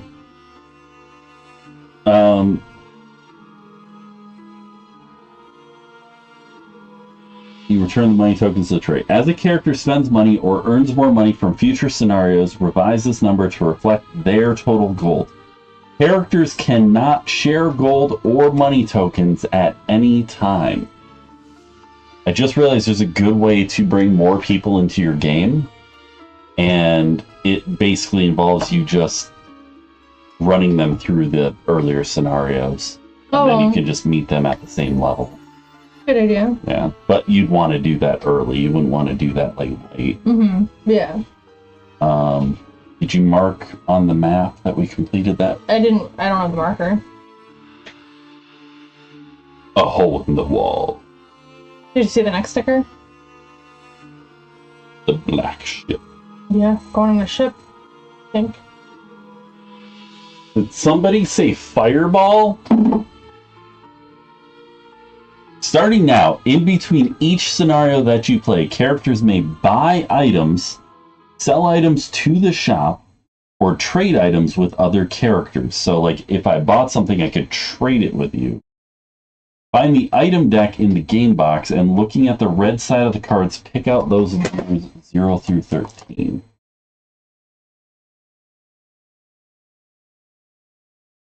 Item deck. Got items. 0 through 13 written on the center left. Then put the rest back in the box on the unavailable items side of the card divider. 0 through 13 are now available for purchase.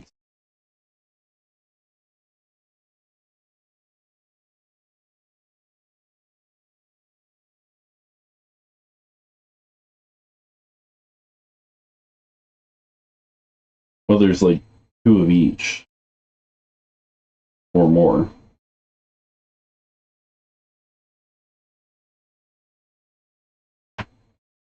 Those are unavailable items. Where's the low to that?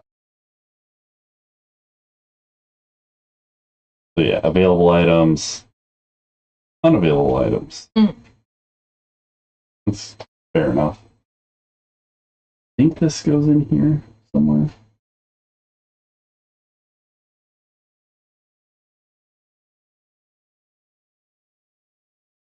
We'll figure it out.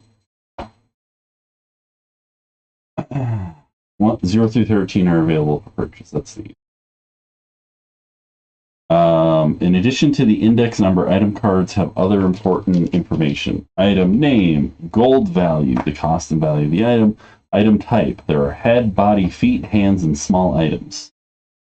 They have like a little helmet, chest plate, boot, glove, and then a little bag. It'd be pretty obvious that goggles go on the head. Item function, this text describes when an item can be used, what it does for the character. Items generally provide additional abilities or bonuses the character can use on their turn. Using an item is free and can be done in addition to the 2 actions from the character's ability cards. Some items' effects may still be unfamiliar to you, but some of those will be explained in Scenario 3. Quantity, how many of this item is in the game? Oh yeah, so this is card 1 of 2, this is card 2 of 2 on the left. Item usage, bottom right corner of the card will show how often the item can be used in a scenario. Bottom right corner. I don't know what that means. Oh, consumed. Consumed icon means it can only be used once per scenario. Once used, flip over the card to show it's been consumed. That's like a card with an X. Similar to the destruction thing. What are you doing? Is it Baldur? I don't know. Once used, flip over the card to show it's been consumed. I found him. Spent icon means that it can be used once per long rest. Long rests will be described in Scenario 3. Once used, rotate the card 90 degrees to show it has been spent. Persistent, if there's no icon, the item can be used whenever the situation allows. So it basically gets tapped. When you use that, you turn it to show that you can't use it until a long rest. No item is ever permanently removed from the character when used, even potions. Items will all be refreshed at the end of a scenario. Good to know. Go ahead and buy any items you would like now. When you are done, return the remaining items to the supply to the available item side of the card divider in the game box. Alternatively, if you would prefer to hold off on buying items until you've read Scenario 3 rules, that is fine. So we can probably do this after we read the rules, because then we can learn how these work a little better.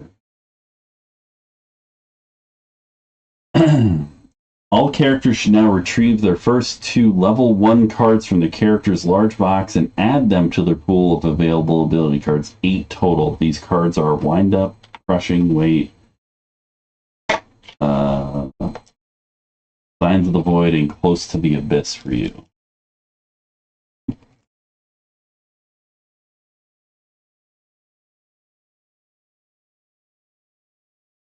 Oh, Baldur. Wait. There's 8 total level 1 cards? No, you're going to have 8 total cards in your hand. You only have 2 levels. So it's just Signs of the Void and Close to the Abyss? Yes. Okay. I've got a Baldur. Yes, I do. You got a Baldur. Look, that's a nice kitty right there. He's so not happy in home right now. So then it said we hold on to 8 instead of 6, right? What? We have 8 total cards instead of 6 now, right? We don't discard Yes. 2? Okay.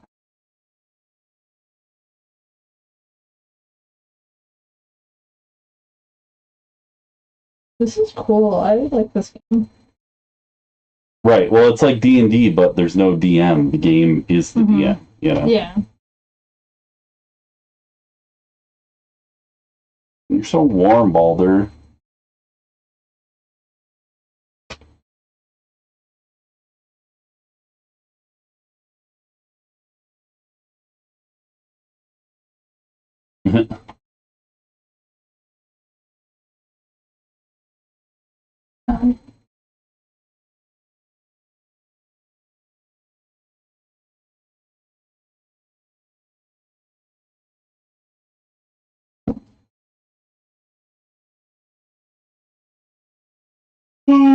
She's right away. Crushing weight. Add +2 attack and gain 1 something if the target is adjacent to a wall.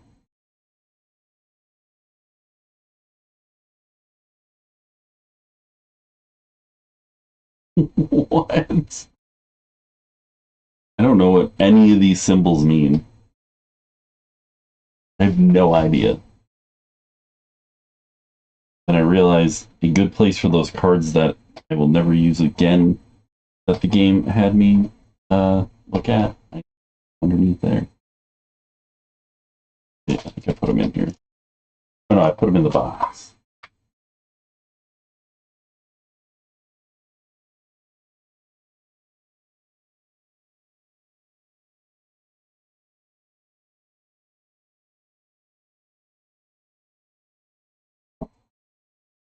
Well, there's not quite enough room for all that. Almost fits. It's fine. I was just trying to organize the stuff so I don't have to like fuck around with it so much. Yeah.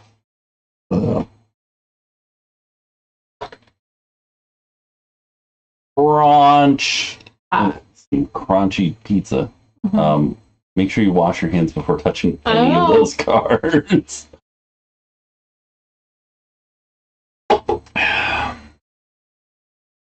Oh, okay. You can now either save your characters for another session or move on to scenario 3, where we'll face new enemies and complications. Oh man. How you feeling? I at least need a little break, I think. Well, we took a little break. You're eating. We want to read some rules before we play, or I can read some rules while you're eating. I want to read some rules while you're eating. Alright, fine. Scenario 3 rules. Let's begin, as always, by turning the book to Scenario 3. I really love this. This is just a really good idea. It's not perfect, but yeah, you got all your maps, you know?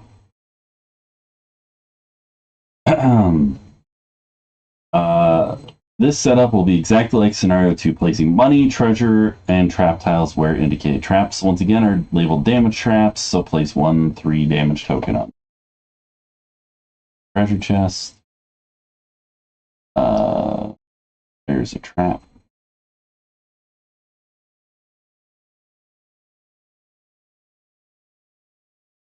Money. Money.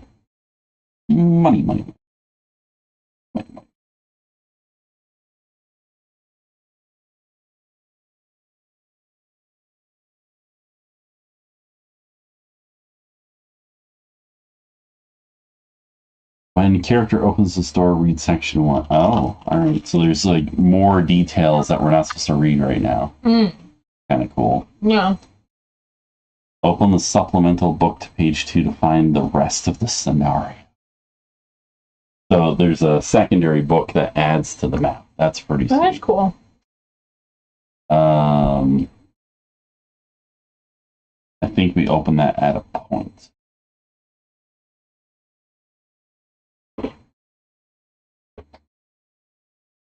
Alright. Instead of Vermling Raiders, we will now be dealing with 2 new enemies, Zealots and Giant Vipers. Retrieve the stat cards, standees, and initiative order tokens for these monsters. There are 10 standees for Giant Vipers, which means the stat card should be set into an envelope with 10 sections.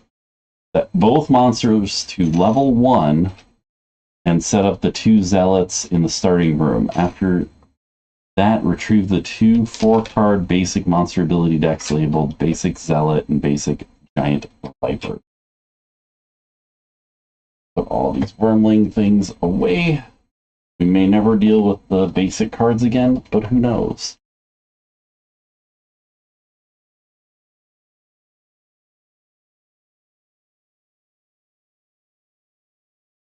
Put all this stuff away. Go. There's this, and I think the different enemies go in the different size slots, but I gotta look at the picture again. So we have Scouts, Giant Viper.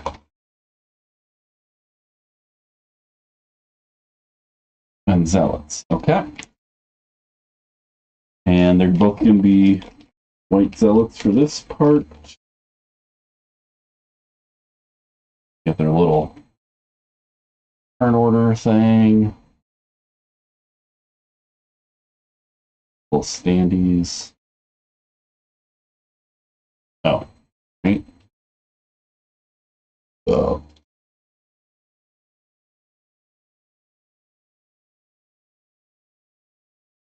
Hit for bad guys for the moment.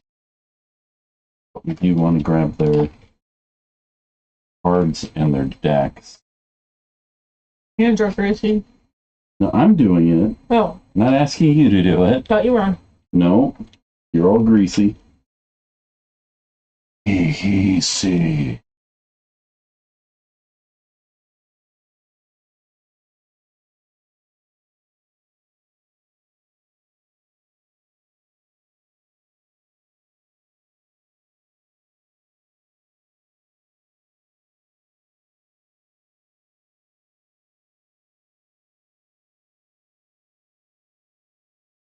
Okay, sorry.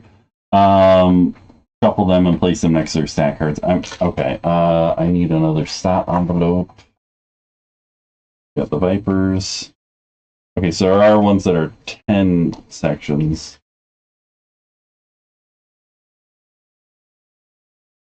Done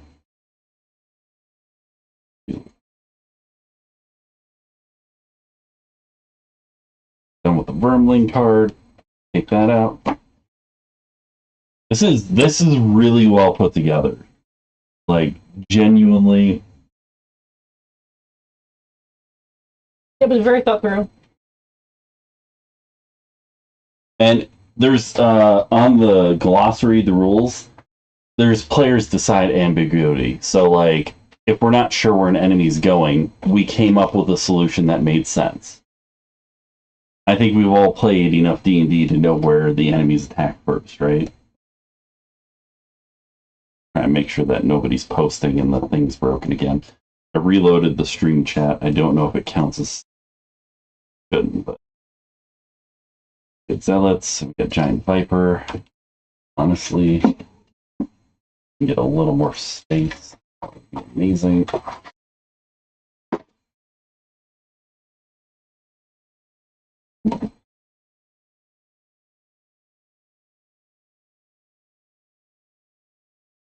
I'll need more of those stands in a minute.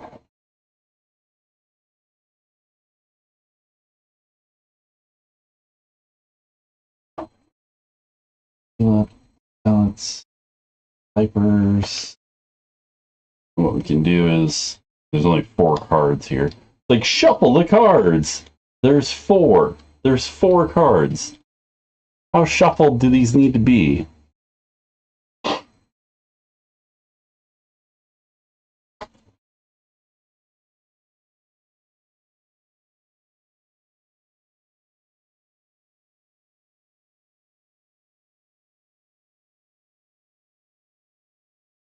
Only 16 possible outcomes.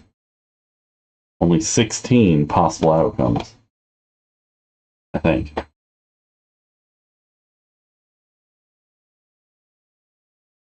I forgot to shuffle my, I kind of wish I didn't, because the very last card is the no damage. You don't know how many of those are on there? 1. Oh. Because you shuffle after you get it, so there wouldn't need to be 2. Mm. They would just make less of the other cards. Unless they wanted like some really high odds or something, and they made it a big deck of cards. It's a pretty small deck.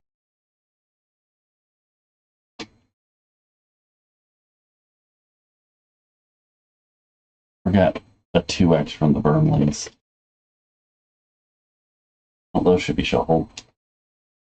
Do not reveal a Giant Viper card at the start of the first round since there are no Giant Vipers in the first room. I get that. You may notice a supplementary scenario book icon in the map layout. The line separating the main scenario book pages from other page icons means that the supplementary scenario book will only be used to display extra text that does not fit in the main 2-page spread. When you finish this scenario, the conclusion and the scenario rewards will be found on the supplemental book. Once setup is complete, there are a few new rules you need to learn before playing this scenario. So there's additional text. Look, this one isn't actually an additional map, but like some of them there are, obviously. Oh, okay. More map.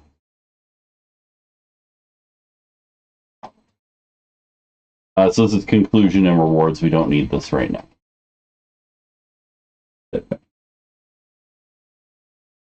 Difficult terrain, purple boxes. These hexes contained within a purple border are difficult terrain, which means a figure must spend 2 movement points at the same time to enter the hex. This extra movement is also taken into consideration when determining monster focus. Forced movements from push and pull are not affected by difficult terrain, so a 2 push on someone here would push them 2. But the monster moving is going to consider that 2. Obviously, they can't go around, but they're going to take that into consideration and take the most direct route. We already know that. That's how the monsters. Section breaks. On this second page of the scenario, we'll see section breaks like this. 1. This text follows is meant to be read only once the door with the corresponding number has been opened, so don't read that until we've opened door 1. Experience. Some actions will have an experience value attached to them, denoted by a white star.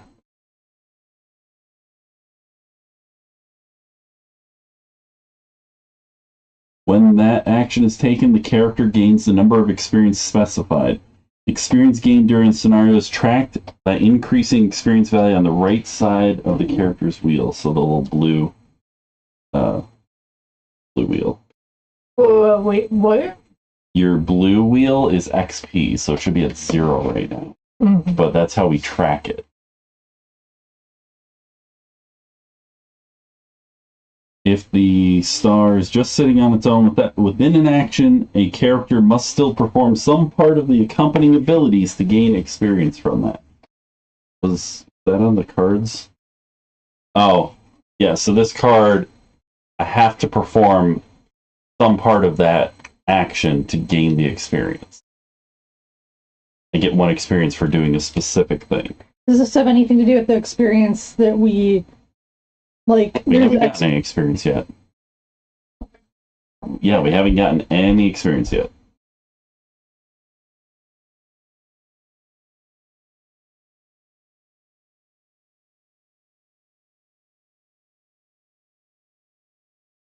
Pizza smells good. Ugh.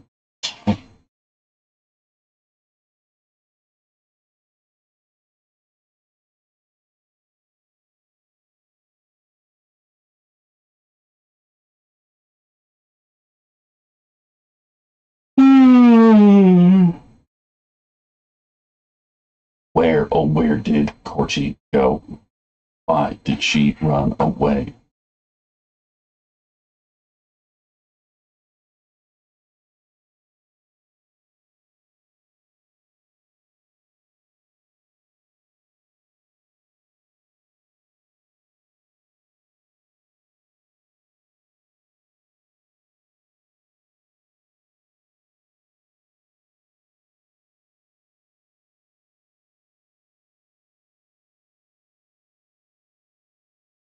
We don't have any music going. Mm-hmm. I meant to tell you at one point, but you were like, oh. Alright.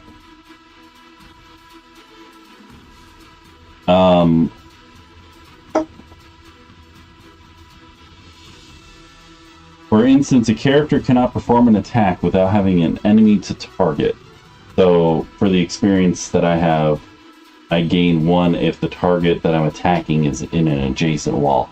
I have to be actually attacking a target.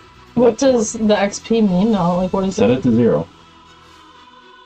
We'll figure it out as we go. Okay. We're learning as we go. That's how this works. The first 5 scenarios are learn as you go.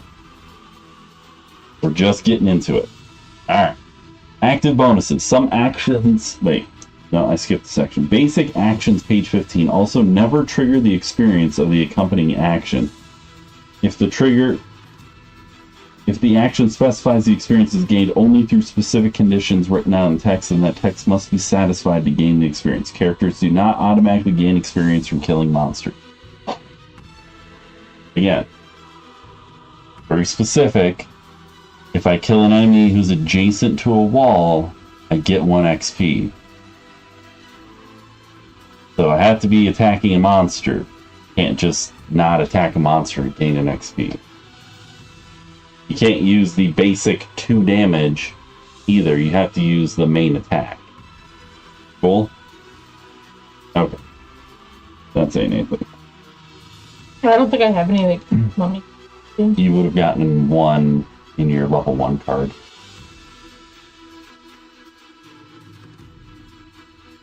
Yeah, these have the XP icon right there. Oh. That's I gotta... Yeah, we're getting to it. There's more to read. That's why I was discard the card if I use it. Okay. Some actions can give character bonuses that last until the end of the round, the end of the scenario, or it has been used a certain number of times. In all cases, when these actions are played, the card is placed in the character's active area above their character map to keep track of bonuses. Some bonuses are tracked with character tokens, which you will have a strip of in your character box. At this point, you can punch those out and put them in your zip bag. So if you're tracking them, use your tokens to track them. That's kind of what this is for.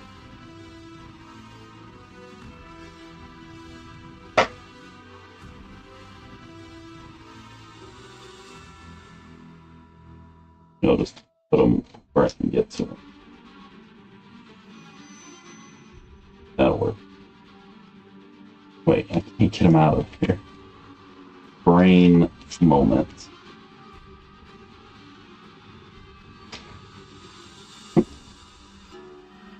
When I get you one of these trays, there's like literal shape indents for that specific purpose.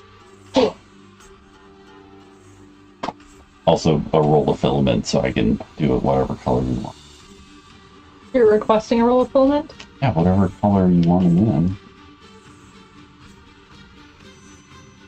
in. I don't have a lot of filament right now, but I have like white. I mean, I got some silver, I think I could do it in. I was actually going to do mine in silver.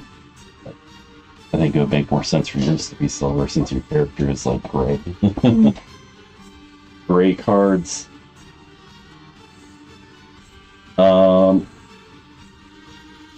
Persistent bonuses, a weird S and an arrow, are active from the time the action is played until either the end of the scenario or the allotted uses run out. In the latter case, there will be a number of slots on the card to track how often the effect is triggered. When placing the card in your active area, place 1 character token. Where's 2? Where is it showing me? Oh. 1 character token found in the characters on the first slot. Advance the token 1 position each time the effect is triggered, moving from left to right. Where are we supposed to be putting these? I have one of these cards. I believe you stick it on the card. And we hang onto the card. This is one of my number cards. Because it's a persistent thing. But this is also I have to guard the card after I'm using it. Once you use it 5 times, yeah. Okay. So you use it 5 times, and as you use it the 4th and the 5th time, you get an XP in each of those situations. Once you've used it the 5th time, though, you discard the card. And you're only moving your token. Oh, so yeah, at the start of your next 5 turns, perform a cursed range attack action. Like a bonus action. That's pretty sweet.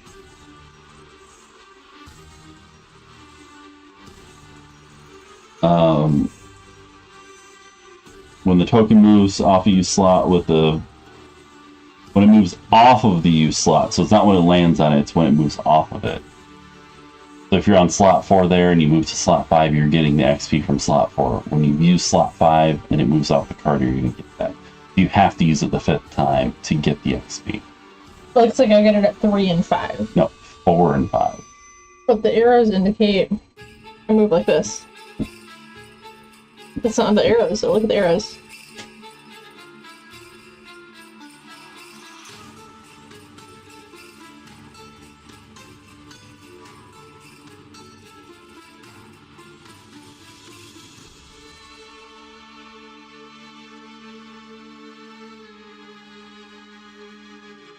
Left to right, top to bottom. Yeah, okay.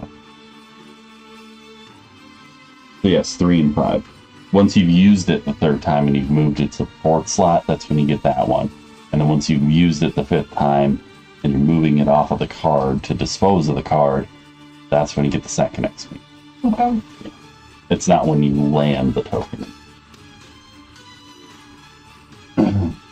Character gains that experience when the token moves off of the last slot. Remove the card from the active area, placing it either in your lost or discard pile, depending on what the action whether the action contains a lost icon, which yours does. Characters must activate a persistent bonus and move the token anytime its effect is triggered, even if no benefit is gained. So even if you can't use it, you still move the token.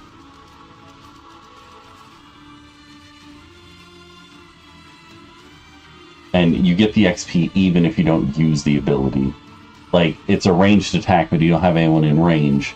You still move the token at the beginning of your turn. Oh, okay. And you still get that XP from 3 to 4 and 5 off the card. Mm-hmm. 5 turns maximum, period. End of story. It doesn't hang out while you're waiting to use it. Round bonuses are active from the time it is played until the end of the round. That's a different icon. Oh, if I have one of those.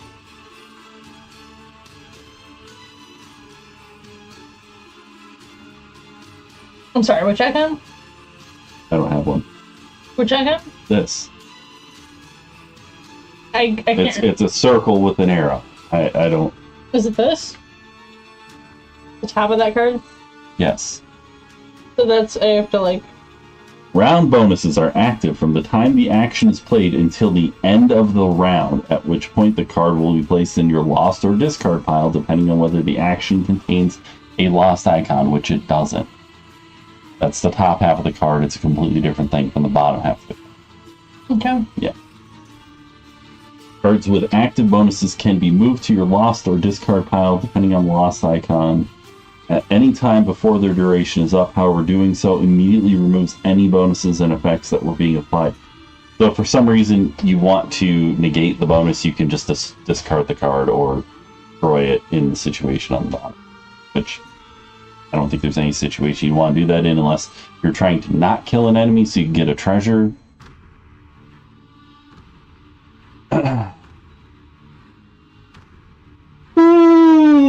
Oh, crap.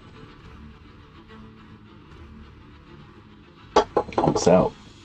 Shield X is an active bonus ability that allows a character to suffer X less damage when being damaged from an attack. To a minimum of 0, you don't gain health. This reduction takes place after attack bonuses and modifiers are factored in. For instance, if attack 2 is performed against a figure with a shield and the 2x modifier is flipped out, the 2x modifier happens before the shield. So it's 4 damage minus 1, not 2 damage minus 1 plus times 2. 3 damage, multiple shields can stack in any order. It doesn't matter. Shield bonus only reduces suffering damage from an attack. It does not reduce suffering damage from any other effect, such as traps. So shields don't work against traps. You're just picking up that token. Some move abilities are modified by the jump effect. If any movement is accompanied by a jump, each hex of movement is unaffected by all terrain and enemy figures. Jumping can move through obstacles and enemy figures and does not spring traps, suffers no penalty for entering difficult terrain. Figures cannot jump through walls, and any movement with jump must still end in a viable hex, no other figures or obstacles. If any movement with jump ends in a trap, the trap is still sprung. So, I don't have a jump. But let's say you had movement with a jump, and you were trying to move over the sludge, you could jump over the sludge, it wouldn't happen. Or you could jump over the trap. So with the sludge, It takes two to move into it. Right, but like, are these considered like two different squares? Yes. Or is it? Yes. It's not all one square. They're all different hexes. They get rid of their spot on the board. They just didn't draw very good lines between them. For whatever reason. Like, you can see part of the line right there. So weird. I think they were just trying to show off the artwork more. Mm-hmm. They figure you can use the imagination for those new conditions. Negative condition. Poison. All attacks targeting the figure gain a +1 attack bonus. Applied before the attack modifier card. Wait, repeat that? Poison. All attacks targeting the figure gain a +1 attack bonus. Applied before the modifier card. So if somebody has +1 poison, and somebody attacks them for 1, and they get the modifier of X2, it's 4. I don't know that either of us have poison. The condition is only removed if the figure is affected by a heal, but the poison prevents the heal from increasing the figure's current hit point value. So if a character is healed when they're poisoned, they just lose the poison, they don't gain health. Okay. Wound. The figure suffers 1 damage at the start of each of their turns. The condition is only removed if the figure is healed, but the heal will still increase the fighter's current hit point value, unless the figure had poison as well, in which case both conditions would be removed, but the heal would have no other effect. Curse. Shuffle 1 curse card into the figure's attack modifier deck. This card remains in the deck until it is drawn. Once it is drawn, it is then removed. A maximum of 10 curse cards can be placed in any one attack modifier deck. Use the curse cards with an M in the lower left corner for monsters, and those with a star for characters. We had curse cards in here somewhere. So, one of my moves is to perform a curse range action. Mm-hmm. So, yeah, you shuffle curse cards into the deck. okay, it's not actually doing any damage, it's just giving curse cards. Right. Okay. So those are human curse cards. Those are monster curse cards. Those are 2x bonus cards. You have a curse though, right? Mm-hmm. Okay. These will be important for you. These are for the monsters, and these I'm probably going to come up with. Yeah, I think they're the blessed cards. That's what you're going to go over next. I need to bring that other computer chair in here, I think. This chair is like caving in because of my big heavy ass. Maximum 10 curse cards can be placed into any one attack modifier, so you basically put one in here and shuffle it. They're more likely to get a no damage. Bless. Shuffle 1 Bless card into the figure's attack modifier deck. This card remains in the deck until it is drawn. Once it is drawn, it is then removed. You don't just shuffle it and leave it. Oh yeah, so in the curse cards, once it's drawn, it's removed before you shuffle again. So theoretically, you could put 10 curse cards in here, right? There's 10. You draw one, only that one's removed, and then you shuffle the deck again. I think you would shuffle the deck again. That would only make sense.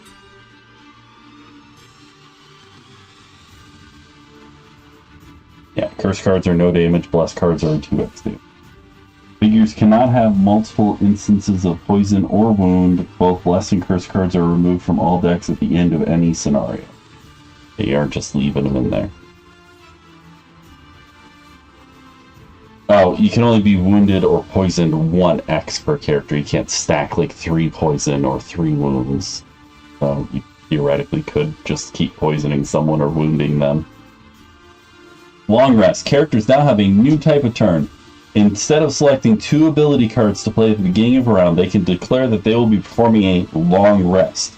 The long rest will constitute the character's entire turn for the round, which will incur on initiative 99, so it's at the very end of a round. On their turn, the character chooses one of their discard cards to transfer into their lost pile. So you get to choose one of your discards to put in lost as part of your long rest. The rest of the cards go into your hand. The character also performs a heal 2 self action and uprights all of their spent items that have been rotated so that they can use them again. So you get 2 health, you get to reuse your items that are spent, you get all your discard cards except for the one you pick back in your hand. It is a turn, so you do lose 1 card. It makes sense. Long rests are a great way to increase your longevity in a scenario and reduce the randomness of short resting, but they must be used with caution because if there are monsters on the map, they will still get to act and potentially attack you while you are resting. So you can choose to do that. Well, wait, where's the short rest? The short rest at the beginning of the turn or at the end of the turn? This is going to cause us to have short rest. Yeah.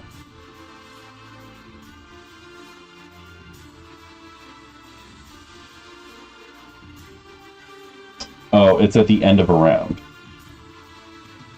If a character has at least 2 cards in their discard pile, not just if their hand is empty, they may perform a short rest at the end of the round. You can optionally short rest. I don't know why you would. So short rests are at the end of the round. Long rests you have to choose at the beginning of your turn. So short rest, crap amount of cards, you do the short rest thing where you randomly pick and dispose of the card. Long rest, beginning of your turn, you already had enough cards, right? So you had 2 cards. Actually, would you only have to short rest if you're out of cards? I don't quite get that.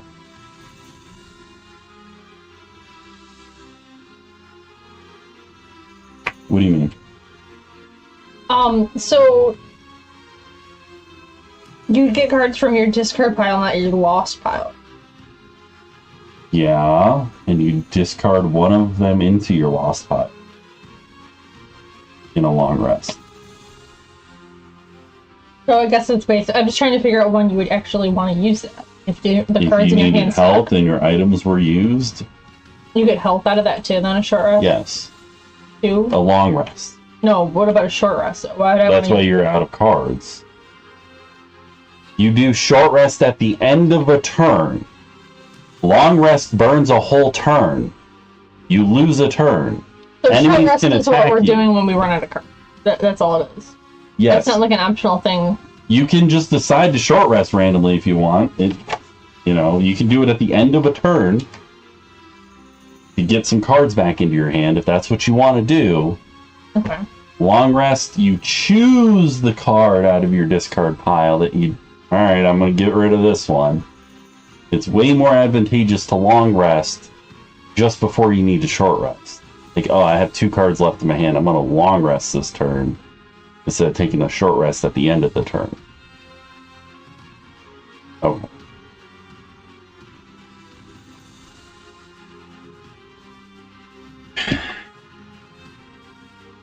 But yes, monsters still get a turn while you long rest. Short rest is a short thing that happens at the end of a turn. This happens as a whole turn. Mm-hmm. Oh, so we know the pros and cons. Majorly, you get to choose which card you're throwing in the lot. Multi-target monster focus. If a monster is able to attack multiple targets on its turn, it will find its primary focus is normal, and then find additional foci for those extra attacks. It does so by looking for a path to the closest hex from which it can attack its primary focus, and as many other attacks as its attack action allows. There may come times when it's unclear how a monster will behave. Just do your best to have the monster behave intelligently, and don't get too worried over the specifics. So something can target 2 people, it's going to try to put itself in a position where it can target 2 people. That's basically what it's saying. Monster active bonuses. You will note that the new monsters you are facing have extra bonuses, the left for the normal rank and right for the elite rank. For their base stats on their stat card. These are permanent active bonuses the monster has, which are always applied regardless of what their ability cards dictate. If the bonus is a negative condition, as in this case, the negative condition is applied to all of its attacks. So Giant Viper can poison as a regular Giant Viper or as a gold Giant Viper. Zealots can wound as a gold. Mm-hmm.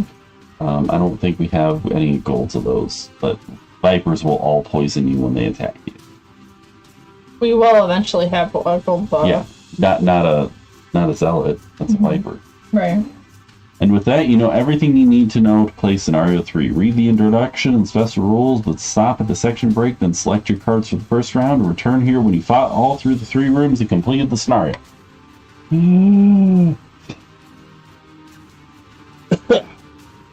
Alright. I'm going to set up the store.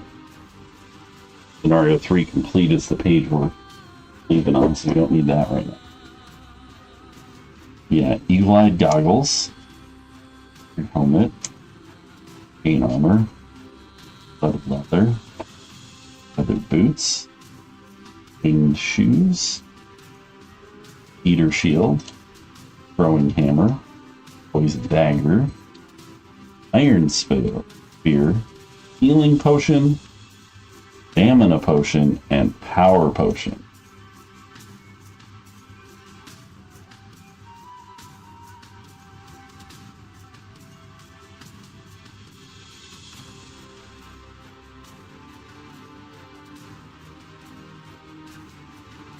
These get lost when they're used, the potions. This throwing hammer can be used as a ranged attack that adds a stun. These daggers and iron spear get consumed. This adds poison. This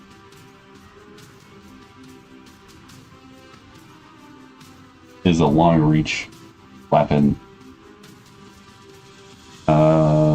Shield is preventing action. Winged shoes, you can add jump to the entire move action. So like if you're here and you had 2 move, you could jump.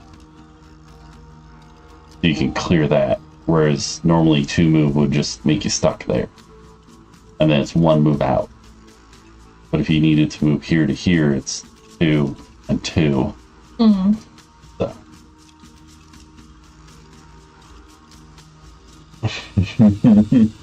Cheating a little bit. Weathered boots adds 1 move to any movement. You can move an extra. This was a wall, right? The green? No, that's an obstacle. Oh, okay. You can shoot through obstacles. Walls are the dark lines on the edge of the map. See, this is a wall. This is a... Right? Mm-hmm. Okay. Weathered boots add movement. Studded leather. When attacked before drawing an attack modifier card, the attacker gains disadvantage for the attack, and you gain shield for... Oh. That's a used item, though. Like, if you, that triggers once before a long rest. Chain armor. During your turn, gain shield for the rest of the round. That sucks. I don't want that. Why would you not want that? Because it's just for the rest of the round. If they go before you, how are you going to use that? Oh. When attacked, consider any 2x attack modifier card the enemy draws to be a +0 instead. That is That is a life-saving helmet right there. I'm gonna spend some money. Oh, Eagle Eye Goggles. During your attack, gain advantage for the entire attack duration. That's kind of expensive right now for us. I think I'm gonna get an iron helmet and good boots.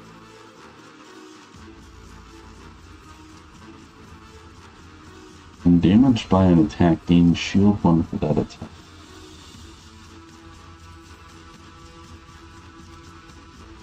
This is, I'm getting this. I'm getting an iron helmet. I'm gonna wait. Is there anything?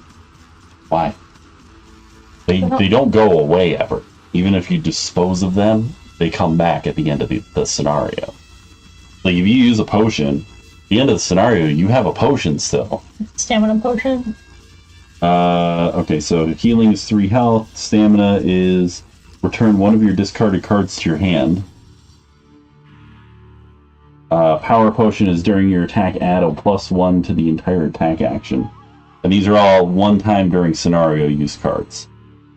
The tap cards can be reused by long resting. This one, however, Iron Helmet, it's just, it blocks 2x attack modifier from your enemies. This is really strong, because you don't have to worry about them ever getting a 2x.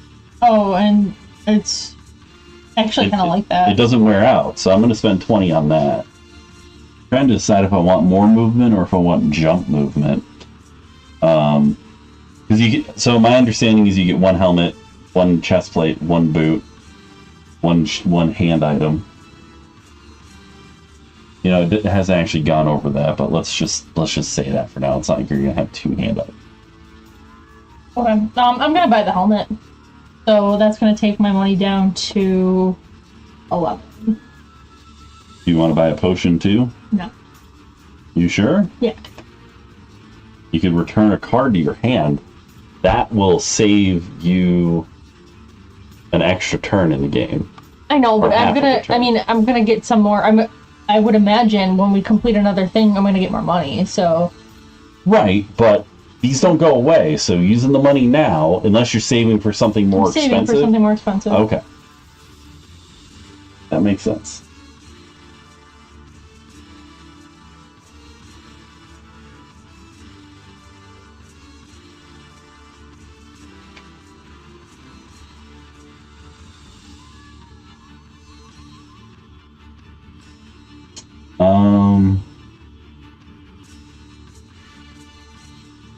Yeah, no, I feel like the weathered boots are better than the winged shoes. Weathered boots are kind of cool. And yet, well, it's a one-time use thing. I thought about that. Well, but still, I mean, you get to use it.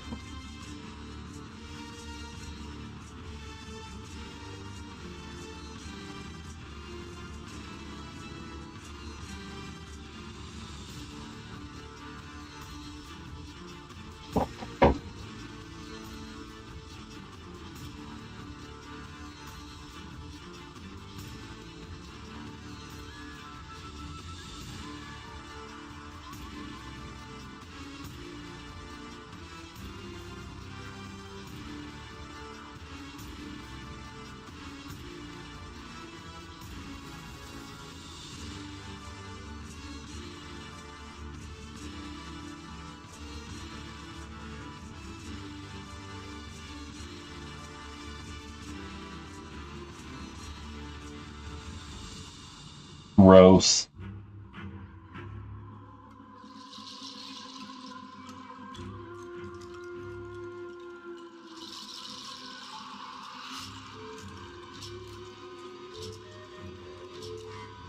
So I was trying to see not that one.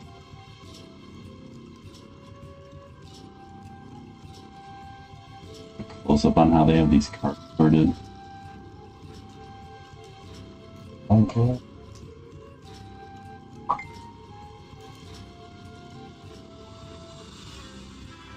$45, okay. I'm gonna take a short little break. We'll be right back.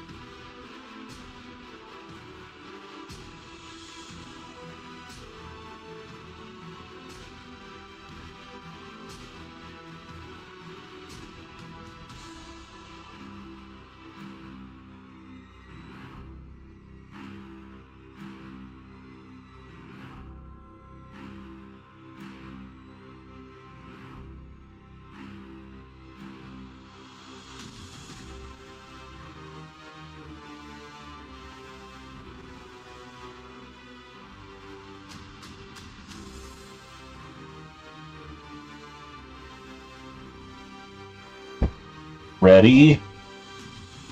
Can you change your mind about buying more potions? Alright.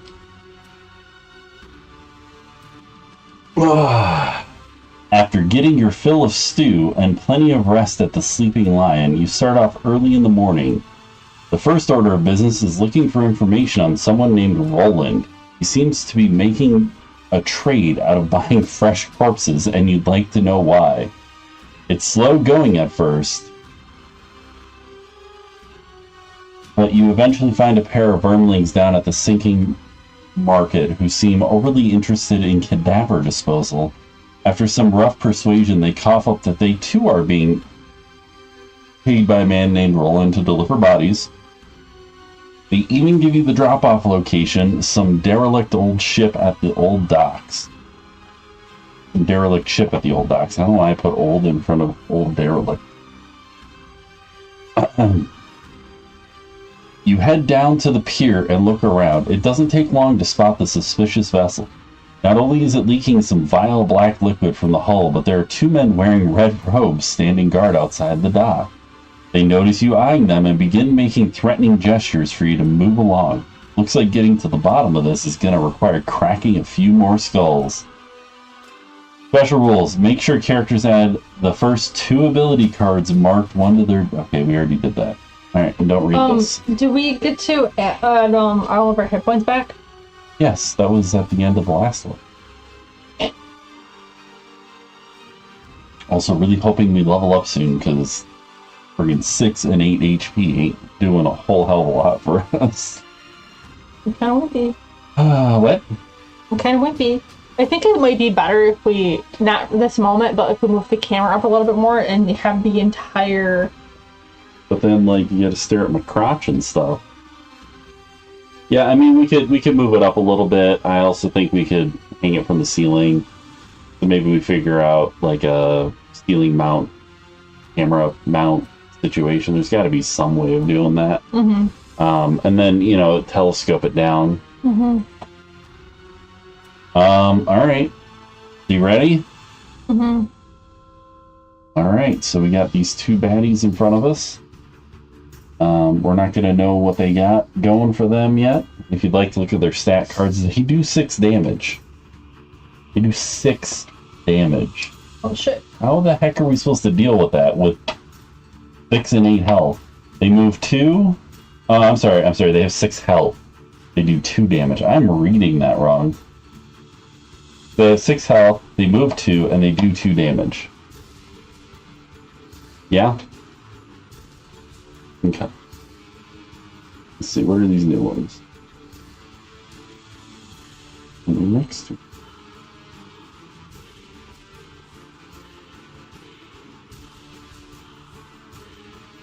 that one. Need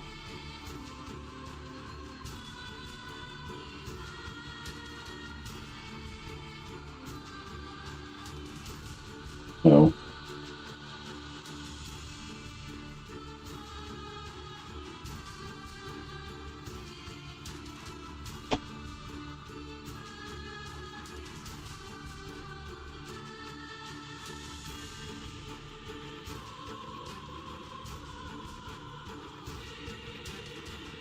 Crap, okay. That's not going to come in handy a whole lot right now. I'm going to have to wait to play that. And...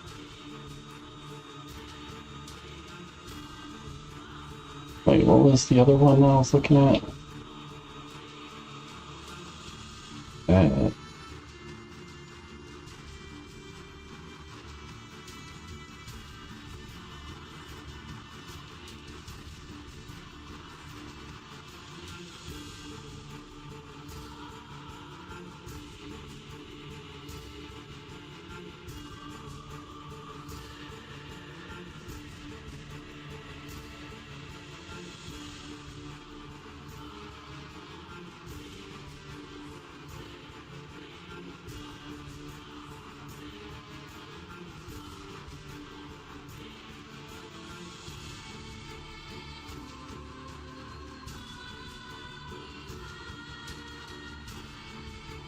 Oh my god, where...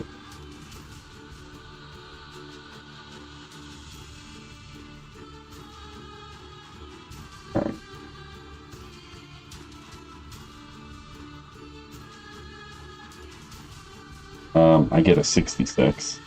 15. Specialist show me both cards. I'm they not got supposed to? 27, so I am last, you're first. And they're in the middle. Okay, I'm gonna... They're gonna heal themselves for one. Yeah, they're... Oh, well, it doesn't matter on the first turn. So, I am using a attack 3. It's a ranged attack. I'm gonna attack this guy for 3, but let me use my modifier. I got a +1, so it's actually gonna be attack for 4. I have 3, 4, and that's number 1, so goes here. That's it up so. Doing this upside down. And then I am going to do this at the start of my next 5 turns, perform a cursed range. Or it's a 2 range action. So we're just gonna put that on your character card. Put it like on. Yeah, there you go. there.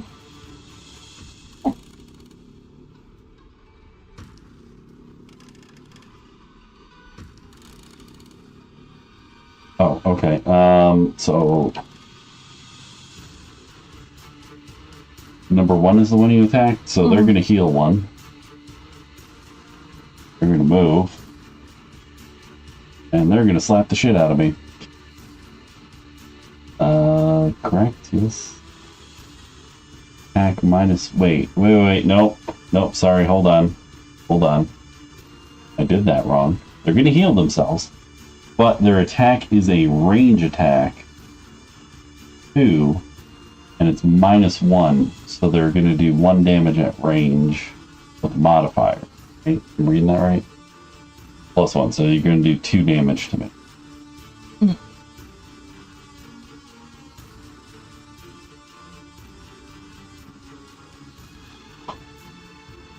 But he's not going to move. This one, going to heal. You can't.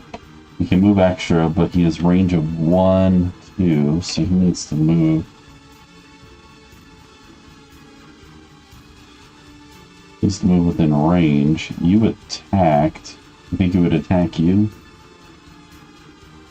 I mean, if we're the same distance, I did attack, so yes. Okay. So he's gonna do -1, so it's a 1 damage attack at range 2. He could theoretically move one closer, but it's a ranged attack. +0, so he does 1 damage to you. Dude, like, I might take the other one. They're both 1 position away.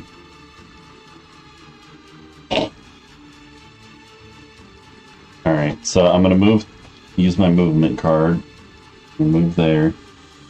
I'm gonna destroy this obstacle for no apparent reason.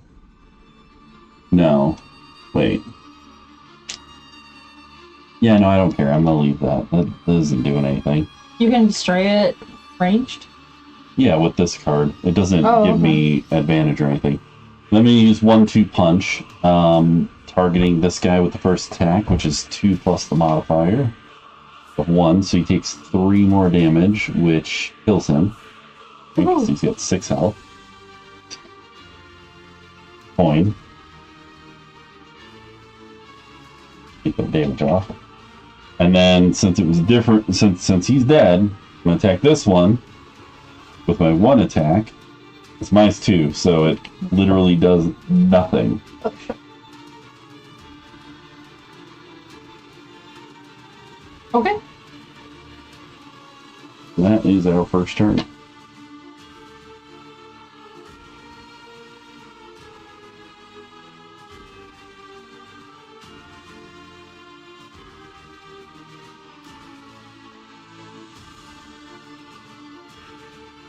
Okay. I got my cards.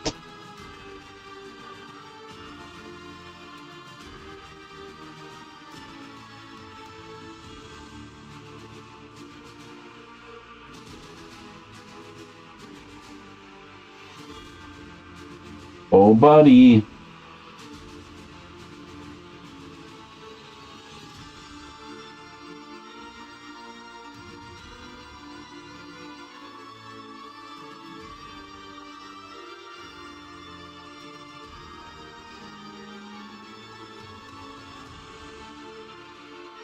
remember you got your one power up there that you can use at the beginning of your turn. We still use 2 cards though. Yeah. I think you have to count it regardless.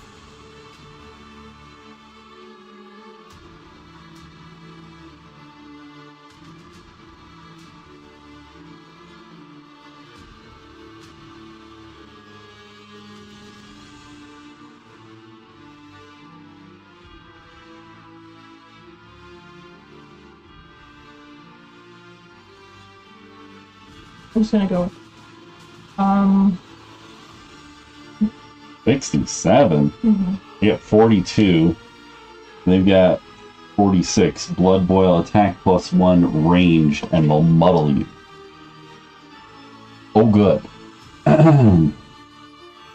So, I am going to play Wind Up, which on my next 2 attacks I get +2. Wait, who goes in what order? Me, them, you. Mm-hmm. I'm going to use Wind Up, which is a card that I can add damage to my next attack, and I'm going to stun them. They can't do anything on their touches right now. Okay, so it skips them, and then it's my turn, right? Right, so it's their turn. Can't do shit. Okay, Can't so I'm heal gonna anything. do the curse thing. So, do these decks be upside down? This one. No, you're Oh. taking this, putting it in this deck. We leave the discard pile? I think we leave the discard pile, and then you shuffle it in here. Okay. And then, We'll only shuffle that if they get one of the regular ones. okay, so I'm gonna have you attack them for 6, and we're gonna use your modifier deck to attack them. So It's an attack of 6. that counts as your attack, though, right? Yes. Okay, so I don't have to burn that. Or should I burn that? -1. That's a 5. Is that me attacking? Use the allies attack modifier deck for this attack and lose this card. Oh shit, I didn't Alright, well, realize it was a lose this card one. so +2, so 8, -1, 7. He's dead. Okay, I didn't realize it was a lose this card one though. That kind of makes me nervous. But Wow. okay, it's fine. It's fine. And then, Oh wait, did you do your... You cursed, that's what it was. Range 2 action. So you curse them at a range of 2, which you were in. Okay.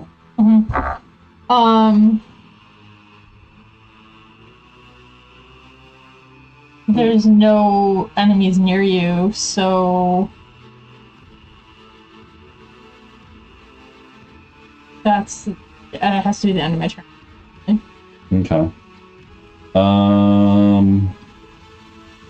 I was the last one to go, so it was the end of the round.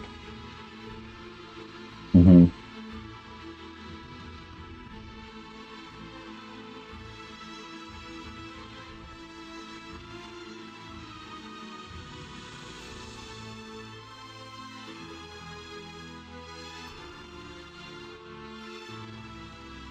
I have one card that does looting, and it's already used.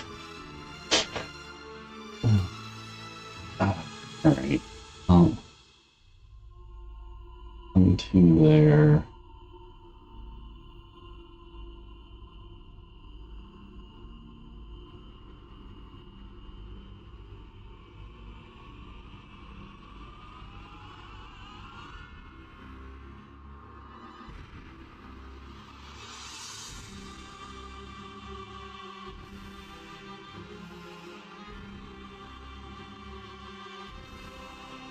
Oh no.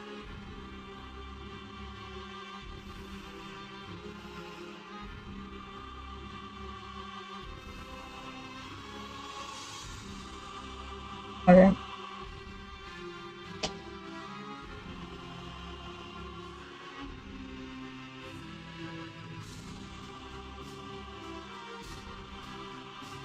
So I get a 19. There are no enemies right now. Oh, I have a 23. Right now, like this. I go first. Moving 2. Opening the door. I gotta, like, make some more tokens. We've got 2 of these guys and 1 zealot.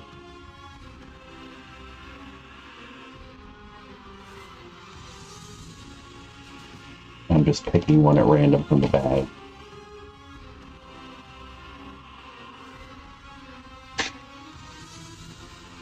This isn't a wall, right? No, why? So there's one. Oh, I was counting him. And okay. Sorry.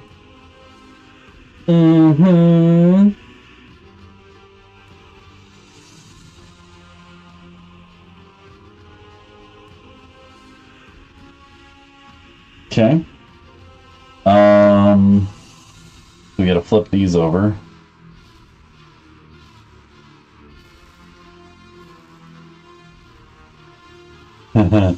Well, sorry. I guess can't do anything to you though. He's gonna try to move. So from the doorway, I have line of sight on him. Attack 2, range 4. Plus my modifier of 2. And I get an XP. Wait, is he within range 4? 1, 2, 3, 4. 1, 2, 3, 4. Okay, I just can't. Nope. So it's effectively 4 plus a modifier minus 1, so he takes 3.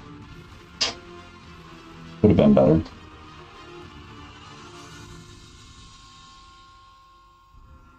And then it is his turn, and his attack is direct, and he can't move any extra, but he can curse. So does that mean he has to be adjacent to curse? Because it's not a ranged curse. He would have to hit me. Right. Okay. So he's got 2 movement, which means he's stuck in the sludge. Oh. I mean, that's his only option. That's all he can do, yeah. Okay. So it's my turn. Mm-hmm. I'm gonna move 4. I'm gonna do that. Start of your turn. Curse. The range 2, they're not close enough to you. Shit, okay. Well, I still... You can't. You're not in range of them. You still move the counter, I believe, even if you can't do the thing. No, you just scooch it along. You don't have to.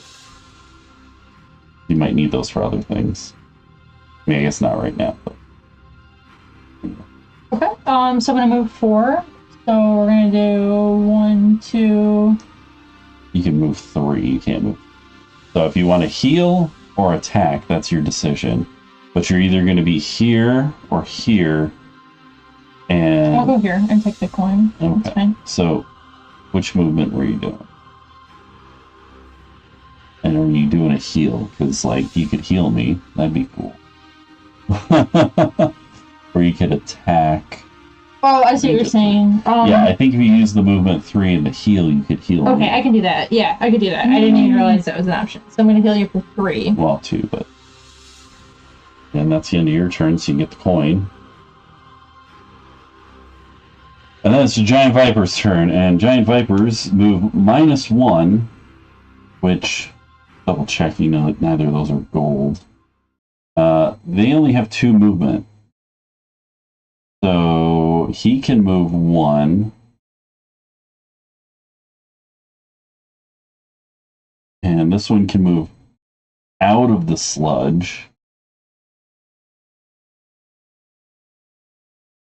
Does it cost 2 to move out of the sludge? No, it costs 2 to move into a purple space. Moving out of a purple space, it's 1. So wouldn't he move? He can only move 1. He has -1 movement. Oh, okay. Constrict. Alright. I only have 2 cards left. Same. 20. 68. 43 and 77. So the Zealots are down here and the Vipers are up here. I'm first.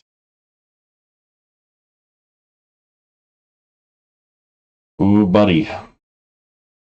Ooh, buddy.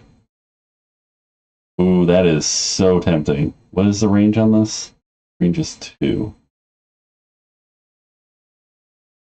Oh, I can't do it.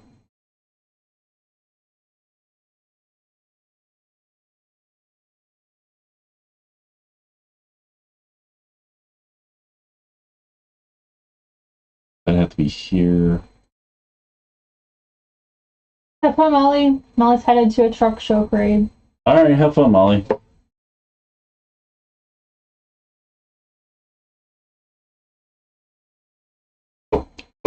Um,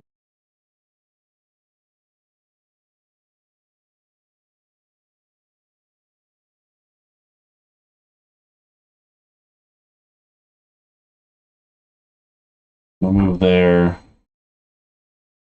I move 3. I could push him 1, but I'm not going to. 2 to here. I'm going to attack him for 3. +1, he's dead. We'll deal with that when I get back. I'll be right back.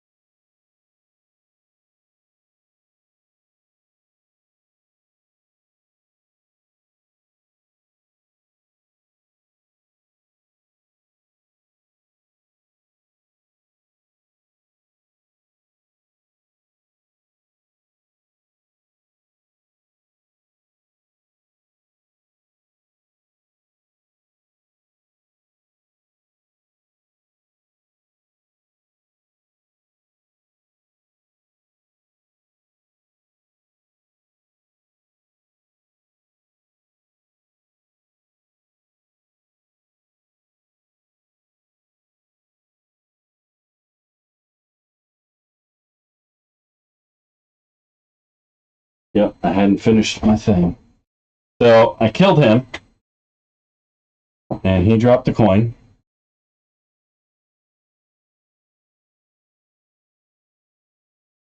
There's no more zealots right now, but I'm going to shuffle these and put them back.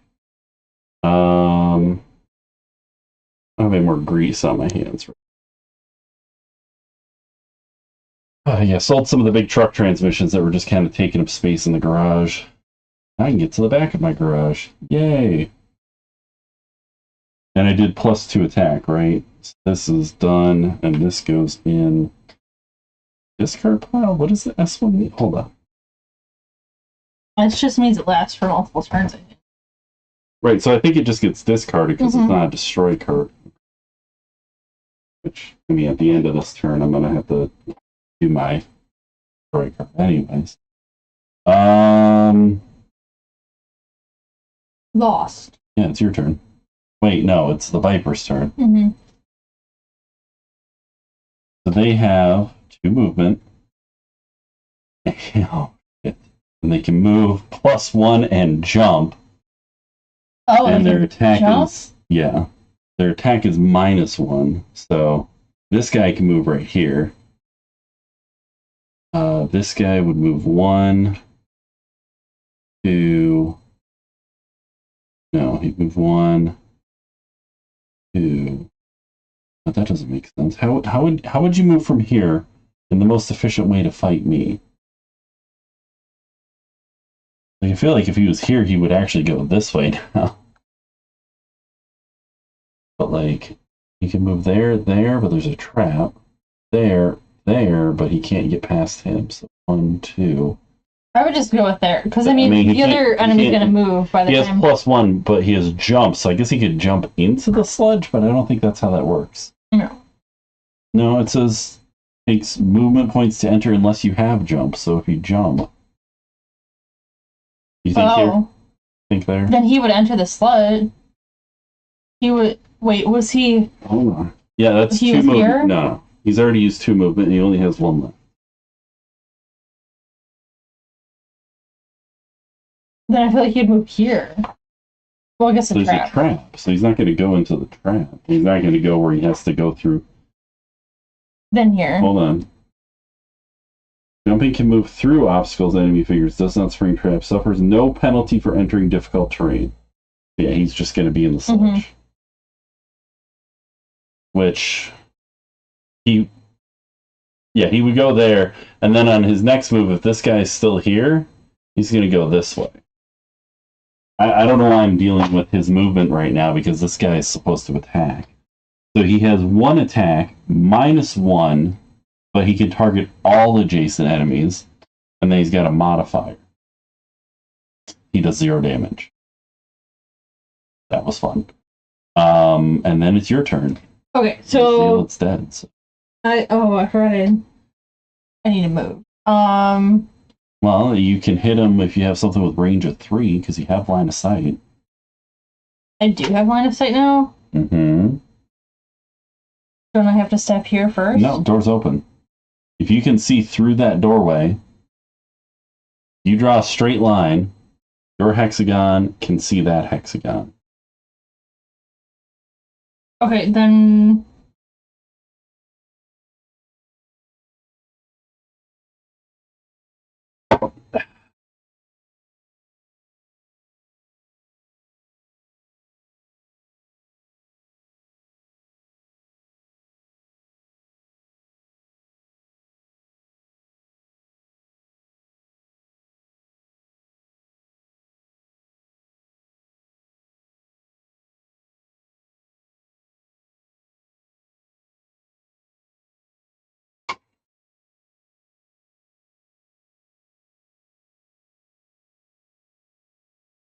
Okay, yeah.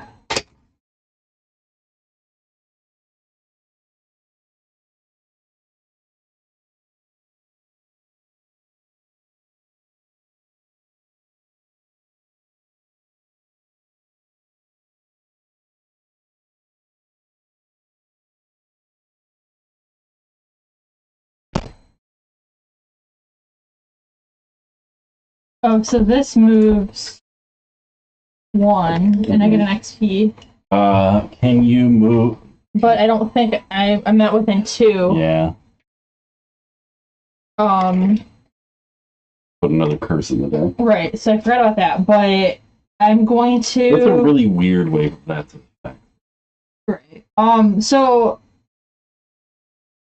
1, 2, 3. Okay, so I'm gonna force him to move 1. And I control his action, so I'm gonna force him to move into the trap. Okay. Which is gonna cause him to take 3 damage. So here's the... No, 3 damage was on there. Oh, I forgot. I forgot, sorry. And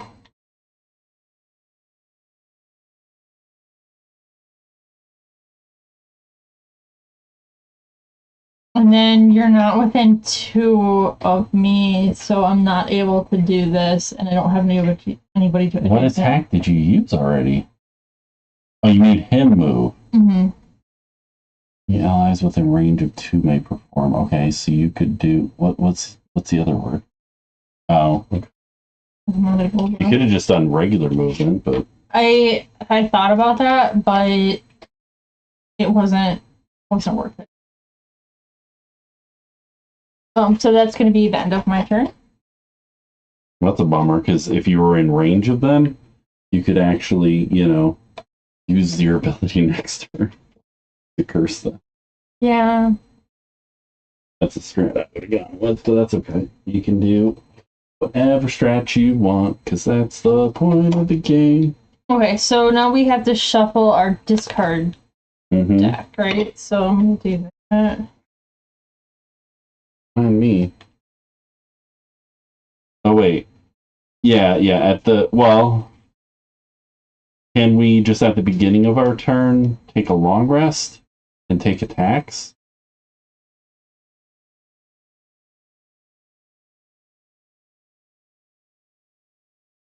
What would the point of you taking a long rest, though, if we're already shuffling our deck?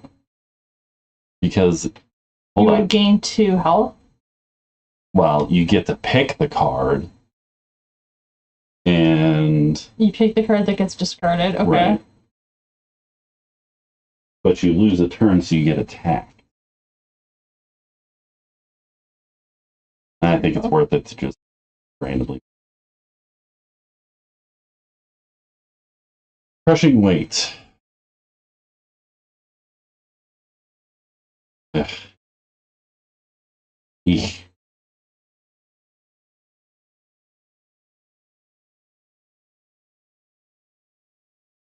That's a bummer. That would have been XP.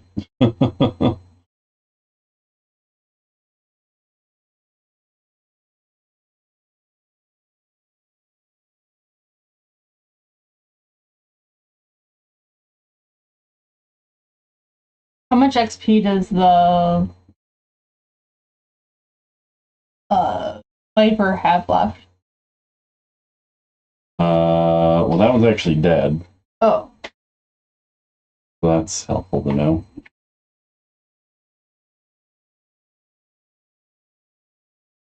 Okay, and the other one has full XP? Yes. Okay. Because they only have 3 health unless they're the gold one.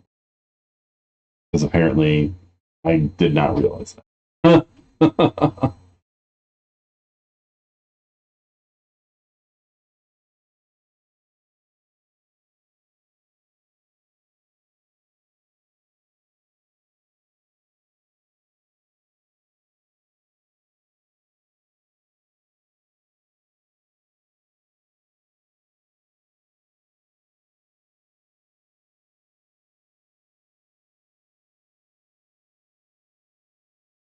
I'm just gonna do that. Okay, I'm good. All right.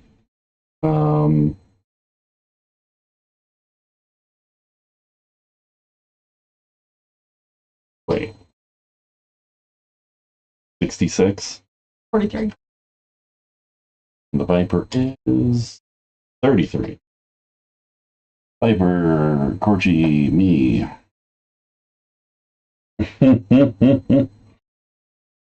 So, he has an extra movement. He has jump. His attack is direct, but it's local. So he would move here if you were in the doorway, but you're not. So he's going to move there. And his attack is 1 plus modifier, 1 damage. Okay. That's your turn. Alright, so I'm gonna move this to the next place. Oh wait, I'm gonna do, hang on. First I'm gonna move. No, that's the first thing that happens. Read it. Okay, Beginning you're right. turn. So... Unfortunately. Okay, so... that... he's not within 2, so I can't curse him. Then I'm gonna move. I have up to 4, so I have 1...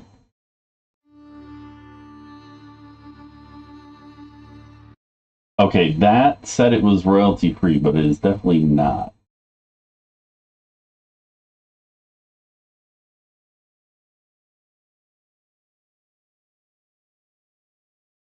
Two, three, 4. Okay. And then... Oh, you're stealing the loot that I'm looting? Oh, that's fucked up. And then... I'm gonna have you attack him for 4, and we use your modifier. So he's dead.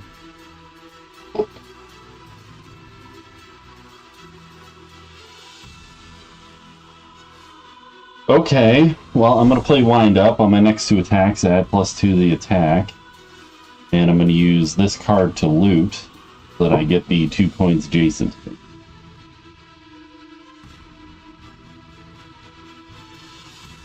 And that is my turn. Okay.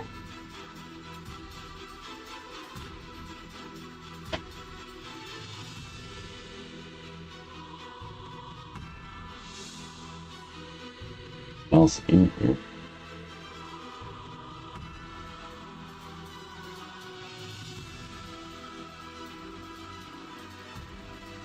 Alright. Pick 2 cards.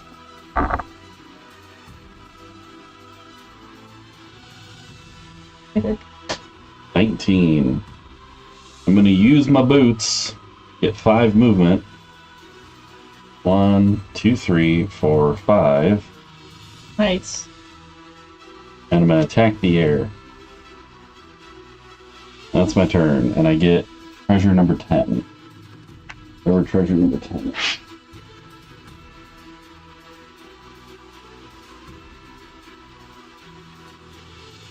Alright, that's my turn. So... Fateful Compass. I'm gonna Item move 27. 3. So we have... That says 10, right? Number 10.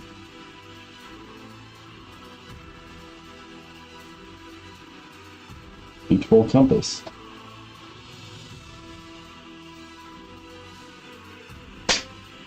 Not any available items, but... 1, 2, 3. There's no one to muddle, so I can't... Why didn't you move towards the other treasure?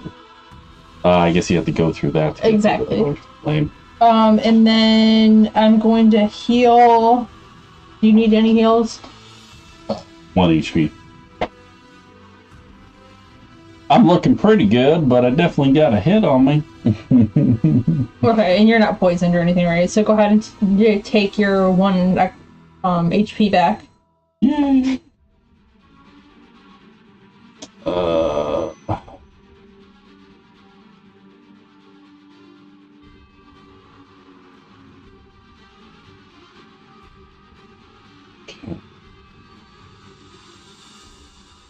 That's my turn. Alright. I'm just going to put this back because I took the item, which I get the item. It's a Fateful Compass. During your turn, force 1 enemy within range of 3 to move 2. With you controlling the action.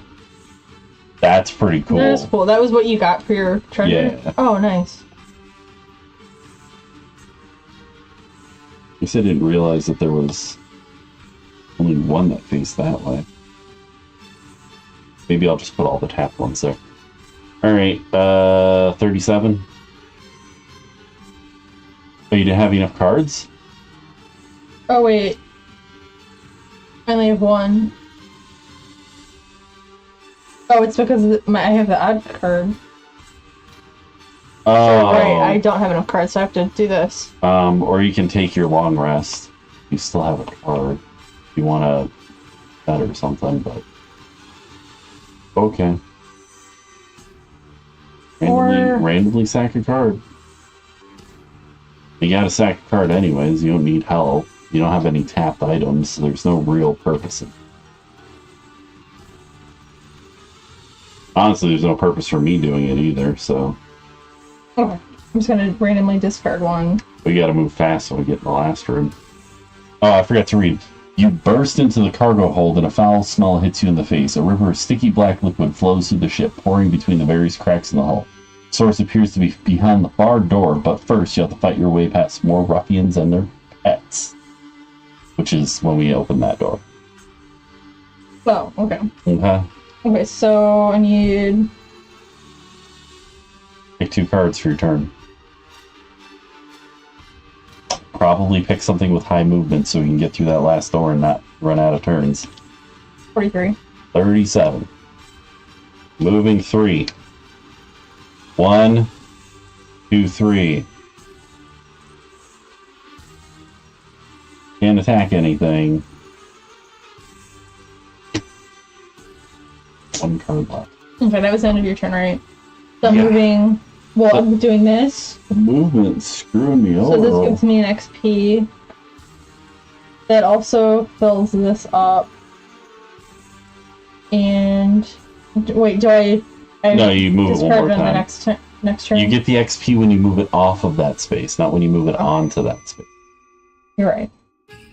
Okay, so moving 4. So 1, 2, 3, 4. Alright, hold on. Open the door. We got 1 giant viper and 1 more cultist dude.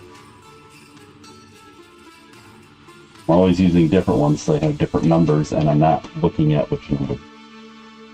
So we get like random turn order. And then when we get 2 that are inevitably the same number, we can argue over who's a faster enemy.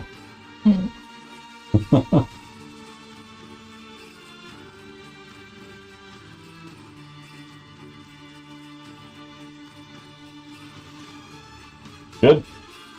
Yeah.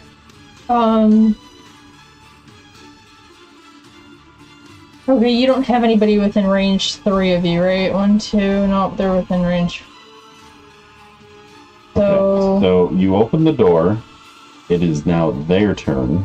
No, I would finish my turn. Right, but they get a turn now.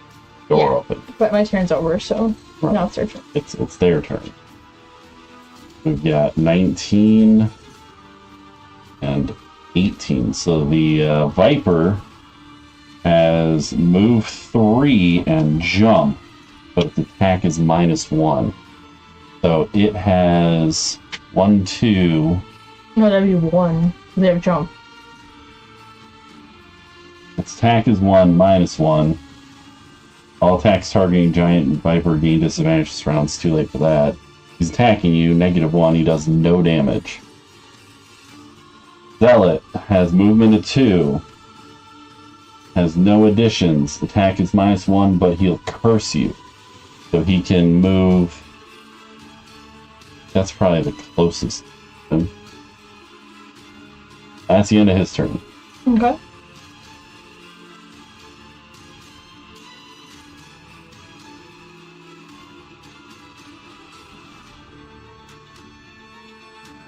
Who's that? Great, it's our turn.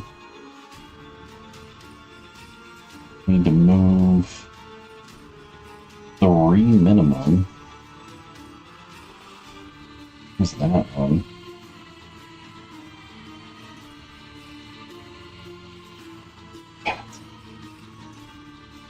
Yeah, because that sludge is there, so I need to move at least 3. Damn it. Alright. Use that one for that. Then we can do this one. Pick your 2 cards. Oh. I only have 2, so... 23 Okay. I got 19. If you're on the third game.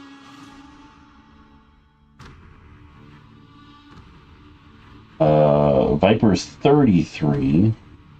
And Zealot is 46.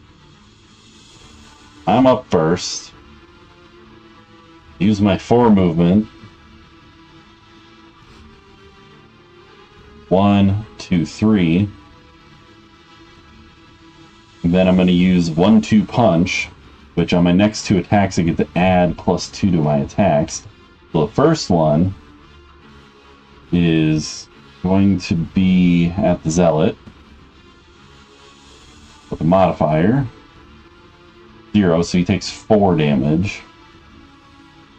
Because it's 2 + 2. Nice. And then my other attack is the same guy. It's 1, 2, so 3. He's dead. And a coin goes there. And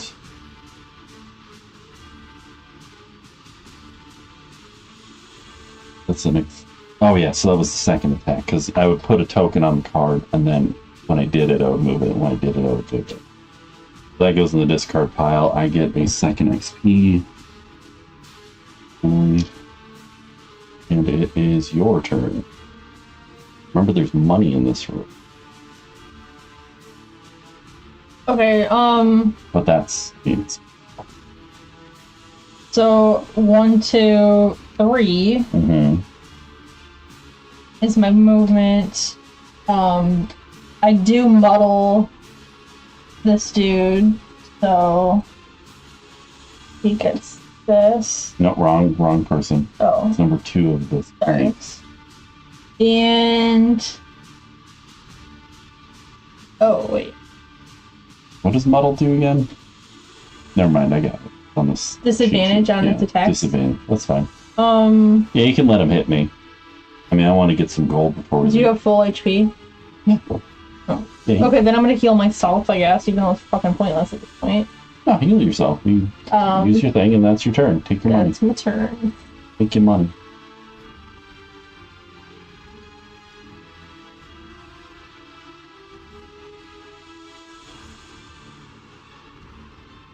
Alright, we'll do this.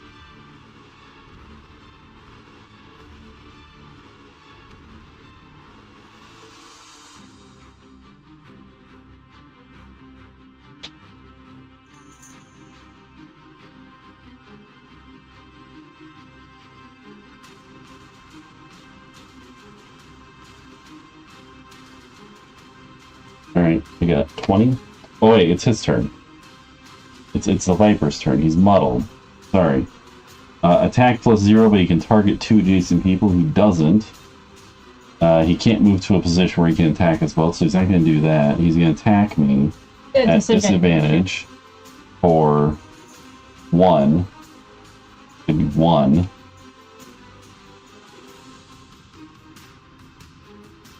And that's his turn. Okay.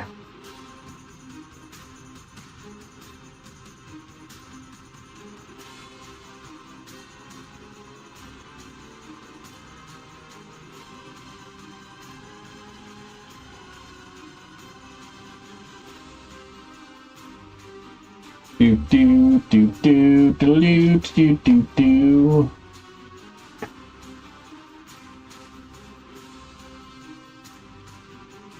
Is kick working? Nobody knows.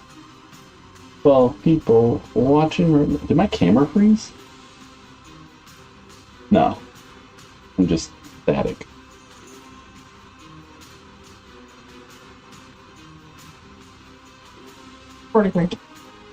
Alright. I move 2. Am I allowed to do the second part of one of these first? It's 2 different actions.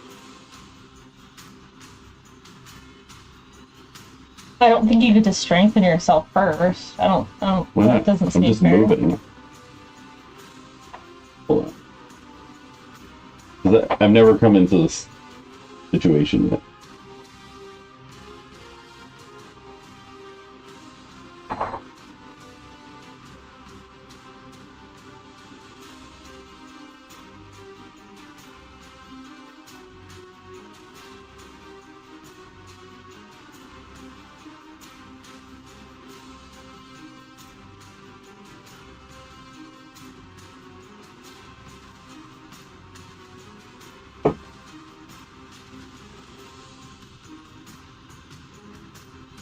Order written. Okay.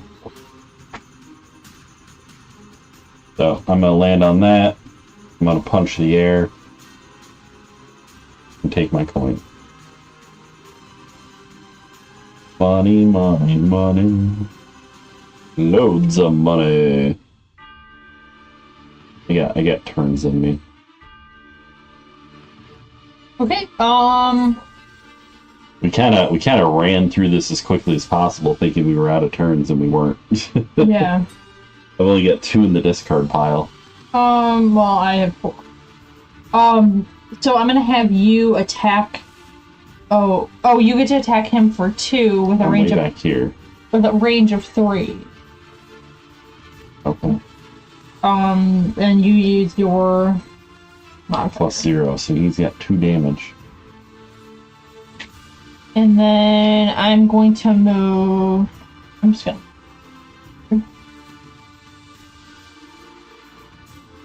Muddled.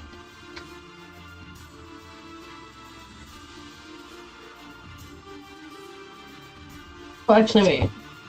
Is it cheating if I look at my other cards? Instead of moving there, I'm going to move. Wait, that's an obstacle. Yeah, you can't move there. So I'm gonna move 1, 2, right here.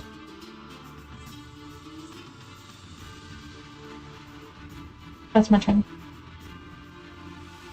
At the end of my turn, I was supposed to do this, but I usually wait till. Wait, it was his turn now, right? Move -1, so he can't move. His attack is +1, and he can immobilize you. So he's gonna attack for 2. No damage! Ah!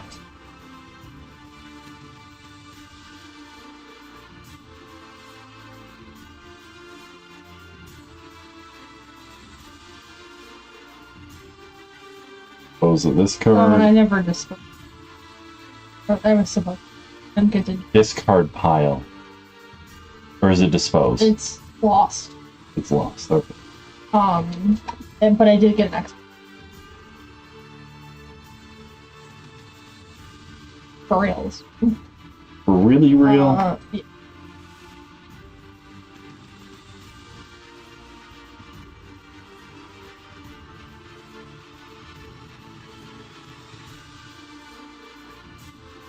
This is my last turn, by the way. Oh, you only have 2 cards left? Mm-hmm.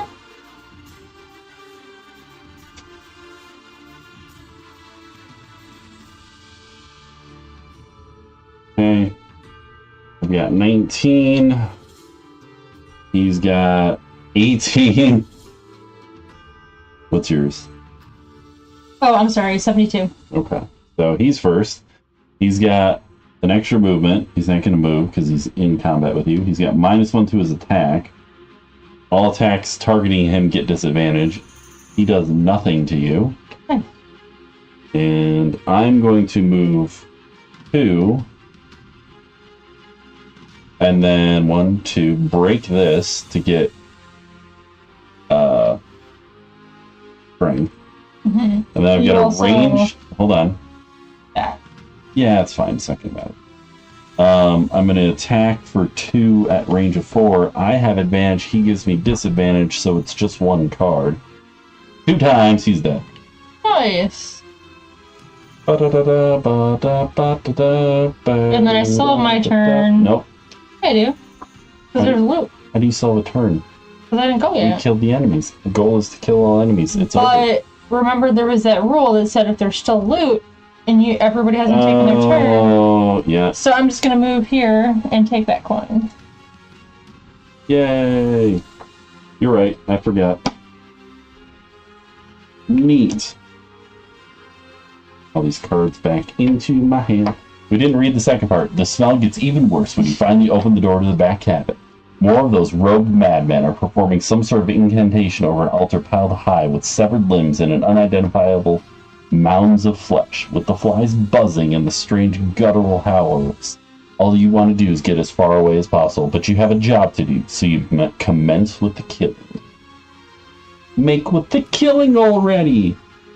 Alright, so you got 2, 4, 6, I have 8 gold now.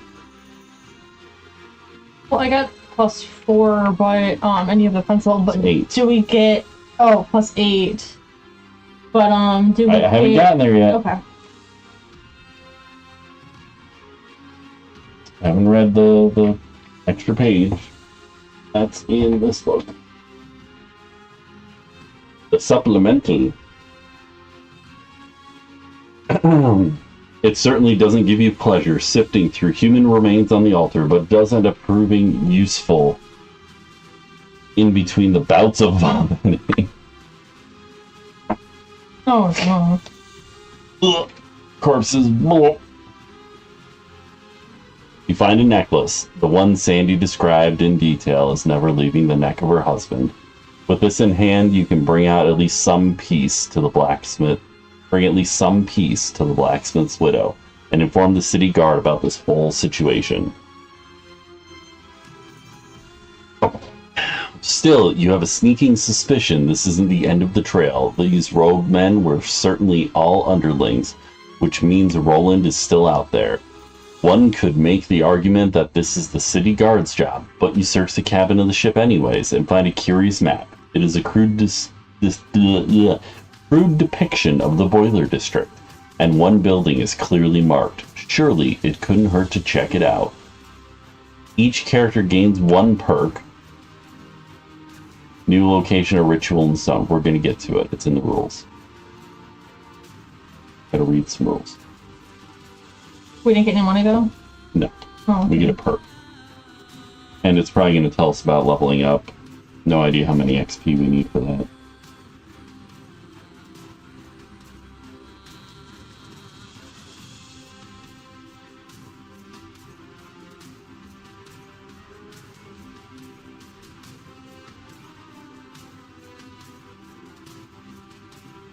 And you only cursed once, right? Mm-hmm. Alright.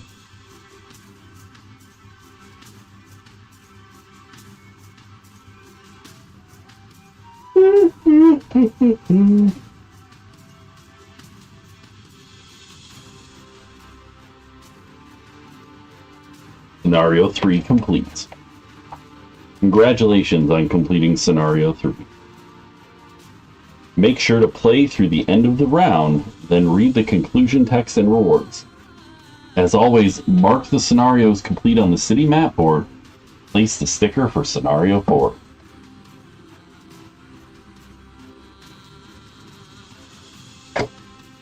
Oops. Bam! Oh. Scenario 4. While you refresh your character, recovering all cards, and removing all conditions.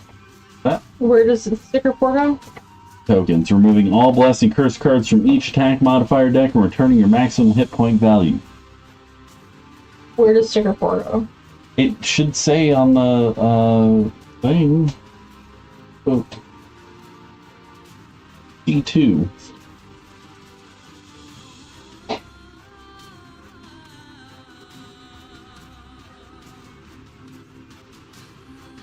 For the money you collected with each token converting to 2 gold, and then we'll deal with experience. Recording experience. Each character should now note their total experience tracked during the scenario and on their experience dial. Each time they gain experience through an action from now on, you will also gain additional experience for completing a scenario. Completing this and all other scenarios covered in this book rewards 6 experience. Wait. Completing this and all other scenarios covered in this book rewards 6 experience to each character. The total value of experience gained should be recorded in the XP notes of your character sheet. It takes 45 experience to reach level 2. So there's still a ways to go on that, but progress has been made. So did we get experience for 1 and 2? Corchi? I'm sorry, I'm still trying to stick this in and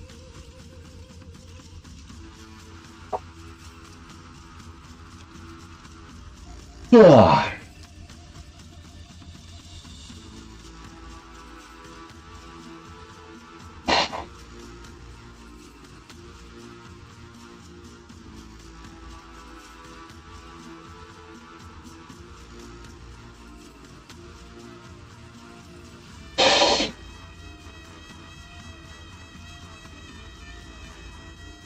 Crying.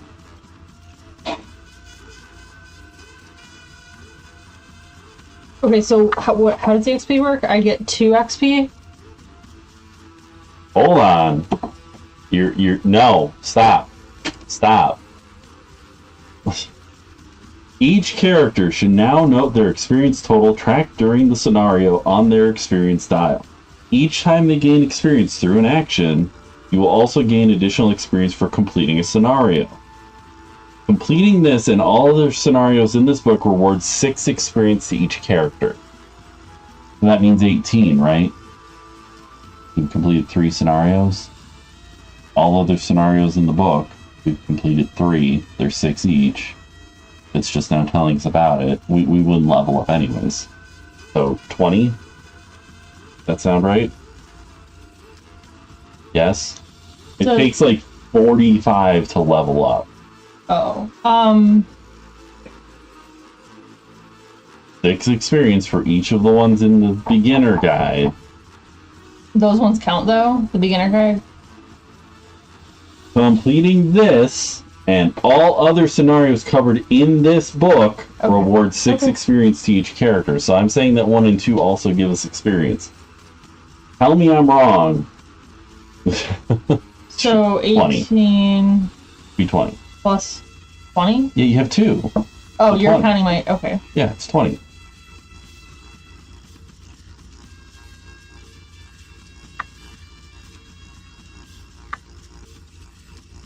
Yeah, so it takes 45 to level 2, 95 to level 3, 150 to level 4, so on and so forth. Level 9 is 500. A lot of XP. Do we pick a perk? Hold on! You're like nose deep in the map and not listening, so I had to start over. Each character also received a perk as a scenario reward, which is a very powerful enhancement to your attack modifier deck. Each perk a character gains allows them to choose any one effect from the list on the right side of their character sheet, check the box next to it, and apply the effect on their attack modifier deck. This can be some combination of removing bad cards from the deck, adding in more good ones from the separate deck of character-specific attack modifier cards in your character box labeled HALT. This change is permanent, so choose carefully. You will learn how to get more perks in the next scenario. We have run into a potential problem that does need to be discussed though. Advantage and disadvantage force you to pick the best or worst of 2 cards, but now that we have cards like +1 wound, how can you decide whether that is better or worse than +2?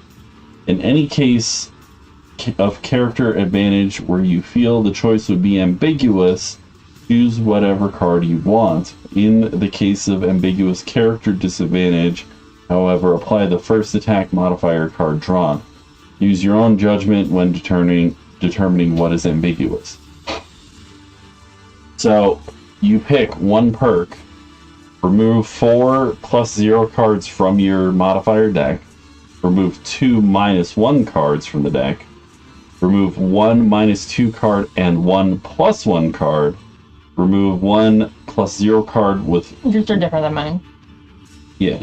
Place 1 +0 card with 1 +2 muddle card. Interesting. Replace 1 -1 card with 1 0 poison card. Add 1 +2 card. Replace 1 +1 card with 1 +2 leaf card. 1 +1 card with +2 fire. Add 1 +0. All adjacent enemies suffer 1 damage card. I mean, Okay, I think I decided. I mean, I'm going to remove 4 plus 0 cards. Are you kidding me? If I had more perks, I would do the 2 minus 1 cards. I guess we'll figure out how we get them soon. I removed 2 minus 1 perk. Did you? Yours was only 1 perk to do that? Oh, you Remove 2 lucky! minus 1 I have to cards? use 2 perks to get that. Look, Oh. see, I got to use 2 perks. Oh, that's what that means. Okay. Yeah. So I'm removing 4 plus 0 cards, which arguably just gets rid of neutral. Actually, wait. No.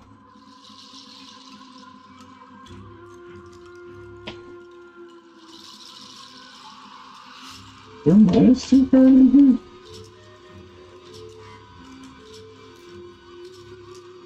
Is there a minus 2 card in here?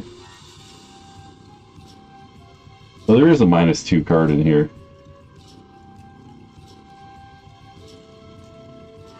I don't want to know. Before I pick one, check it off, by the way.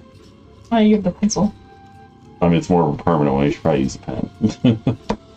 Alright. Can't undo it.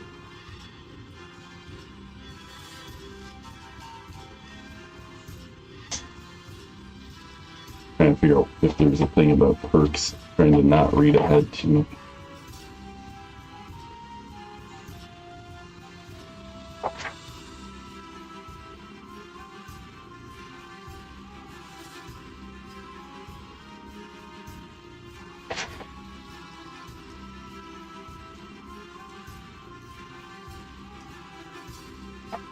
I don't know. Should I stack it on the remove 2 minus 1 cards? Because that's a really good one. Because the neutral ones aren't that bad. The minus 1 cards are. But I can remove a minus 2 and a plus 1, which that brings up my average in the deck. That brings up my...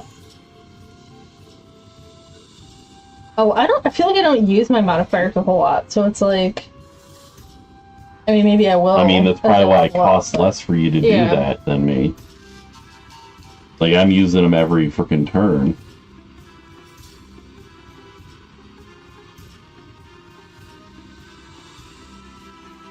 Replace 1 minus 1 card with 1 plus 0 poison card. Kind of cool.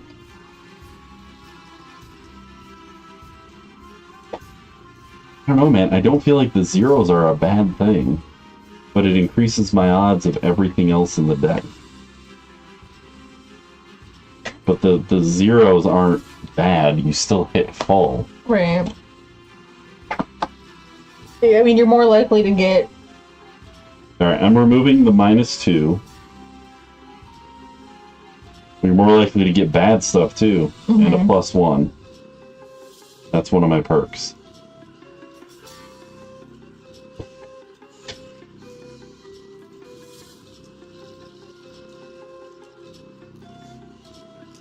I think the 0 cards are fine right now. These are just going to go into... The other modifier cards that you can get are in here. I'll just throw these all in the box. I'm actually going through them now. Yeah, that's what these are. So when it has the other modifiers... These are never going back in the deck. These are never going back in.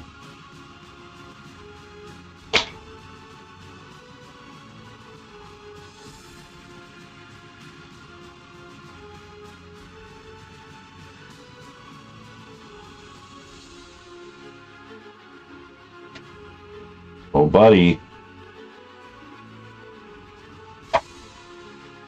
This book right now.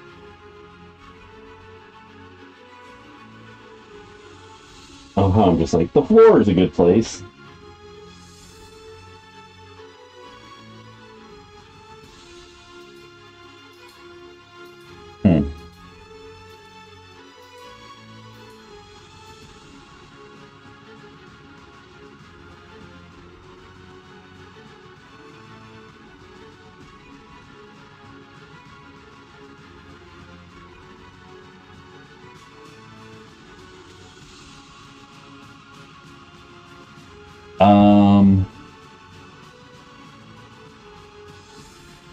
What you want to do?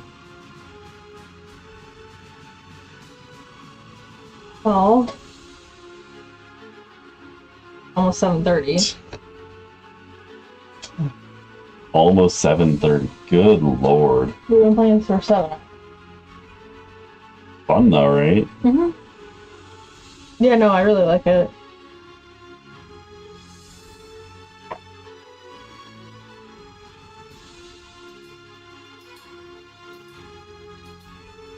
Yeah, I feel like we should take a break. I think so. Come back to it another time. Yeah, I want a cool little holster.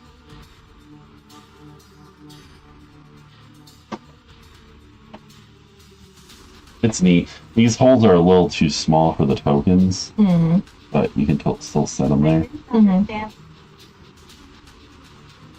But you can stand up your cards that have progress and just use those.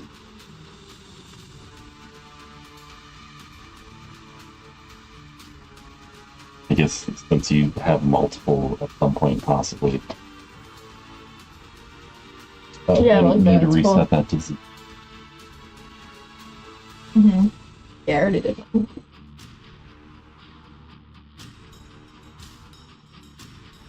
I'd like to paint these. I've never painted anything this small, so. Yeah, these are minis. I feel like somebody's got to have a better model of this, and I could totally just resin print a larger version. Yeah. I mean, it would have to fit in the spot, though. Yeah, but the bases are, you know, like this guy could be like twice the height. Yours could be like 50%. Well, your larger. guy is meant to be tiny. Hater.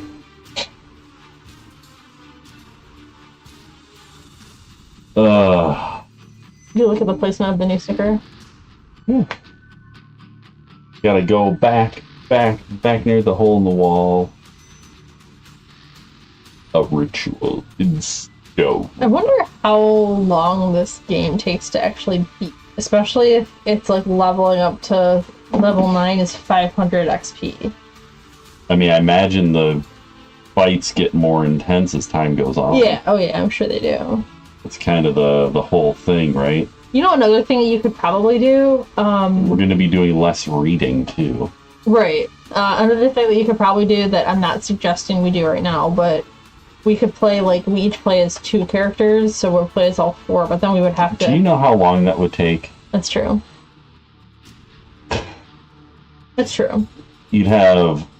no. No, because then you're colluding with yourself, and it's going to be But I way wonder, easier like, to play. if you wouldn't have picked Demolition Dude, like, we would not be able to get in here. You don't need to. Those are never blocking the way. I never blew those up either. It wasn't a requirement.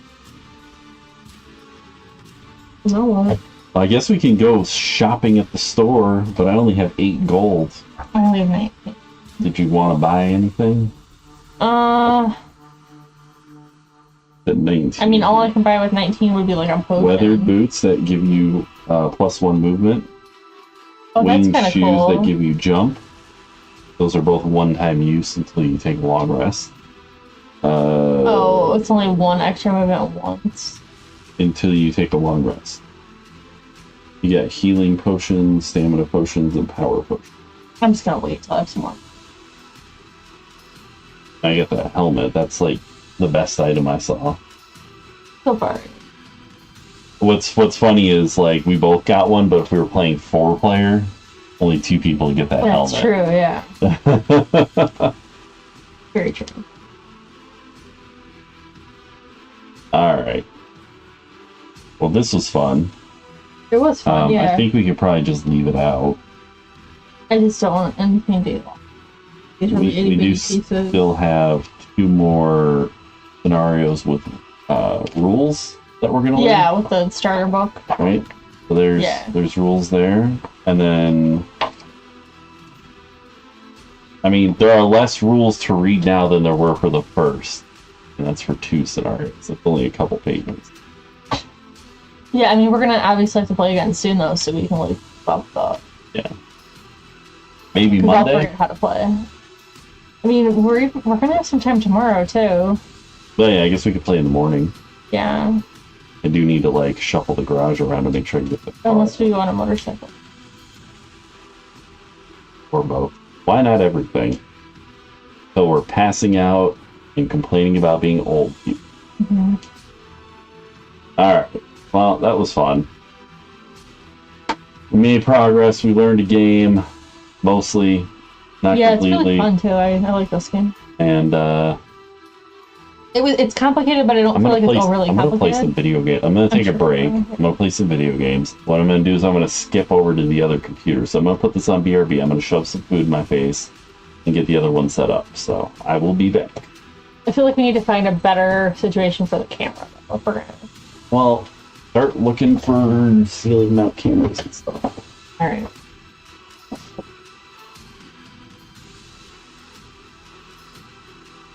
Oh, as I was like getting up.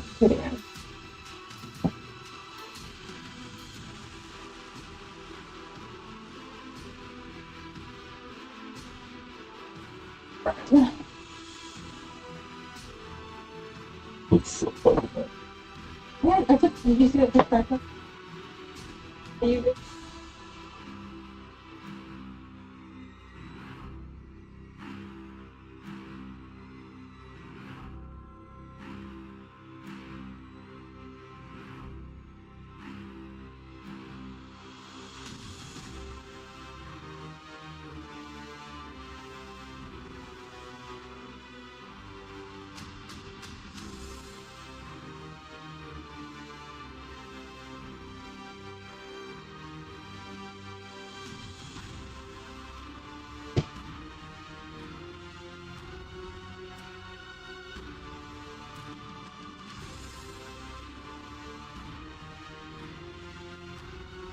Isn't that little hollow boy?